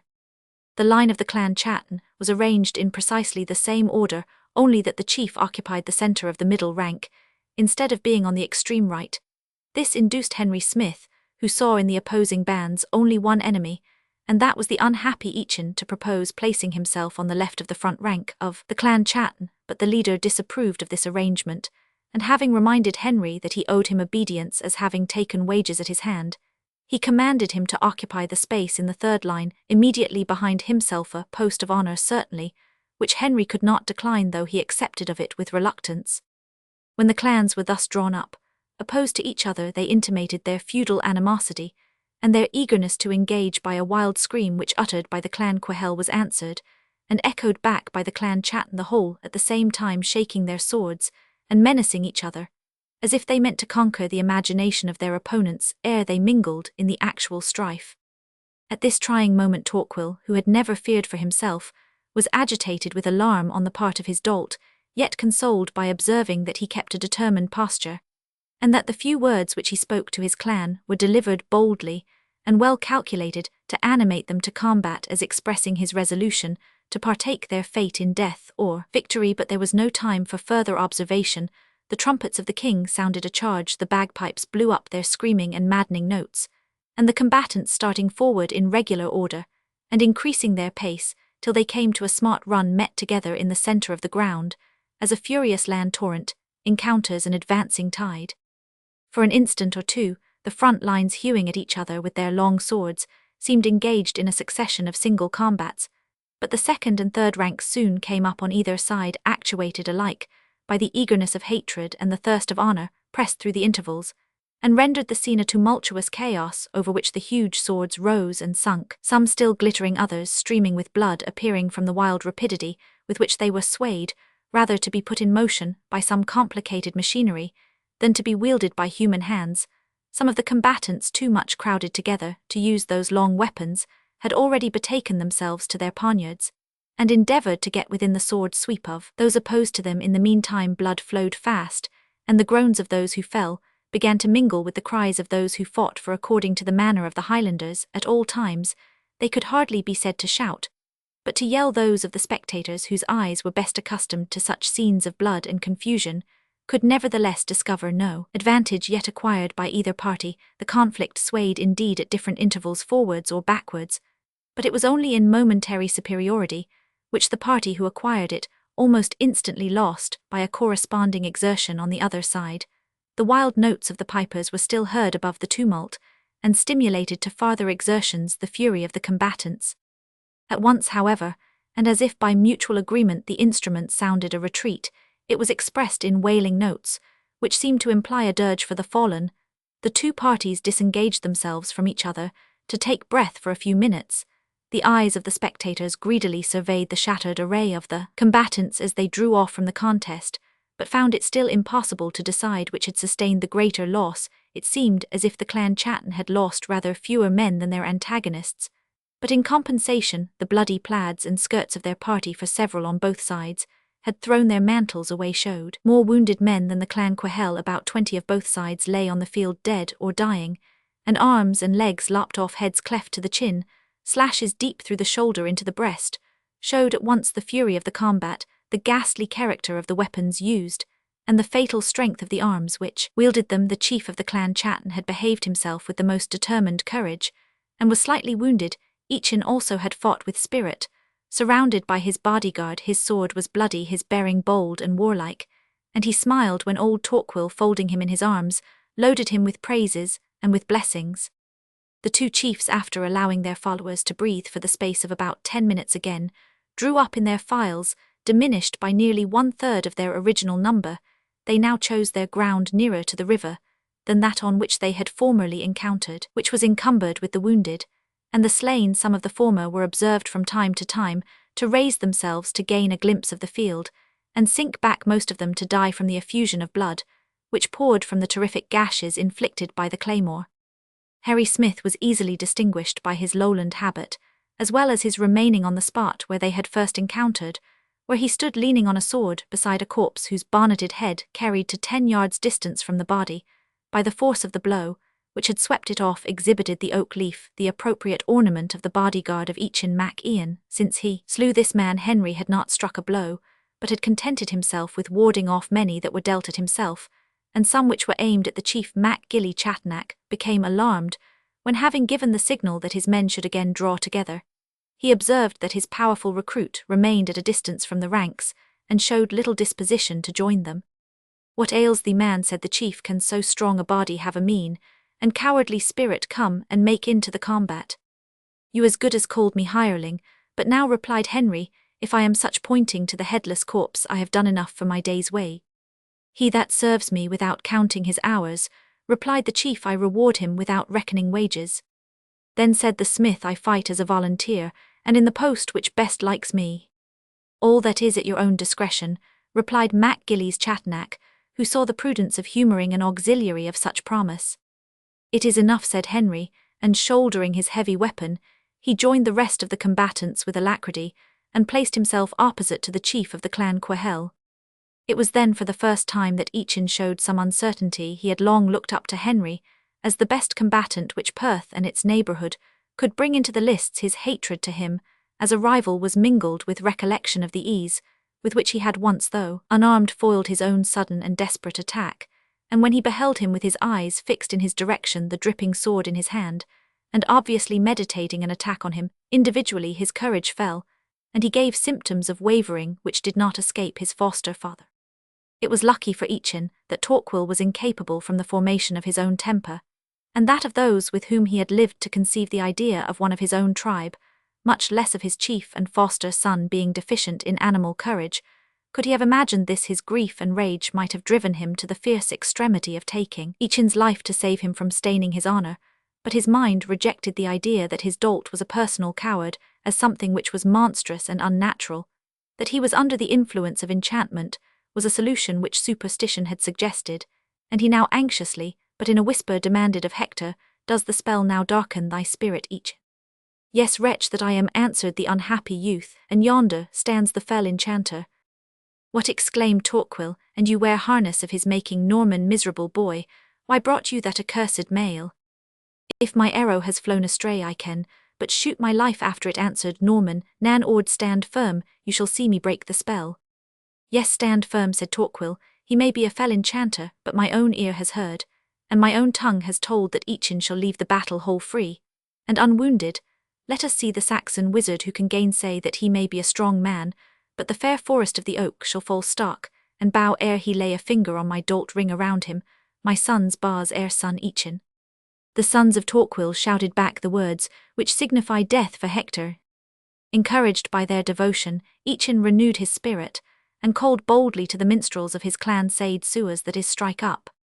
The wild pibroch again sounded the onset, but the two parties approached each other more slowly than at first as men who knew, and respected each other's valour. Henry Wynd, in his impatience to begin the contest, advanced before the clan Chatton, and signed to Eachin to come on. Norman, however, sprang forward to cover his foster brother, and there was a general though momentary pause, as if both parties were willing to obtain an omen of the fate of the day from the event of this duel. The Highlander advanced with his large sword uplifted as in act to strike, but just as he came within sword's length, he dropped the long and cumbrous weapon, leapt lightly over the smith's sword, as he fetched a cut at him drew his dagger, and being thus within Henry's guard, struck him with the weapon, his own gift, on the side of the throat, directing the blow downwards into the chest, and calling aloud at the same time, you taught me the stab. But Henry Wynd wore his own good hauberk doubly defended, with a lining of tempered steel. Had he been less surely armed, his combats had been ended for ever. Even as it was, he was slightly wounded. Fool, he replied, striking Norman a blow with the pommel of his long sword, which made him stagger backwards. You were taught the thrust, but not the parry, and fetching a blow at his antagonist, which cleft his skull through the steel cap, he strode over the lifeless body to engage the young chief who now stood open before him. But the sonorous voice of Torquil thundered out far, I'll ere son Eachin another for Hector, and the two brethren, who flanked their chief on each side, thrust forward upon Henry, and striking both at once, compelled him to keep the defensive. Forward, race of the tiger cat, cried Mac Gilly Chatanac, save the brave Saxon, let these kites feel your talons. Already much wounded, the chief dragged himself up to the smith's assistance, and cut down one of the liketach by whom he was assailed. Henry's own good sword rid him of the other. Rised ere son Eachin again, for Hector, shouted the faithful foster father.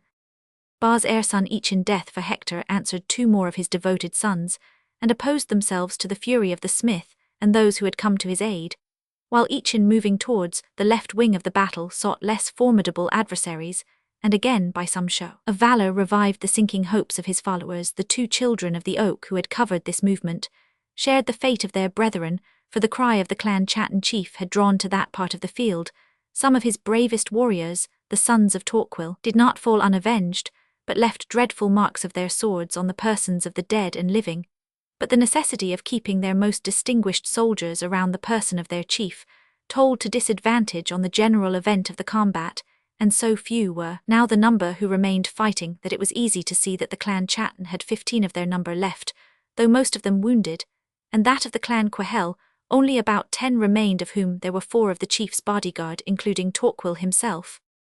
They fought and struggled on, however, and as their strength decayed, their fury seemed to increase. Henry Wynd, now wounded in many places, was still bent on breaking through or exterminating the band of bold hearts who continued to fight around the object of his animosity. But still, the father's shout of another for Hector was cheerfully answered by the fatal countersign, death for Hector, and though the clan Quahel were now outnumbered, the combat seemed still dubious. It was bodily lassitude alone that again compelled them to another pause. The clan Chatton were then observed to be 12 in number, but 2 or 3 were scarce able to stand without leaning on their swords. 5 were left of the clan Quahel. Torquil and his youngest son were of the number, both slightly wounded. Eachin alone had, from the vigilance used to intercept all blows levelled against his person, escaped without injury. The rage of both parties had sunk through exhaustion into sullen desperation. They walked staggering, as if in their sleep, through the carcasses of the slain, and gazed on them as if again to animate their hatred towards their surviving enemies by viewing the friends they had lost. The multitude soon after beheld the survivors of the desperate conflict drawing together to renew the exterminating feud on the banks of the river, as the spot least slippery with blood, and less encumbered with the bodies of the slain. For God's sake, for the sake of the mercy which we daily pray for, said the kind-hearted old king to the Duke of Albany, let this be ended, Wherefore should these wretched rags and remnants of humanity be suffered to complete their butchery? Surely they will now be ruled and accept of peace on moderate terms. Compose yourself, my liege, said his brother, these men are the pest of the lowlands, both chiefs are still living. If they go back unharmed, the whole day's work is cast away. Remember your promise to the council that you would not cry hold. You compel me to a great crime, Albany, both as a king who should protect his subjects, and as a Christian man who respects the brother of his faith. You judge wrong, my lord, said the duke, these are not loving subjects, but disobedient rebels, as my lord of Crawford can bear witness, and they are still less Christian men, for the prior of the Dominicans will vouch for me, that they are more than half heathen. The king sighed deeply. You must work your pleasure, and are too wise for me to contend with. I can but turn away, and shut my eyes from the sights and sounds of a carnage, which makes me sicken. But well I know that God will punish me even for witnessing this waste of human life. Sound trumpets, said Albany, their wounds will stiffen if they dally longer. While this was passing, Torquil was embracing and encouraging his young chief. Resist the witchcraft, but a few minutes longer. Be of good cheer, you will come off without either scar, or scratch, wem, or wound. Be of good cheer. How can I be of good cheer, said Eachin, while my brave kinsmen have one by one died at my feet? Did all for me, who could never deserve the least of their kindness. And for what were they born save to die for their chief, said Torquil composedly. Why lament that the arrow returns not to the quiver, providing it hit the mark? Cheer up, yet here are Tormart and I but little hurt, while the wildcats drag themselves through the plain, as if they were half throttled by the terriers. Yet one brave stand, and the day shall be your own, though it may well be that you alone remain alive. Minstrels, sound the gathering. The pipers on both sides blew their charge, and the combatants again mingled in battle, not indeed with the same strength, but with unabated inveteracy. They were joined by those whose duty it was to have remained neuter, but who now found themselves unable to do so. The two old champions who bore the standards had gradually advanced from the extremity of the lists, and now approached close to the immediate scene of action. When they beheld the carnage more nearly, they were mutually impelled by the desire to revenge their brethren, or not to survive them.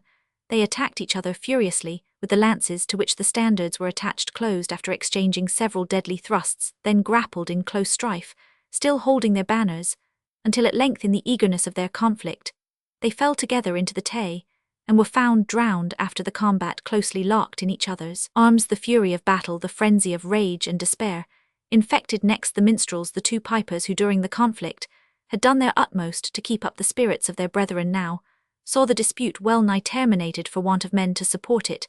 They threw down their instruments, rushed desperately upon each other with their daggers, and each being more intent on dispatching his opponent than in defending himself, the piper of Clan Quahel was almost instantly slain, and he of Clan Chatton mortally wounded. The last nevertheless again grasped his instrument, and the pibroch of the clan yet poured its expiring notes over the Clan Chatton, while the dying minstrel had breath to inspire it. The instrument which he used, or at least that part of it called the chanter, is preserved in the family of a Highland chief to this day, and is much honoured under the name of the Federan Dhu, or Black Chanter.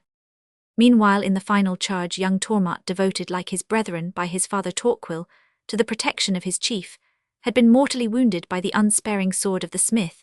The other two remaining of the Clan Quahel had also fallen, and Torquil with his foster son, and the wounded Tormart, forced to retreat before 8 or 10 of the Clan Chatton, made a stand on the bank of the river, while their enemies were making such exertions as their wounds would permit to come up with them.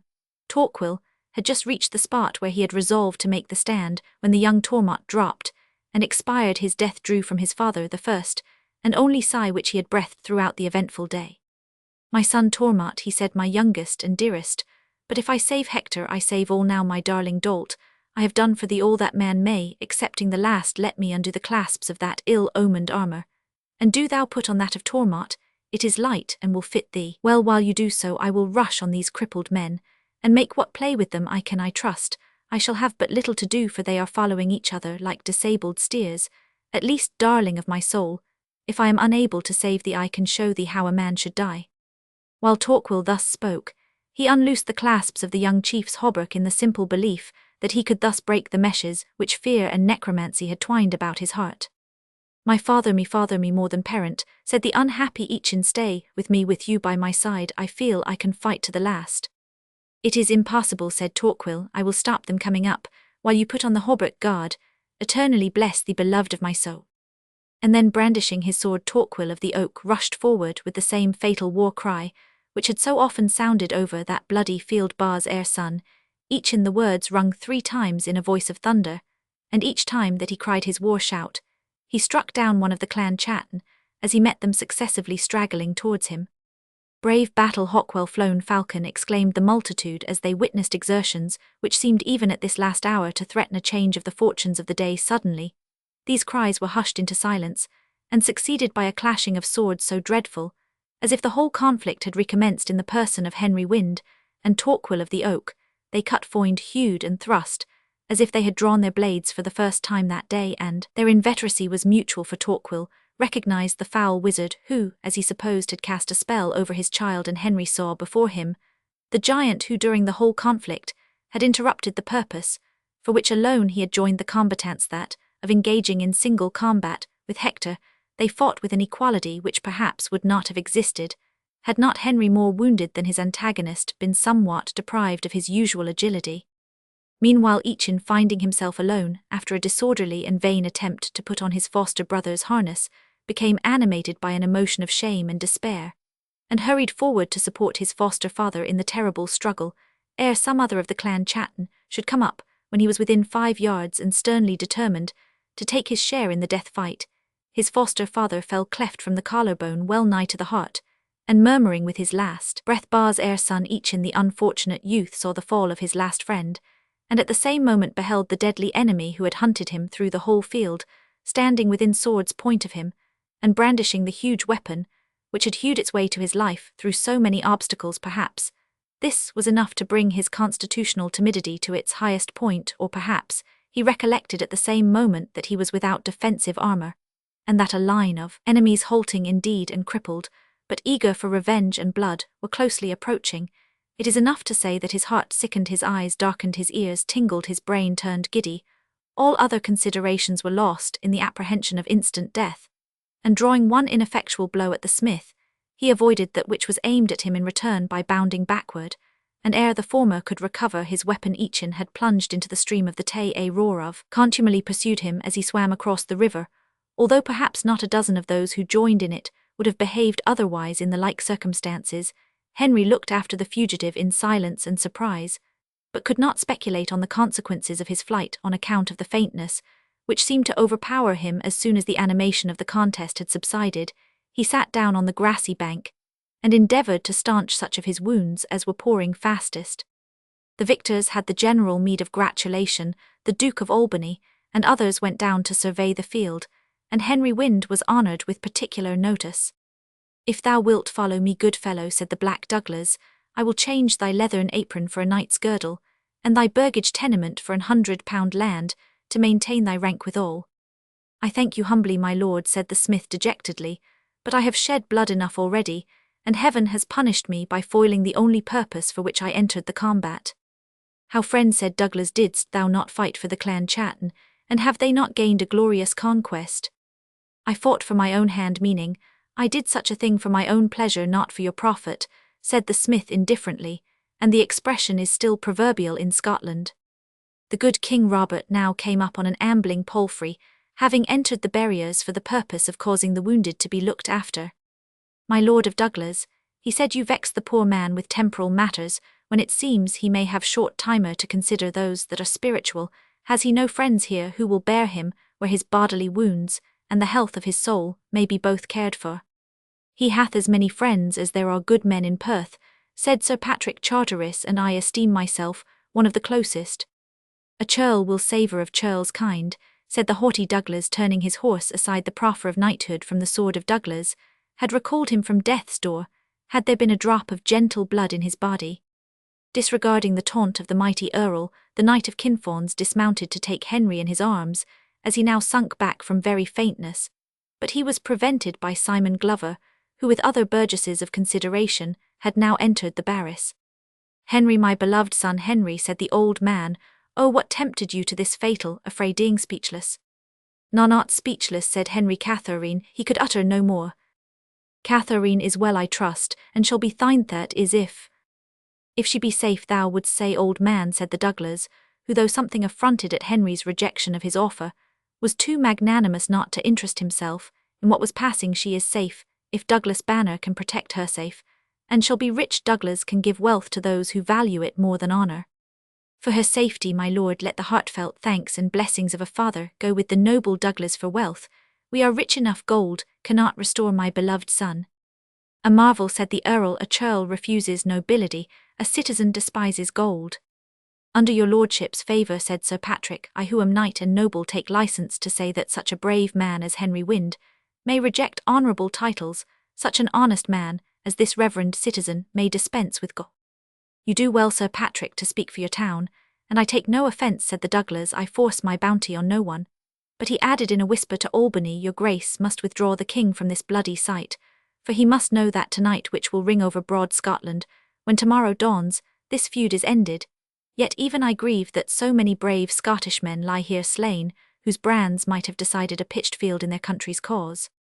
With dignity King Robert was withdrawn from the field, the tears running down his aged cheeks and white beard, as he conjured all around him nobles and priests that care should be taken for the bodies and souls of the few wounded survivors, an honourable burial rendered to the slain. The priests who were present answered zealously for both services, and redeemed their pledge faithfully and piously. Thus ended this celebrated conflict of the North Inch of Perth of 6-4 brave men, the minstrels and standard-bearers included, who strode manfully to the fatal field. 7 alone survived, who were conveyed from thence in litters in a case little different from the dead and dying around them, and mingled with them in the sad procession, which conveyed them from the scene of their strife. Each in alone had left it void of wounds and void of honour. It remains but to say that not a man of the clan Quahel survived the bloody combat, except the fugitive chief, and the consequence of the defeat was the dissolution of their confederacy. The clans of which it consisted are now only matter of conjecture to the antiquary, for after this eventful contest they never assembled under the same banner. The clan Chatton, on the other hand, continued to increase and flourish, and the best families of the Northern Highlands boast their descent from the race of the Cat a Mountain. Chapter Roman 35. While the king rode slowly back to the convent, which he then occupied, Albany, with a discomposed aspect and faltering voice, asked the Earl of Douglas, will not your lordship, who saw this most melancholy scene at Falkland, communicate the tidings to my unhappy brother? Not for broad Scotland, said the Douglas, I would sooner bear my breast within flight shot, as a butt to 100 Tynedale bowmen know, by St. Bride of Douglas. I could but say I saw the ill-fated youth dead. How he came by his death your grace can perhaps better explain. Were it not for the rebellion of March and the English war, I would speak my own mind of it. So saying, and making his obeisance to the king, the Earl rode off to his own lodgings, leaving Albany to tell his tale as he best could. The rebellion and the English war, said the Duke to himself, I, and thine own interest, haughty Earl, which imperious as thou art, thou darest not separate from mine. Well, since the task falls on me, I must, and will discharge it. He followed the king into his apartment. The king looked at him with surprise after he had assumed his usual seat. Thy countenance is ghastly, Robin, said the king. I would thou wouldst think more deeply when blood is to be spilled, since its consequences affect thee so powerfully. And yet, Robin, I love thee the better, that thy kind nature will sometimes show itself, even through thy reflecting policy. I would to heaven, my royal brother, said Albany, with a voice half choked, that the bloody field we have seen were the worst we had to see or hear of this day. I should waste little sorrow on the wild kern who lie piled on it like carrion. But he paused. How, exclaimed the king in terror, what new evil Rothsay, it must bate is Rothsay, speak out, what new folly has been done, what fresh mischance? My lord, me liege, folly and mischance are now ended with my hapless nephew. He is dead, screamed the agonized parent Albany. As thy brother I conjure thee, but no, I am thy brother no longer, as thy king, dark and subtle man, I charge thee to tell the worst. Albany faltered out, the details are but imperfectly known to me, but the certainty is that my unhappy nephew was found dead in his apartment last night, from sudden illnesses I have heard. O Rothsay, O my beloved David, would to God I had died for thee, my son. So spoke in the emphatic words of Scripture the helpless and bereft father, tearing his grey beard and hoary hair, while Albany, speechless and conscience struck, did not venture to interrupt the tempest of his grief. But the agony of the king's sorrow almost instantly changed to fury, a mood so contrary to the gentleness and timidity of his nature, that the remorse of Albany was drowned in his fear. And this is the end, said the king, of thy moral saws and religious maxims. but the besotted father who gave the son into thy hands, who gave the innocent lamb to the butcheress, a king.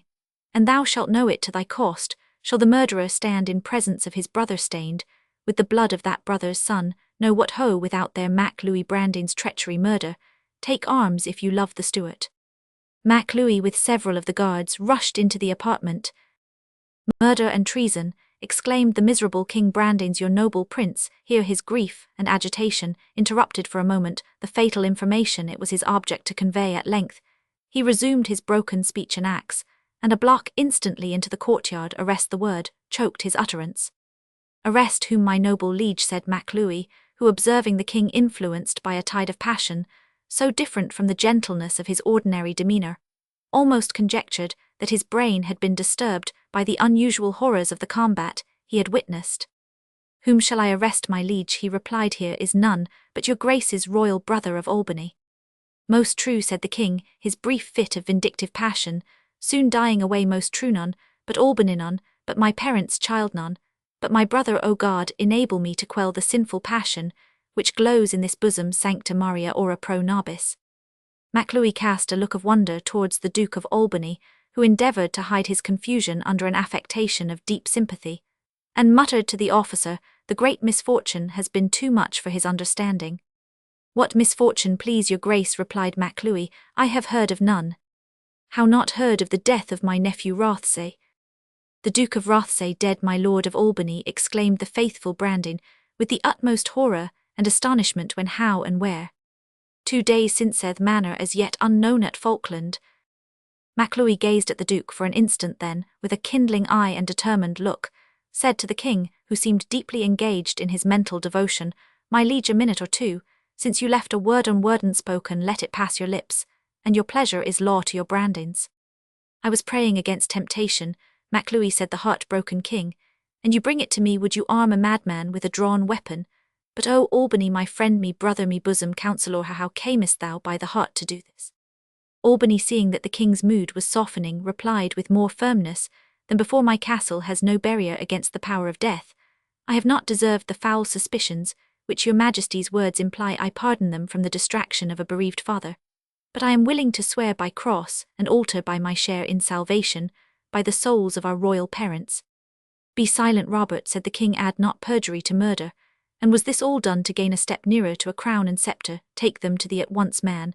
And mayst thou feel as I have done that they are both of red-hot iron. O Rothsay, Rothsay, thou hast at least escaped being a king.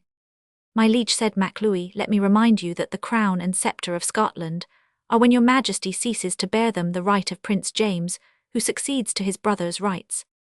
True, Mac Louis, said the king eagerly, and will succeed, poor child, to his brother's perils. Thanks, Mac Louis, thanks. You have reminded me that I have still work upon earth. Get thy Brandines under arms with what speed thou canst. Let no man go with us, whose truth is not known to thee, none in especial, who has trafficked with the Duke of Albany. That man, I mean, who calls himself my brother, Rand, order my litter to be instantly prepared. We will to Dunbarton, Mac Louis, or to Bute precipices and tides, and my Brandine's hearts shall defend the child, till we can put oceans betwixt him and his cruel uncle's ambition. Farewell, Robert of Albany, farewell.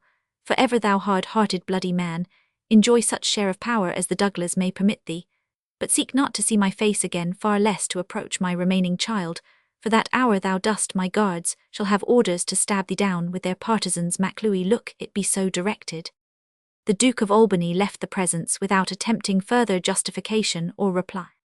What followed is matter of history. In the ensuing Parliament, the Duke of Albany prevailed on that body to declare him innocent of the death of Rothsay, while at the same time he showed his own sense of guilt by taking out a remission or pardon for the offence. The unhappy and aged monarch secluded himself in his castle of Rothsay in Bute to mourn over the son he had lost and watch with feverish anxiety over the life of him who remained as the best step for the youthful James' security.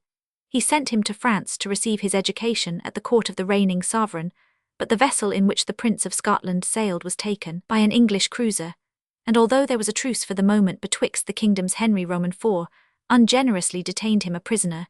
This last blow completely broke the heart of the unhappy King Robert Roman III. Vengeance followed, though with a slow pace, the treachery and cruelty of his brother Robert of Albany's own grey hairs went indeed in peace to the grave, and he transferred the regency which he had so foully acquired to his son Murdoch, but 19 years after the death of the old King James, I returned to Scotland, and Duke Murdoch of Albany with his sons was brought to the scaffold, in expiation of his father's guilt and his own. Chapter Roman 36 The honest heart that's free frae a intended fraud or guile. However fortune kick the bar, has I some cause to smile. Burns. We now return to the Fair Maid of Perth, who had been sent from the horrible scene at Falkland by order of the Douglas to be placed under the protection of his daughter, the now widowed Duchess of Rothesay. That lady's temporary residence was a religious house called Campsie, the ruins of which still occupy a striking situation on the Tay. It arose on the summit of a precipitous rock, which descends on the Princely River, there rendered peculiarly remarkable by the cataract called Campsie Linn, where its waters rush tumultuously over a range of basaltic rock, which intercepts the current like a dike, erected by human hands, delighted with a sight so romantic. The monks of the Abbey of Cupar reared a structure there dedicated to an obscure saint named St. Hunand, and hither they were wont themselves to retire for pleasure or devotion. It had readily opened its gates to admit the noble lady, who was its present inmate, as the country was under the influence of the powerful Lord Drummond, the ally of the Douglas there. The Earl's letters were presented to the Duchess by the leader of the escort, which conducted Catherine and the Glee maiden to Campsie. Whatever reason she might have to complain of Rothesay, his horrible and unexpected end greatly shocked the noble lady, and she spent the greater part of the night in indulging her grief and in devotional exercises. On the next morning, which was that of the memorable Palm Sunday, she ordered Catherine Glover and the minstrel into her presence. The spirits of both the young women had been much sunk and shaken by the dreadful scenes in which they had so lately been engaged, and the outward appearance of the Duchess Marjorie was like that of her father, more calculated to inspire awe than confidence. She spoke with kindness, however, though apparently in deep affliction, and learned from them all which they had to tell concerning the fate of her erring and inconsiderate husband. She appeared grateful for the efforts which Catherine and the Glee maiden had made at their own extreme peril to save Rothesay from his horrible fate. She invited them to join in her devotions, and at the hour of dinner gave them her hand to kiss, and dismissed them to their own refection, assuring both, and Catherine in particular, of her efficient protection, which should include, she said, her father's, and be a wall around them both so long as she herself lived. They retired from the presence of the widowed princess, and partook of a repast with her duennas and ladies, all of whom amid their profound sorrow showed a character of stateliness, which chilled the light heart of the Frenchwoman, and imposed restraint even on the more serious character of Catherine Glover. The friends, for so we may now term them, were fain therefore to escape from the society of these persons, all of them born gentlewomen who thought themselves but assorted with a burgher's daughter and a strolling Glee maiden, and saw them with pleasure go out to walk in the neighbourhood of the convent, a little garden with its bushes and fruit trees, advanced on one side of the convent, so as to skirt the precipice from which it was only separated by a parapet built on the ledge of the rock so low that the eye might easily measure the depth of the crag, and gaze on the conflicting waters which foamed, struggled, and chafed over the reef below. The Fair Maiden of Perth and her companion walked slowly on a path that ran within this parapet, looked at the romantic prospect, and judged what it must be when the advancing summer should clothe the grove with leaves. They observed for some time a deep silence. At length the gay and bold spirit of the Glee maiden rose above the circumstances in which she had been, and was now placed.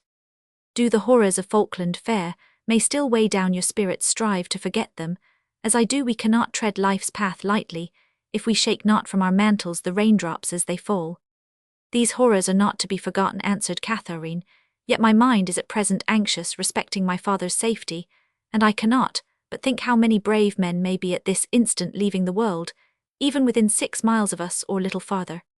You mean the combat betwixt 60 champions of which the Douglas equerry told us yesterday. It were a sight for a minstrel to witness, but out upon these womanish eyes of mine could never see swords cross each other without being dazzled. But see, look yonder, may Catherine, look yonder, that flying messenger certainly brings news of the battle.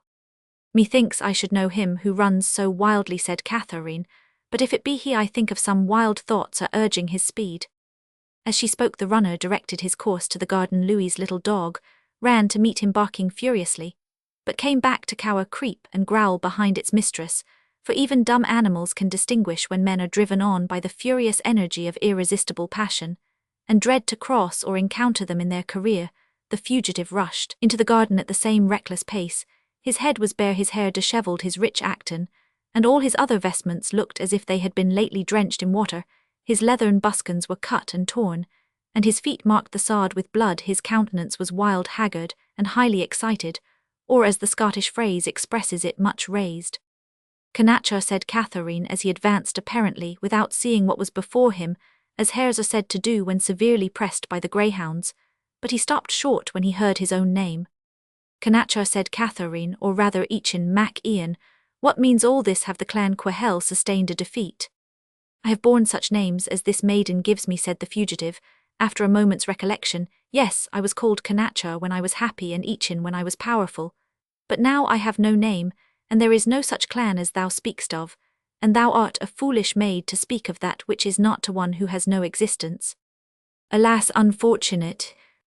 "And why unfortunate, I pray you?" exclaimed the youth. "If I am coward and villain, have not villainy and cowardice command over the elements? Have I not braved the water without its choking me, and trod the firm earth without its opening to devour me, and shall a mortal oppose my purpose?" "He raves, alas," said Catherine. "Haste to call some help, he will not harm me, but I fear he will do evil to himself. See how he stares down on the roaring waterfall." The glee woman hastened to do as she was ordered, and Connacher's half-frenzied spirit seemed relieved by her absence. "Catherine," he said, "now she is gone, I will say, I know thee, I know thy love of peace and hatred of war. But hearken, I have rather than strike a blow at my enemy given up all that a man calls dearest. I have lost honour, fame, and friends. And such friends," he placed his hands before his face, "oh, their love surpassed the love of woman. Why should I hide my tears? All know my shame. All should see my sorrow, yes, all might see.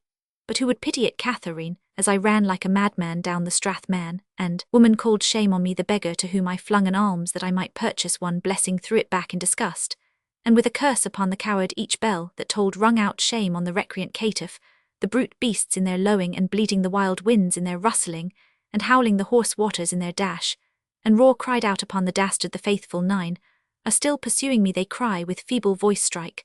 But one blow in our revenge, we all died for you." While the unhappy youth thus raved, a rustling was heard in the bushes.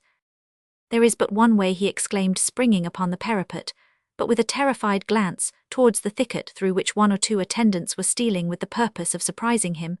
But the instant he saw a human form emerge from the cover of the bushes, he waved his hands wildly over his head, and shrieking out bars ere Eachin, plunged down the precipice into the raging cataract beneath. It is needless to say that aught save thistledown must have been dashed to pieces in such a fall, but the river was swelled, and the remains of the unhappy youth were never seen. A varying tradition has assigned more than one supplement to the history.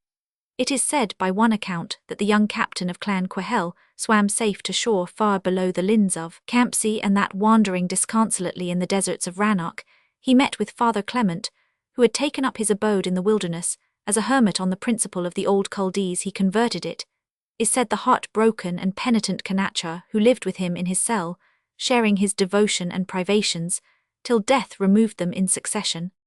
Another wilder legend supposes that he was snatched from death by the Daon Shai or fairy folk, and that he continues to wander through wood and wild armed like an ancient Highlander, but carrying his sword in his left hand. The phantom appears always in deep grief. Sometimes he seems about to attack the traveller, but when resisted with courage always flies. These legends are founded on two peculiar points in his story: his evincing timidity, and his committing suicide, both of them circumstances almost unexampled in the history of a mountain chief. When Simon Glover, having seen his friend Henry Dooley taken care of in his own house in Curfew Street, arrived that evening at the place of Campsie, he found his daughter extremely ill of a fever, in consequence of the scenes to which she had lately been a witness, and particularly the catastrophe of her late playmate. The affection of the glee maiden rendered her so attentive and careful a nurse that the Glover said it should not be his fault if she ever touched lute again save for her own amusement.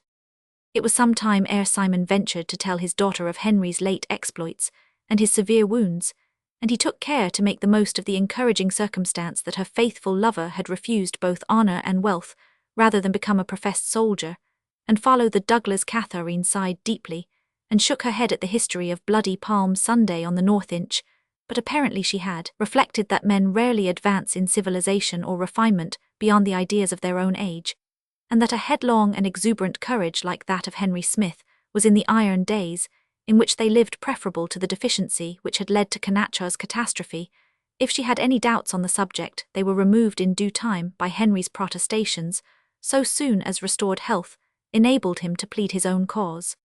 I should blush to say, Catherine, that I am even sick of the thoughts of doing battle yonder last field, showed carnage enough to glut a tiger.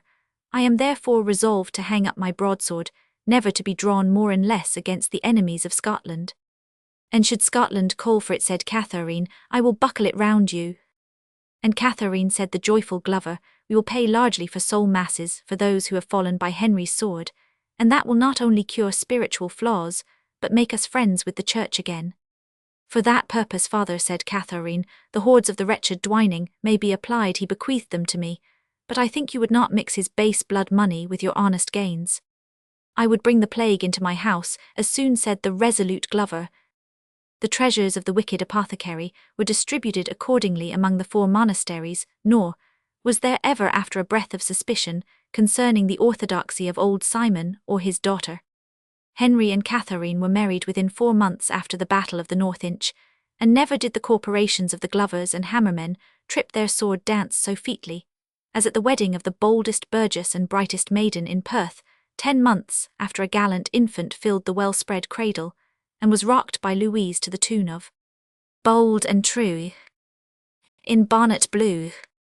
The names of the boy's sponsors are recorded as Ain High and Michty Lord Archibald Earl of Douglas, Ain Honourable, and Gude Nisht Sker Patrick Charteris of Kinfauns, and Ain Gracious Princess Marjorie Dower of His Serene Highness David Umquhile Duke of Roths.